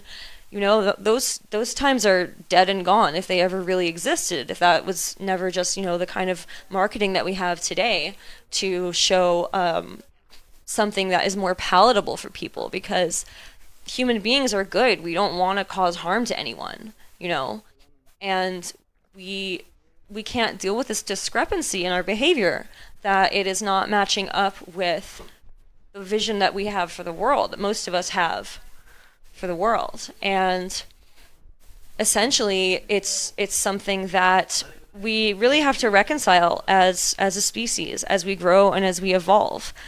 We live in a world where we have laws and we have justice. You can't just go out and murder somebody. So why is it that we don't consider other animals, that aren't able to speak for themselves, that are also innocent and trusting? And we don't give them the opportunity to live their life in the wild and to be with their families. And I'm sure, if you've been listening to our stream, you've heard these things for a while now. And so maybe you're wondering if there are any ways to go vegan. Maybe you're thinking about it, you're agreeing with what we're saying, but you don't really know what to do. And I can recommend, I've heard really good things about Challenge 22, which has originated in Israel. They don't sponsor us, they're not associated with us or anything. I've just heard good things about them and them being able to help people transition to a more plant-based lifestyle. You can also just think about making small changes in your everyday life, maybe having meat a little bit less, or maybe just trying to think about it more when you do eat meat, even if you eat the same amount of meat, to consider the suffering that went into it. Personally, when I went vegan, that was a strategy that really worked for me. Instead of just cutting down my consumption, I continued to eat meat, but at every meal that I was eating meat, I would think about it. I would think about the cow, that it wasn't just a steak anymore. It was a cow. It was an animal. This was somebody. Someone. This was someone who had feelings and who loved and who was loved. And when you eat this way, even if you continue to consume animals, you do start to see over time it's shifting your perspective, where you will have more compassion for them. And for me, that was the thing that worked for me, to be able to switch, to go from ideologically saying, yeah, well, you're right about this, but what do you want me to do about it? And if that kind of thing doesn't come viscerally for you naturally when you look at these images, and if you're not just automatically thinking, okay, now I'm going to stop eating meat, you know, you could try a more, I would say like I wouldn't call it quite a baby step strategy, but this kind of strategy where you start to perceive what is on your plate as something different, the truth behind it, you know, the suffering behind it, to think about the victims, to meet the victims, so to speak. Sorry for the pun. I apologize for that. And I think that makes a difference. And when you eat dairy, you know, to think about the suffering that went into that, to think about the animal that was sexually assaulted in order for you to have that dairy, to think about the child that was ripped away from their mother in order for you to have that dairy, to think about all the grief. And at the end of the day, I mean, these cows are also killed for meat. And unfortunately, it's, you know, their bodies are traded as commodities. You know, you can buy their discarded corpses for not so much money, you know, because they're not raised for meat specifically. So their meat is worth a lower price, and sometimes is used for animal feeds and things like that, to feed dogs and cats. And it's really, I mean, it's sad, isn't it, that we live in a world where you can put a price on life like that, where you can just say that somebody else, another sentient creature, whether they're a human being or not a human being, there's a price tag on their life, that they are anything other than just somebody else here experiencing consciousness on this planet, like all the rest of us. And I know, you know, especially with this action where we're so close to Shavuot, which is, you know, this dairy holiday where we're considered it, you know, it's considered a big deal to have a dairy meal because we're supposedly celebrating the absence of meat, the absence of murder. But we're not. We're just delaying the murder, you know? We're just delaying it maybe for a few days for the calf, and maybe for a few years for the mother, but it still happens, unfortunately. Shavuot was originally also a harvest holiday, not just the day that the Torah was given, but also the day when the first fruits were brought to the temple. And there's a connection between that, isn't there? You know, between a religious law, between customs that allow people to live in a manner that is more compassionate and considerate of each other. You know, that is more in line with some of the lines from the Torah, like you know, ve'ahavta l'recha k'mocha, like love thy neighbor as yourself. And these are really like the guiding principles, right? So to consider like the first fruits of the harvest to be also the same as those seeds, of to start thinking about love and compassion for each other and for other creatures. And from there, like a beautiful tree, a beautiful flower can blossom. And this world can be a much better place. So thank you guys again for tuning in, and let's go ahead and get back to the field. Comment? But as we said before, people might use all sorts of techniques when they're under threat, when their integrity is questioned. And we think that it's important. Hello again, everybody. In my background you can see the police car of the border police, and aside it a regular police car, and inside there are plenty more. There is even a car of the firemen. Not so clear what they're planning to do here. Maybe they want to deal with the equipment that we use in order to tie ourselves up and tie ourselves to the facility and prevent ourselves from being dragged away. We're not really sure, but they came here a few minutes ago. I'd like to remind you that we're here a group of non-violent activists for animal rights, and we're here for the holiday of Shavuot, which in Israel and in Judaism generally is the holiday of the new fruits and vegetables and wheat. It's the time when we collect the wheat, and a few years ago, the dairy industry in Israel took over this holiday and marketed it as a holiday of milk and dairy products, which is a complete lie. But it became so popular in the public that today none of us can think of Shavuot without thinking of a picnic together with our families, eating dairy products, and we're here to change it. All of us are wearing white today, as did our ancestors when they celebrated Shavuot. This is the holiday of the end of the spring, basically, because this is a holiday when we want to collect the wheat from the field. This is the time when the wheat comes to its it bears the fruits, bears the seeds, and from the seeds we make flour, and from the flour we make that's right, bread. And none of it has to do anything with cows or with goats or anything that has to do with the dairy industry. And yet still the need and the urge for dairy products in this holiday is very high, and we tend to forget about the animals that are in the end of this. Now we see two officers coming towards us, and the cows eating just aside of them. And this is just an ironic look, because these officers are here to protect us, to be the ones that are fighting and giving their entire strength and will of power to what's right, what's democratic. But how can we be democratic? How can we be right if we are allowing such agony of these animals, of these poor animals? So now, since we can't really see what's going on in this section, it seems I can guess.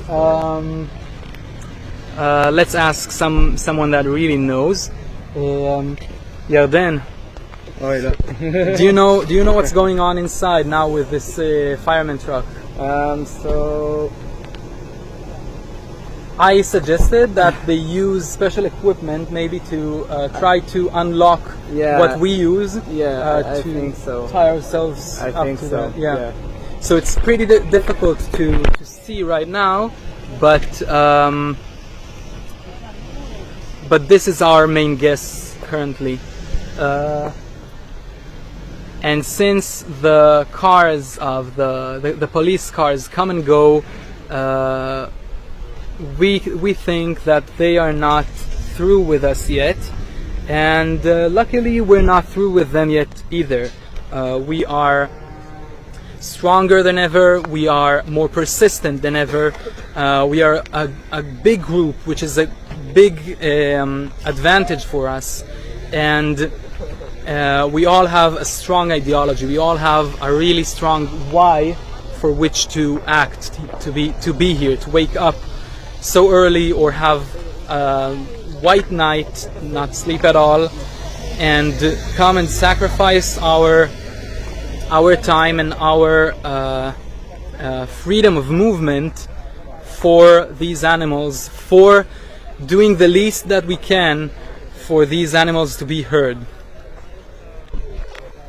And all of this day we see these owners of the dairy farm that are walking around. הם לא יראו אחד את השני יותר לעולם. ופה משהו שאף פעם לא קורה, הם כבר כמה שעות ביחד, האמא מלקקת את התינוק שלה, הוא יכול לישון קרוב אליה, להרגיש את החום שלה, את האהבה שלה, וזה אף פעם לא קורה ברפתות, כי תמיד לוקחים אותם אחרי כמה דקות. ראינו קודם שכוחות משטרה מאוד מאוד גדולים הגיעו, אני קצת מעדכן על מה שהיה עד עכשיו. לקחו לנו, אני ספרתי מעל 10 פעילים, הוציאו אותם מכאן לעיכובים, אולי אפילו למעצרים, אבל ממש חשוב לנו כן להראות את מה שקורה פה, ולכן אנחנו גם נמצאים כאן ומראים בלייבים, ומי שלא ראה את הלייבים הקודמים, אנחנו מזמינים אתכם לראות את הלייבים בערוץ, מה עשינו עד עכשיו ומה ראינו.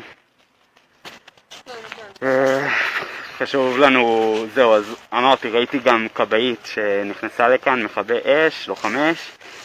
הם כרגע במתחם של העגל והתינוק, מנסים להבין איך להתיר את הפעילים. אני לא בטוח אם הם יודעים כרגע אם הם יכולים או לא, אבל הם שם, הבנתי, קצת בוחנים את הקשירה של הפעילים. חשוב לנו להגיד שהעגל עצמו והפרה לא נפגעים, אפשר לתת להם אוכל ומים ולטפל בהם ולתת להם מה שהם צריכים. והעגל, כל מה שהוא צריך זה את אמא שלו. אבל הדבר היחידי שאנחנו חוסמים זה את הכניסה של העובד יחד עם העגלה, שאיתו הוא לוקח את העגל, בעצם חוטף מאמא את העגל, וכרגע הם לא יכולים לעשות את זה. פה מאחוריי, אני לא יודע אם רואים כזה רחוק, אבל יש כוחות משטרה גדולים, מג"בניקים, הם בטח רוצים לראות מה אנחנו עושים כאן, אז תעקבו אחרינו. אנחנו יושבים, כולכם פה, אנחנו יושבים. אנחנו עדיין, אנחנו ממשיכים פה בלייב, אנחנו נמשיך לשדר.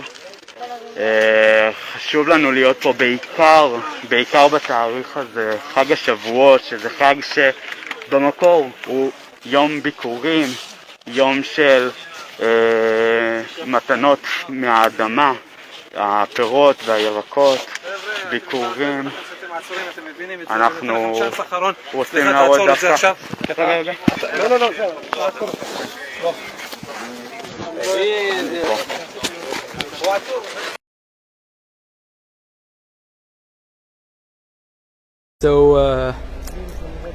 It's so consuming. Let's see if something happens here now, because the police officers look very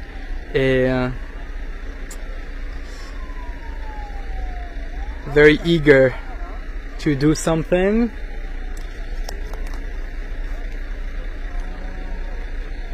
So I've been told. But our activists look in a really good shape. I think they're really strong. They don't really care about this so much.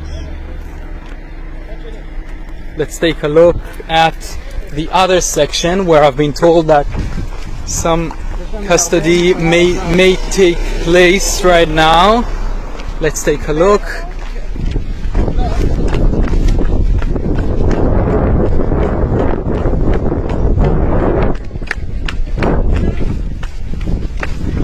Take a look.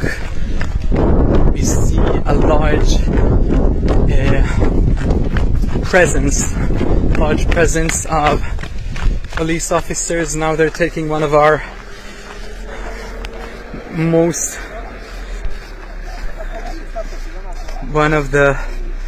beloved activists, who gives us all inspiration in how she is persistent, and would like to see some more. They've taken off the masks,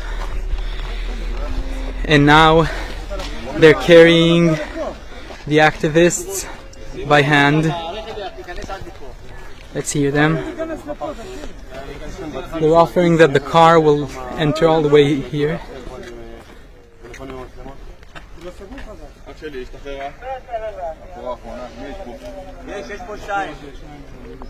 I'd like to turn your attention to the fact that all of these activists are basically tied to the gate.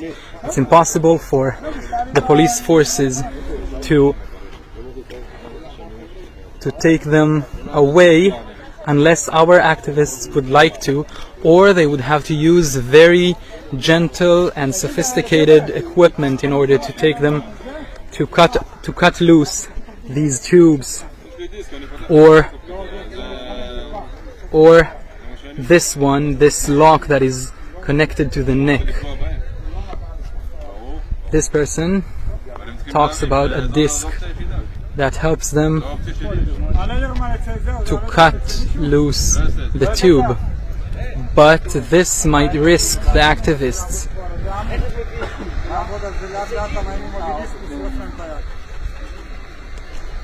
If he will use a disc, he will cut off, he will hurt them and cut their hands. So this is very dangerous. Now we can see the fireman truck entering this section.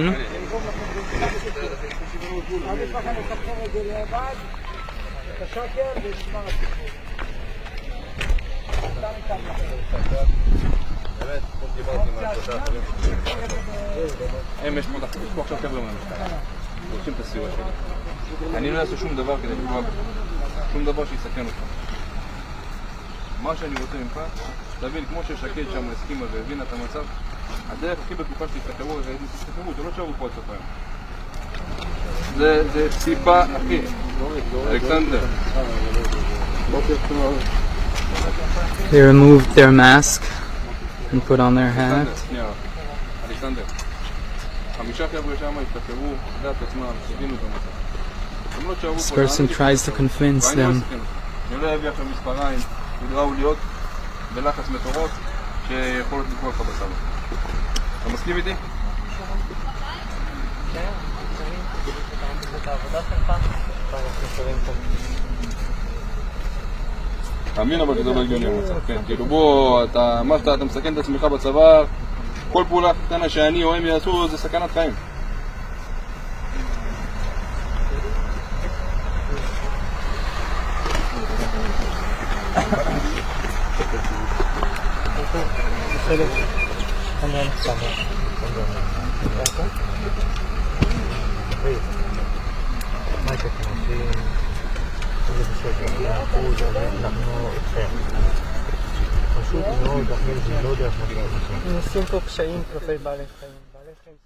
Hi everybody, thank you for joining us. This is Jonathan from the studio.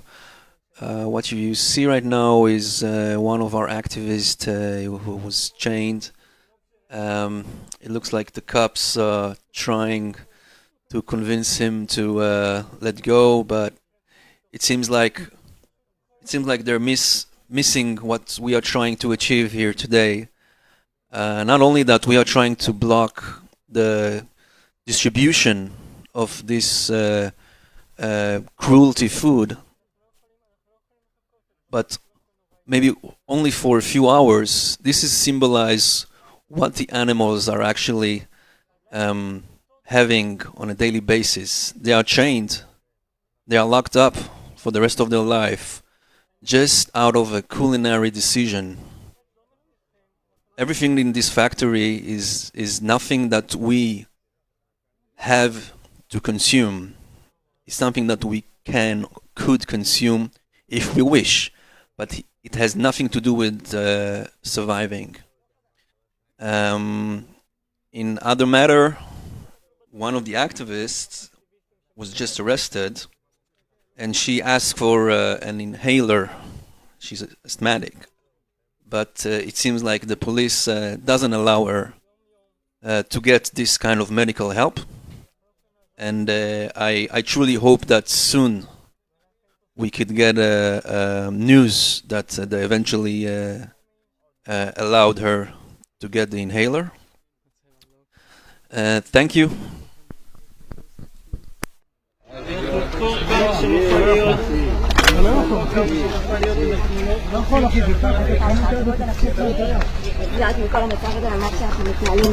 את מבינה שגם מה שעושה לעצמך עכשיו זה מסכן את עצמך. אני מבינה שזה מסוכן, זה פחות מסוכן מזה שנמשיך אחר בעלי חיים. רגע, נשמע, תקשיב, את קשורה לשער חשמלית. אם מישהו בטעות פותח את השער הוא לוקח אותך חיתוך. אני מבינה, אני יודעת, אתה אומר בעצמך שאתה מציל בעלי חיים, החלבה שלי בבית יותר חיים, הרגל הזוכה שמסבירים אותו מאמא שלו, זה אותו הדבר, אני אגיד יותר מזה, אותו דבר כמו בעלי שיושב ומחכה בבית, אני לא יכולה לשם. זה המחויבות שישב פה ואתה בעלי חיים, אין מה לעשות, אני חייבת לסגר פה. אני יודעת שאתה מבין, ואין לי שום כעס עליך או עליך. אני חשוב כרגע הבריאות שלך. אני לא אעשה שום פעולה שתסכן אותך. אני מעריכה את זה, אז לך תגיד להם שהפסיקו לי בלב אחרות שם. בואי רגע נעזור רק לעצמך, בסדר? רק תתקרבי טיפה קדימה. אם חס וחלילה השער יפתח הוא לוקח אותך חיתוך.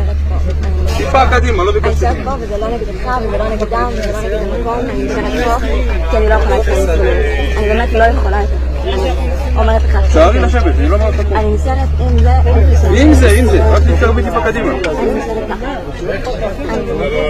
אני מעריכה אותך ואת השיח לך. יש אפשרות רק לוודא שהשער שהשער לא ייפתח בטעות.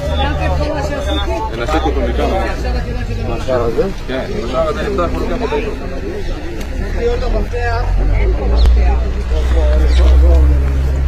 This is an actual risk because she's tied to an electric gate that opens by command of a phone call.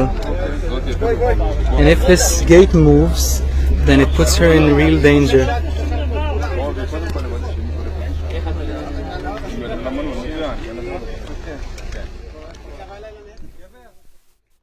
היי, שלום לכולם, זה יונתן מהאולפן.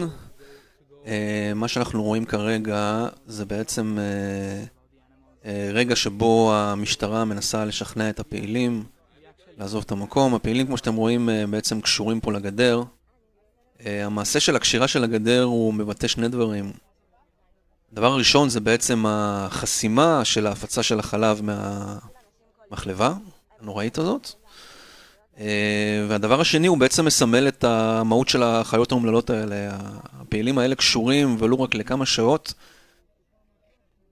זה בעצם היום-יום, שעה-שעה, יום ולילה של כל אחת מהחיות שנמצאות שם בפנים. לשוטרים קשה כנראה להבין מאיפה זה מגיע, אבל אני בטוח שאם היו מציעים להם להתחלף רק ליום אחד, הם היו מעדיפים שלא. וזה בעצם מה שאנחנו מנסים לעשות פה. אנחנו בעצם, כמו שאנחנו רואים שיש אנשים שמתאכזרים לאנשים חלשים מהם, אנחנו חושבים שגם אם זה חיות לא אנושיות, שהן חלשות ומוחלשות מאיתנו, בין אם זה מתבטא בעניין פיזי או בעניין שכלי, אין שום סיבה שאנחנו ננצל את העניין הזה ונפגע בהם רק בגלל שיקולים קולינריים. אף אחד מאיתנו לא חייב לצרוך בשר, חלב או ביצים. כל אחד מאיתנו יכול, אם הוא רק רוצה, לבחור בדרך של חמלה ולהוציא את הדברים האלה מהתפריט שלנו. וזה בעצם מה שהפעילים האלה מנסים לעשות פה היום. לייצג איזושהי חשיבה מחוץ לקופסה, לשים בצד את כל הפרסומות שאנחנו מכירים של חיות מחייכות על קרטונים של חלב או שוקולדים, ולהסביר ולחשוף בעצם את מה שעובר עליהן. לא מגיע להם לחיות חיים כאלה. תודה לכם לכולם על ההקשבה, נשמח גם לשיתוף וללייק.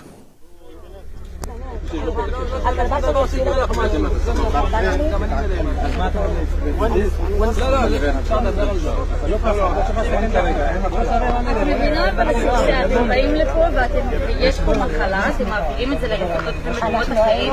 ראינו אנשים שבפנים כמה דברים, אנחנו יותר מציידים איתם. זה לא קשור אבל. עם כל הכבוד, יש פה מחלה, אז אולי ברגע אנחנו לא יוצאים מהקיבוץ הזה. את באמת הולכת לדבר איתי על השלום של החיות? הם חולים בגלל התנאים שבהם אתם מחזיקים אותם. אם אכפת לך מהחיות, אל תעזרי להחזיק אותם ככה. תעזרו לך בדבר אחד שאני ביקשתי. רק את המפתח.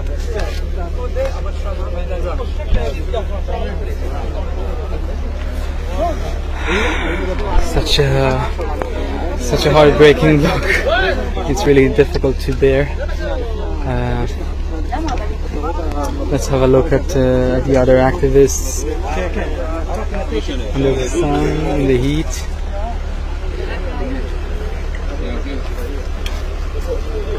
Someone is trying to open one of the tubes over there.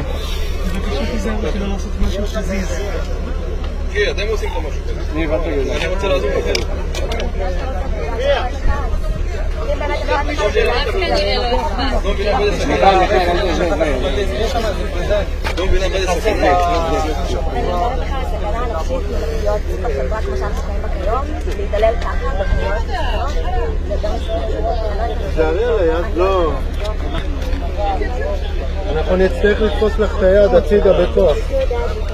נחתוך לך את היד. בסכנת חיים, גברת. יש פה 1,000 יצורים בסכנת חיים, תעזרו להם.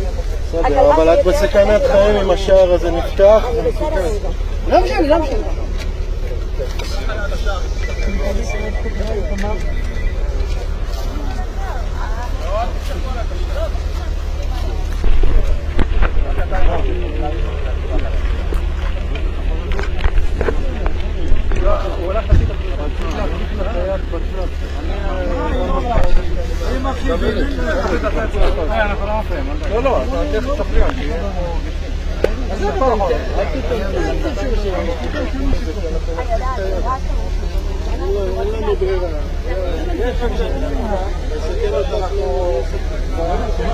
This is one of the owners.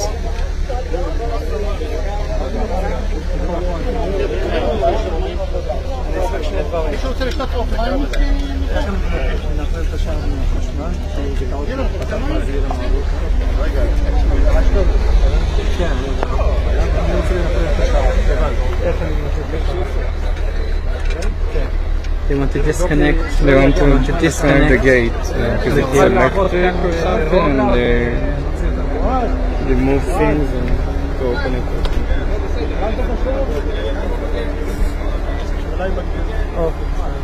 טוב, חבר'ה, בואו.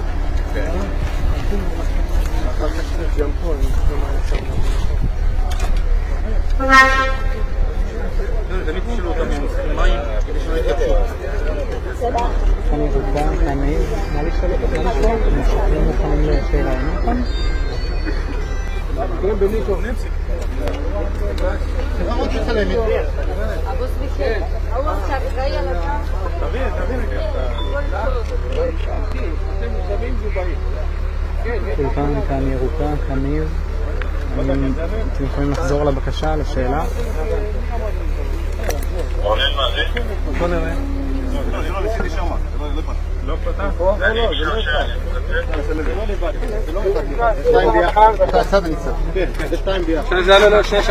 You can see that they're trying to cut loose. No, you need a disc. תבדוק ברגליים אם יש לזה, תעשה לך חיפוש ברגליים. Now this one brought the disc.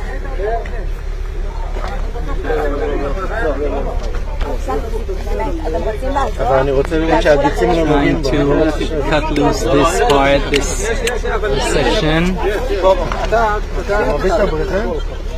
One of the other activists is trying to interrupt with putting their foot over. אתה יכול לדבר אליו קצת יותר יפה? אל תעשה שום דבר. תביא תגיד 2000. בסדר? תן לי דקה. תקשיבי. עכשיו זה באמת? את מסכנת את עצמך. יעוף לך אצבעות? זהו. לא, את לא תהיי בסדר? בואי, הביא את זה? אוקיי, תעשי. בואי, שנייה, בואי. שימי את זה. לא. תן לי לעשות מה. אני יודעת שאתם מדברים ואני יודעת שאתם מצילים אנשים. הנה, הוא מגיע עם הכזה, קדימה. שנייה, חכה, הוא... תקשיב, אני צריך כבר דבר אחד. שים ליד, שימו ליד, בין המנעול לצוואר, שהצוואר שלו לא יצא. בסדר? תעשו את זה. בבקשה, אתם מכירים. They're hurting the other activist.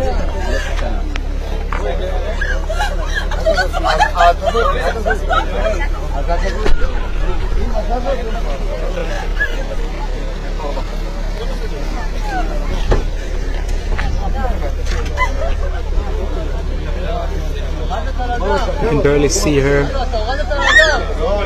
but it seems like they're hurting her while trying to cut loose the tube.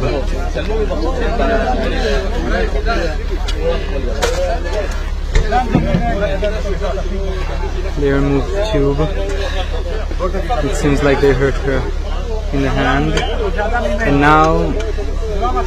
now they're removing her bag, her backpack.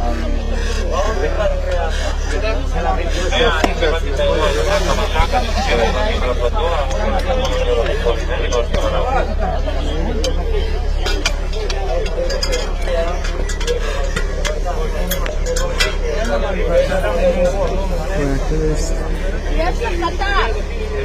אין כלום.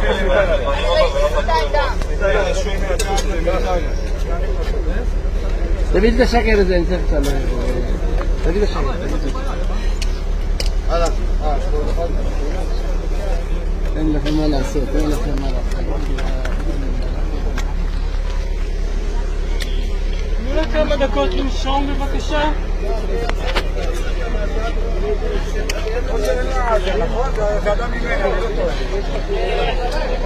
Looks like they're trying to handcuff her immediately after releasing her from the tube. This activist, you can see on her face that she's in real agony. This police officer is offering her water.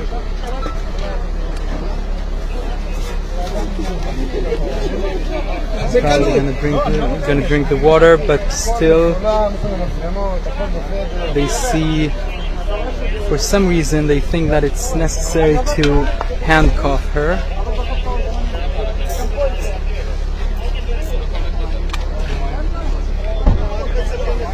And she's offered water, but she seems exhausted in so many ways. And yet this is the look of a hero. This is someone that is willing to really sacrifice things for the animals.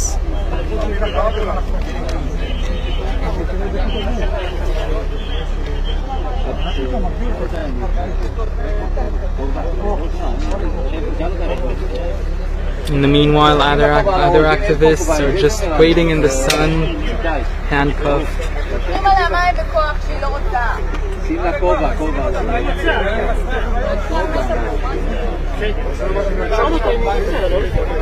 גבר, רק יש לנו. תודה רבה.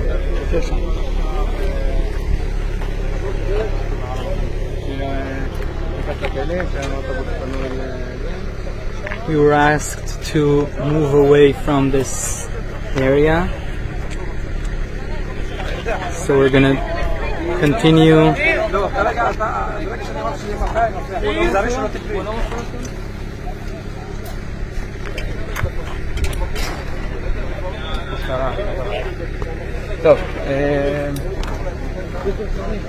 They moved us away from the gate when we were doing nothing illegal, while allowing others to stay here at the same time. We will continue to follow up from here. Now we see how they try to cut loose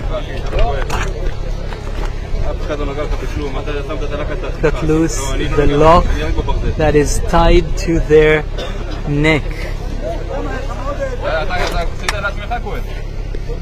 And while doing so, they're blaming them for causing this pain to themselves.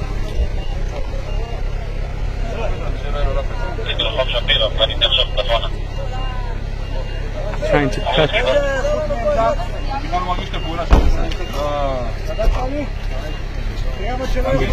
cut off.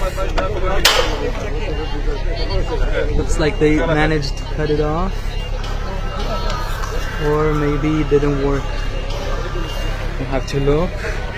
Have to have a closer look. Nope, the lock is still there. Yeah, they did cut it, but now they need to open it, and the activist is still there.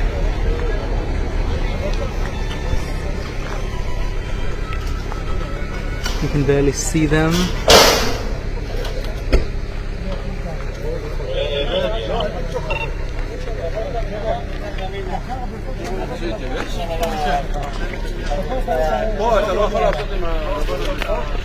They removed the lock from the neck of the activist. And now they're moving on to other activists, trying to cut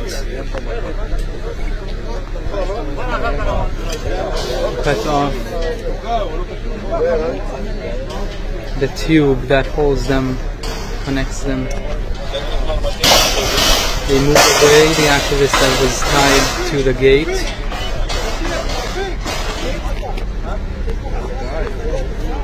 Their persistence is really remarkable.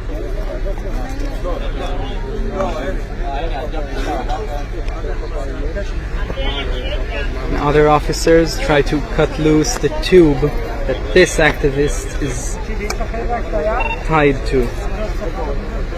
This officer tries to remove the hand while the other one will move closer and try to cut loose the tube. And we can see everything just happens at the same time. One of our activists was dragged outside by hand.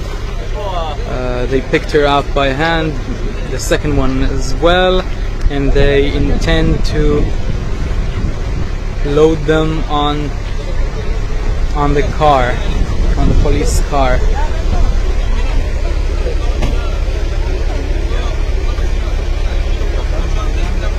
This is one of our activists that was dragged right now, currently. They will be moved now as well and loaded onto the police car.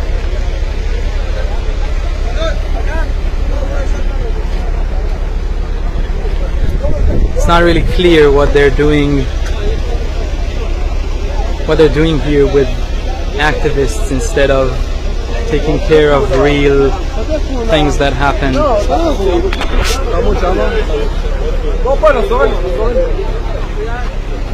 Another activist that is dragged near the car,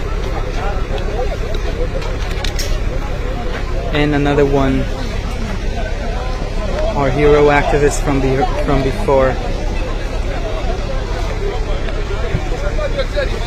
They have a car of the border police because we have so many activists that they actually had to call backup because they need extra room to host all of these activists. This is how a movement looks like. People that have their strong ideologies and back up each other no matter what. This is the look of persistence. This person here that blocked with their leg the police officer, while this police officer tried to remove his friend from the gate. He interrupted.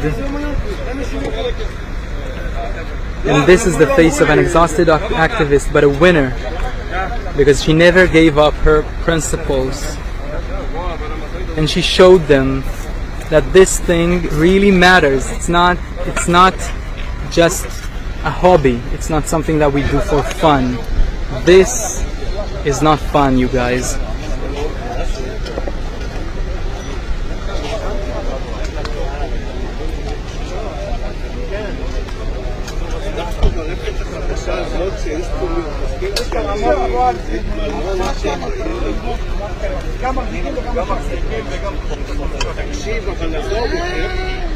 זה הרפת הכי מתקדמת שיש, לפה אתם באים? לא, אבל למה ברפת הזאת? למה אתם לא הולכים לכפרים? למה אתם לא הולכים לכפרים? לא, בסדר, אבל אתה תלך למקום שבאמת הם סוחרים. זהו. גם פה הם שפרה אימא לוקחים ממנה את העגל אחרי שהוא נולד. בסדר, אבל זה... אתה לא קורא את היד! ותוניש את היד! תשחרר את היד! אתה תוניש את היד! תשחרר את היד! They're hurting one of the activists. They're removing the tube with force.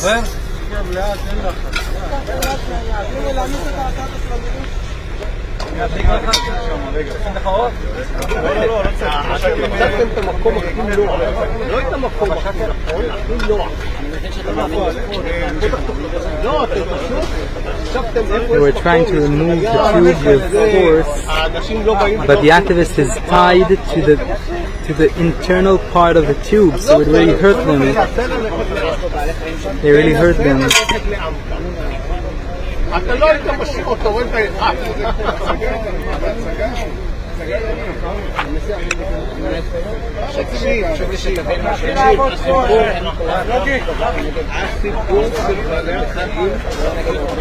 see so many police officers.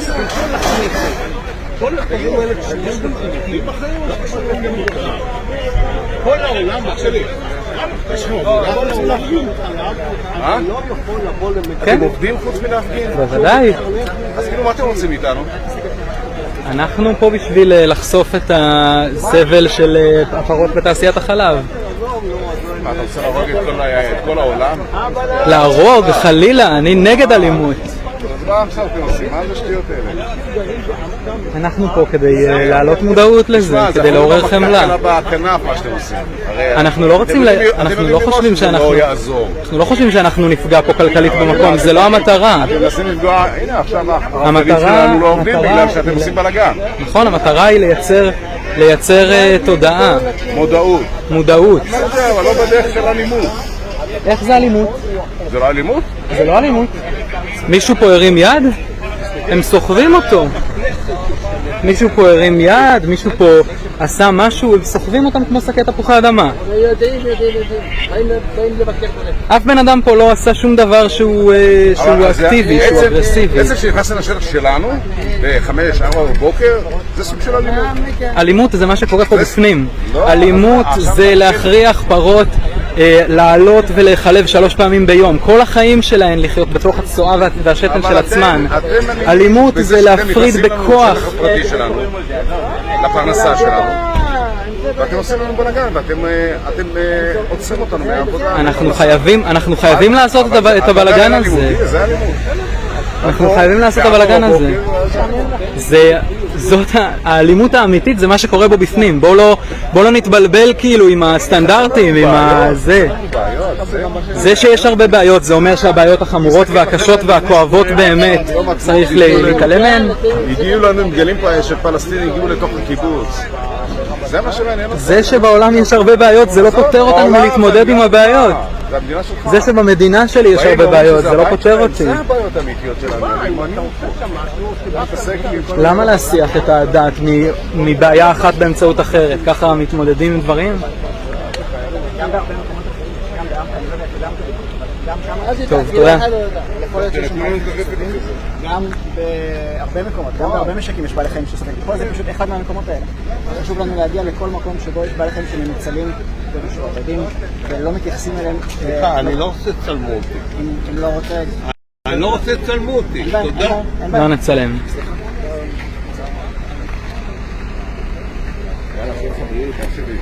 הרבה בריאות.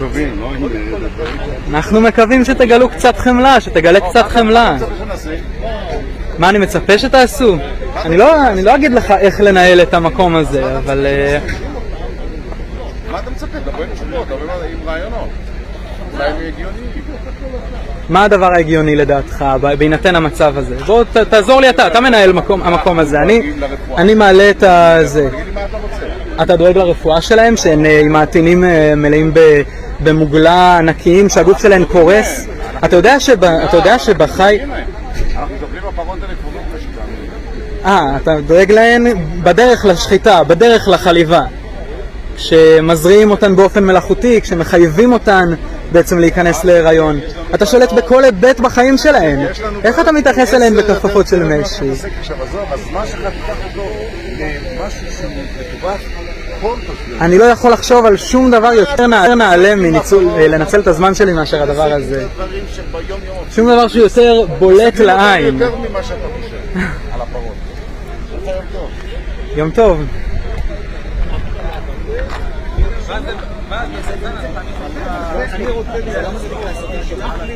In the meanwhile, we see that they're trying to evacuate the last activists still tied up here. So many police officers on over 2 or 3 very persistent activists. We were told to stay away. So I'll try to catch it from here.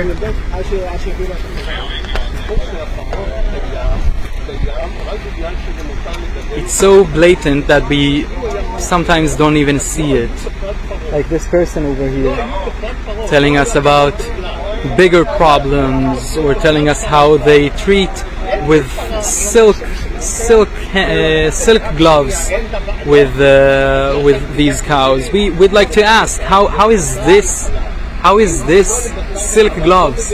Would you like us to take your family and milk them repeatedly, day after day, 3 times a day? Is this silk gloves? Please, let's not delude ourselves. This is one of the most clear problems, as this person has put it. This is one of the most clear problems that we have, that we lack compassion for the closest of life forms that we have, that we enslave them instead of respecting their needs.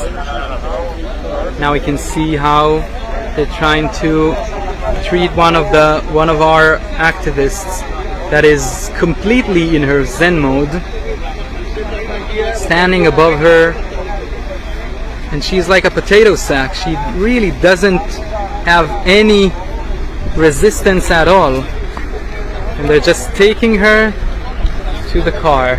It's really not clear why why they have to treat us like that, but we do not give up easily, as you've seen today. We have here really mentally strong people, really tough people. They're not doing it for themselves. This is the amazing part. They're doing it for the sake of the animals. They're doing it for you at home, to make you feel something, that you've lost, not on your fault.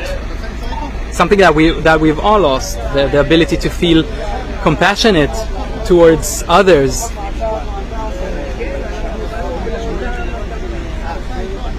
We have it as well. Our entire society suffers from it.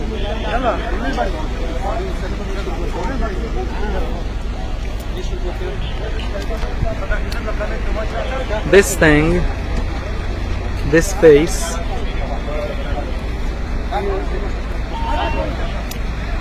is just indifferent. This face is indifferent towards what happens next, because they know that there is something that is bigger right now.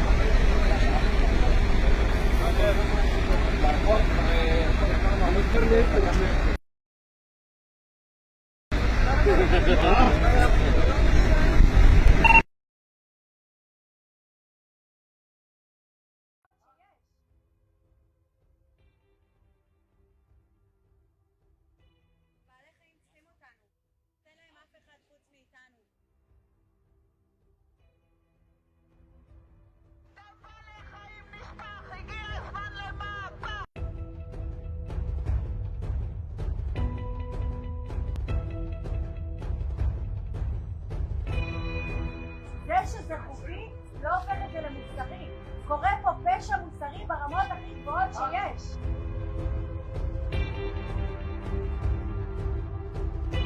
בעלי חיים צריכים אותנו. Activists just entered this facility and sat inside in several spots in order to raise awareness.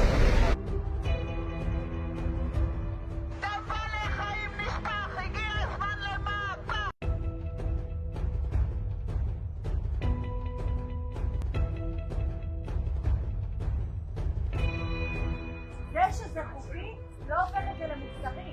קורה פה פשע מוסרי ברמות הכי גבוהות שיש.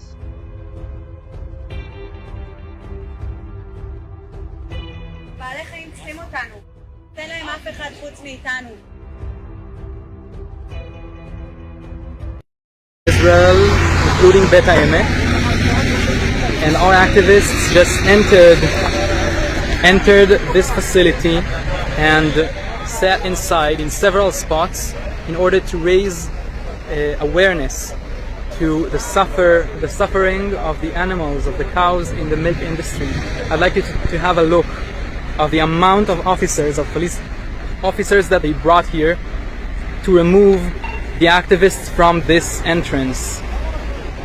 This entrance was occupied by non-violent activists, and they were removed one by huge forces of police, and with the help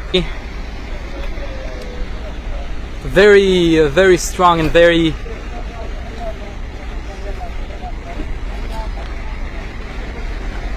much intriguing for the eye to see, because you don't see this kind of persistence every day. These people are here to tell you, to tell the world, to tell everybody basically that they should be more compassionate towards our companion animals to this planet. And in this day, in Shavuot, in the holiday of the fruits and vegetables of this lovely country in Israel, we'd like to tell you to focus on these products.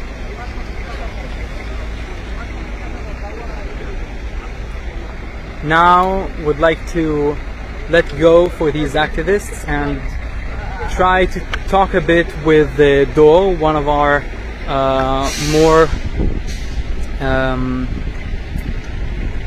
more veteran activists.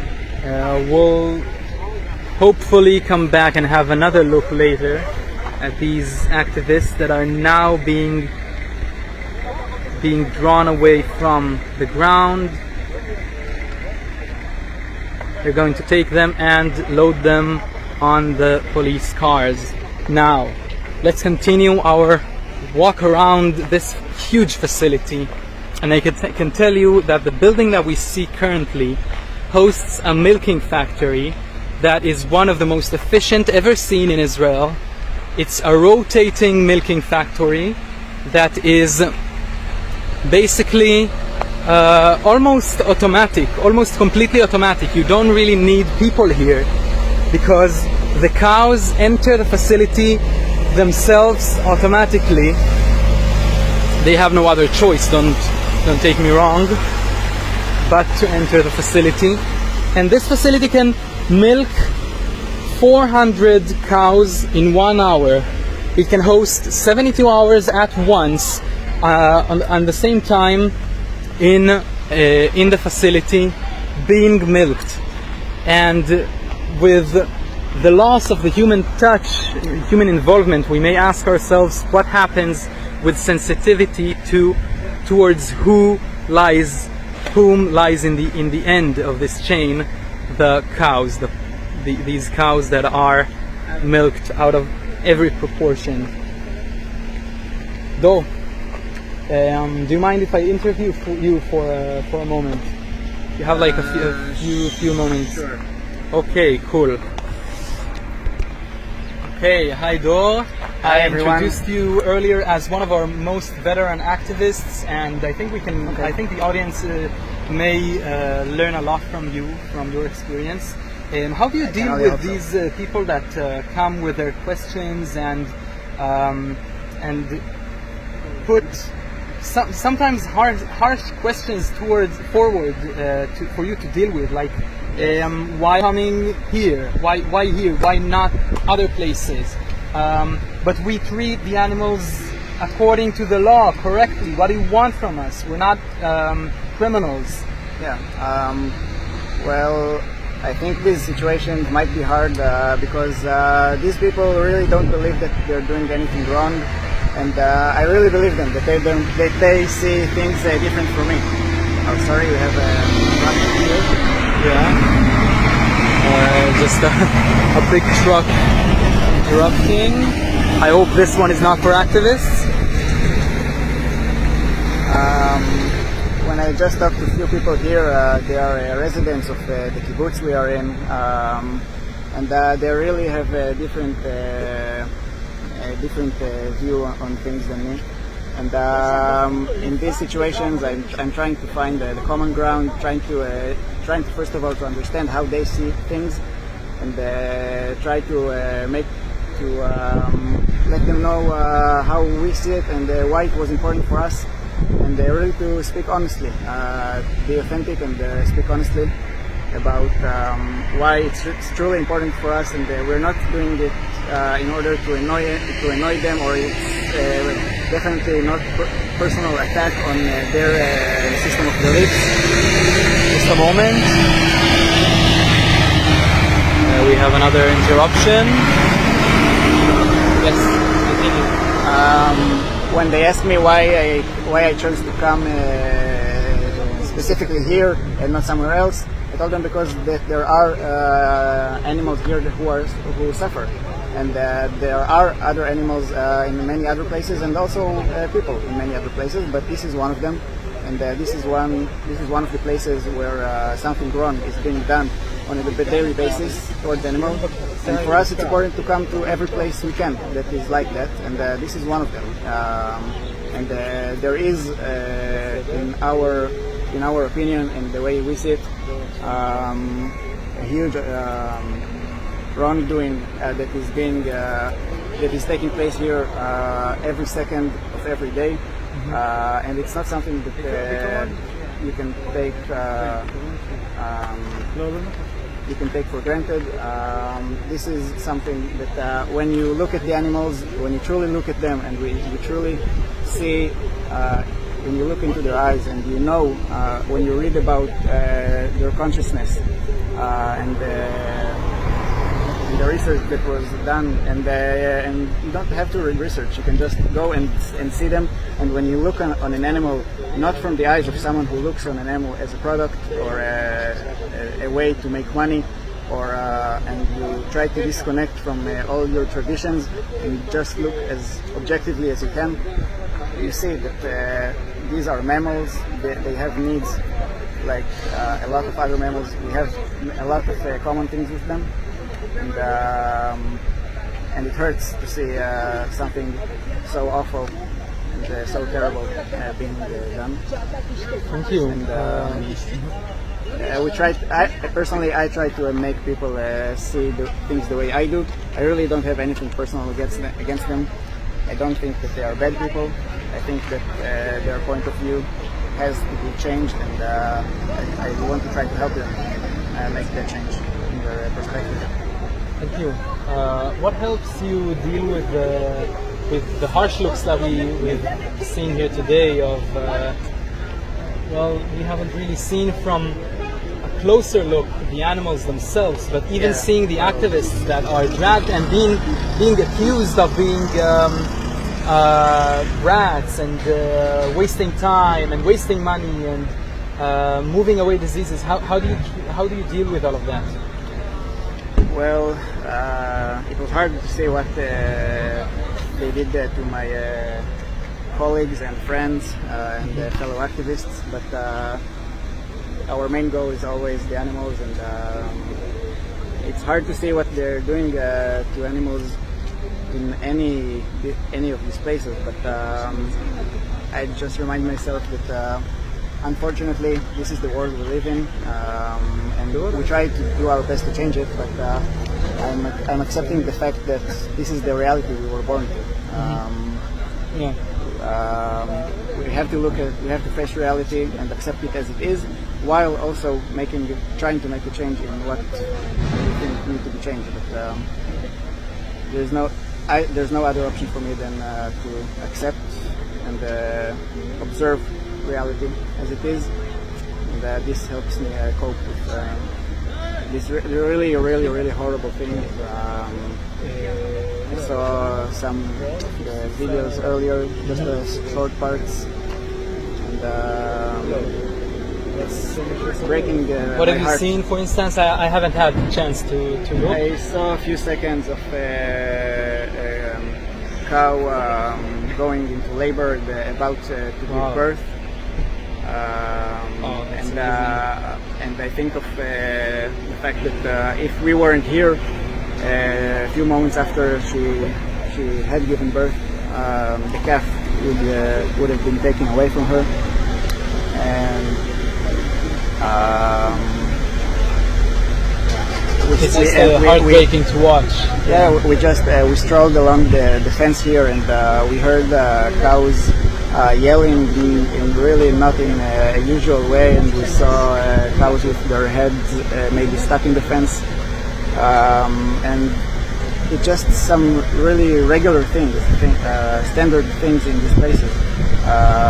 There are a lot of animals here, and all of them aren't being considered as individuals. They are only parts of the big sum of the bottom line. No one see them for who they really are, what they really are.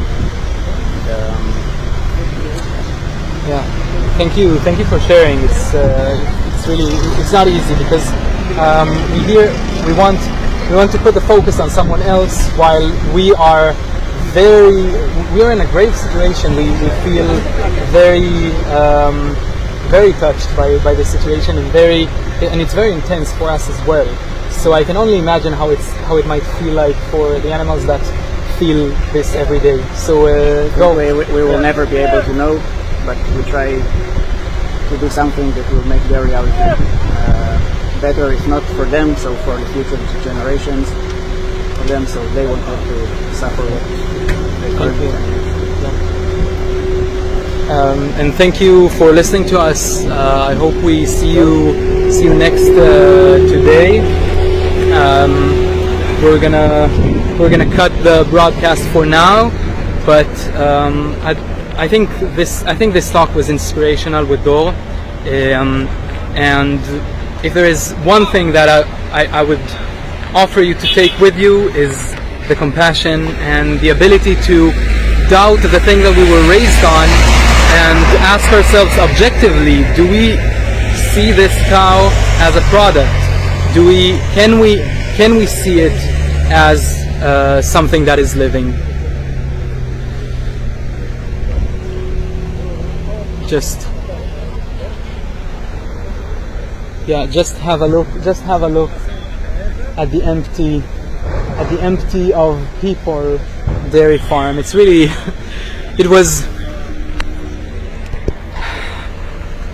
I can't say that it was fun to see everything alive with the police cars and all of these, the owners of the dairy farm that were somewhat aggressive, somewhat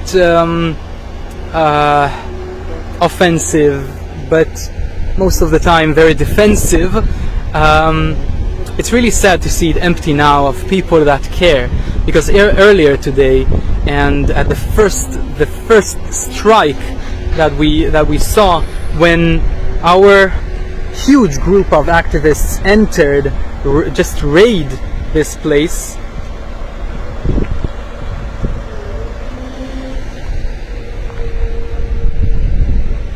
and it was just amazing to see all of these people just entering this place out of compassion to the animals. And I'm thankful for having this giant group of activists, giant group of people that are compassionate and that just don't take things as granted. I'd like to end this broadcast by just looking at this empty dairy farm. Thank you for listening.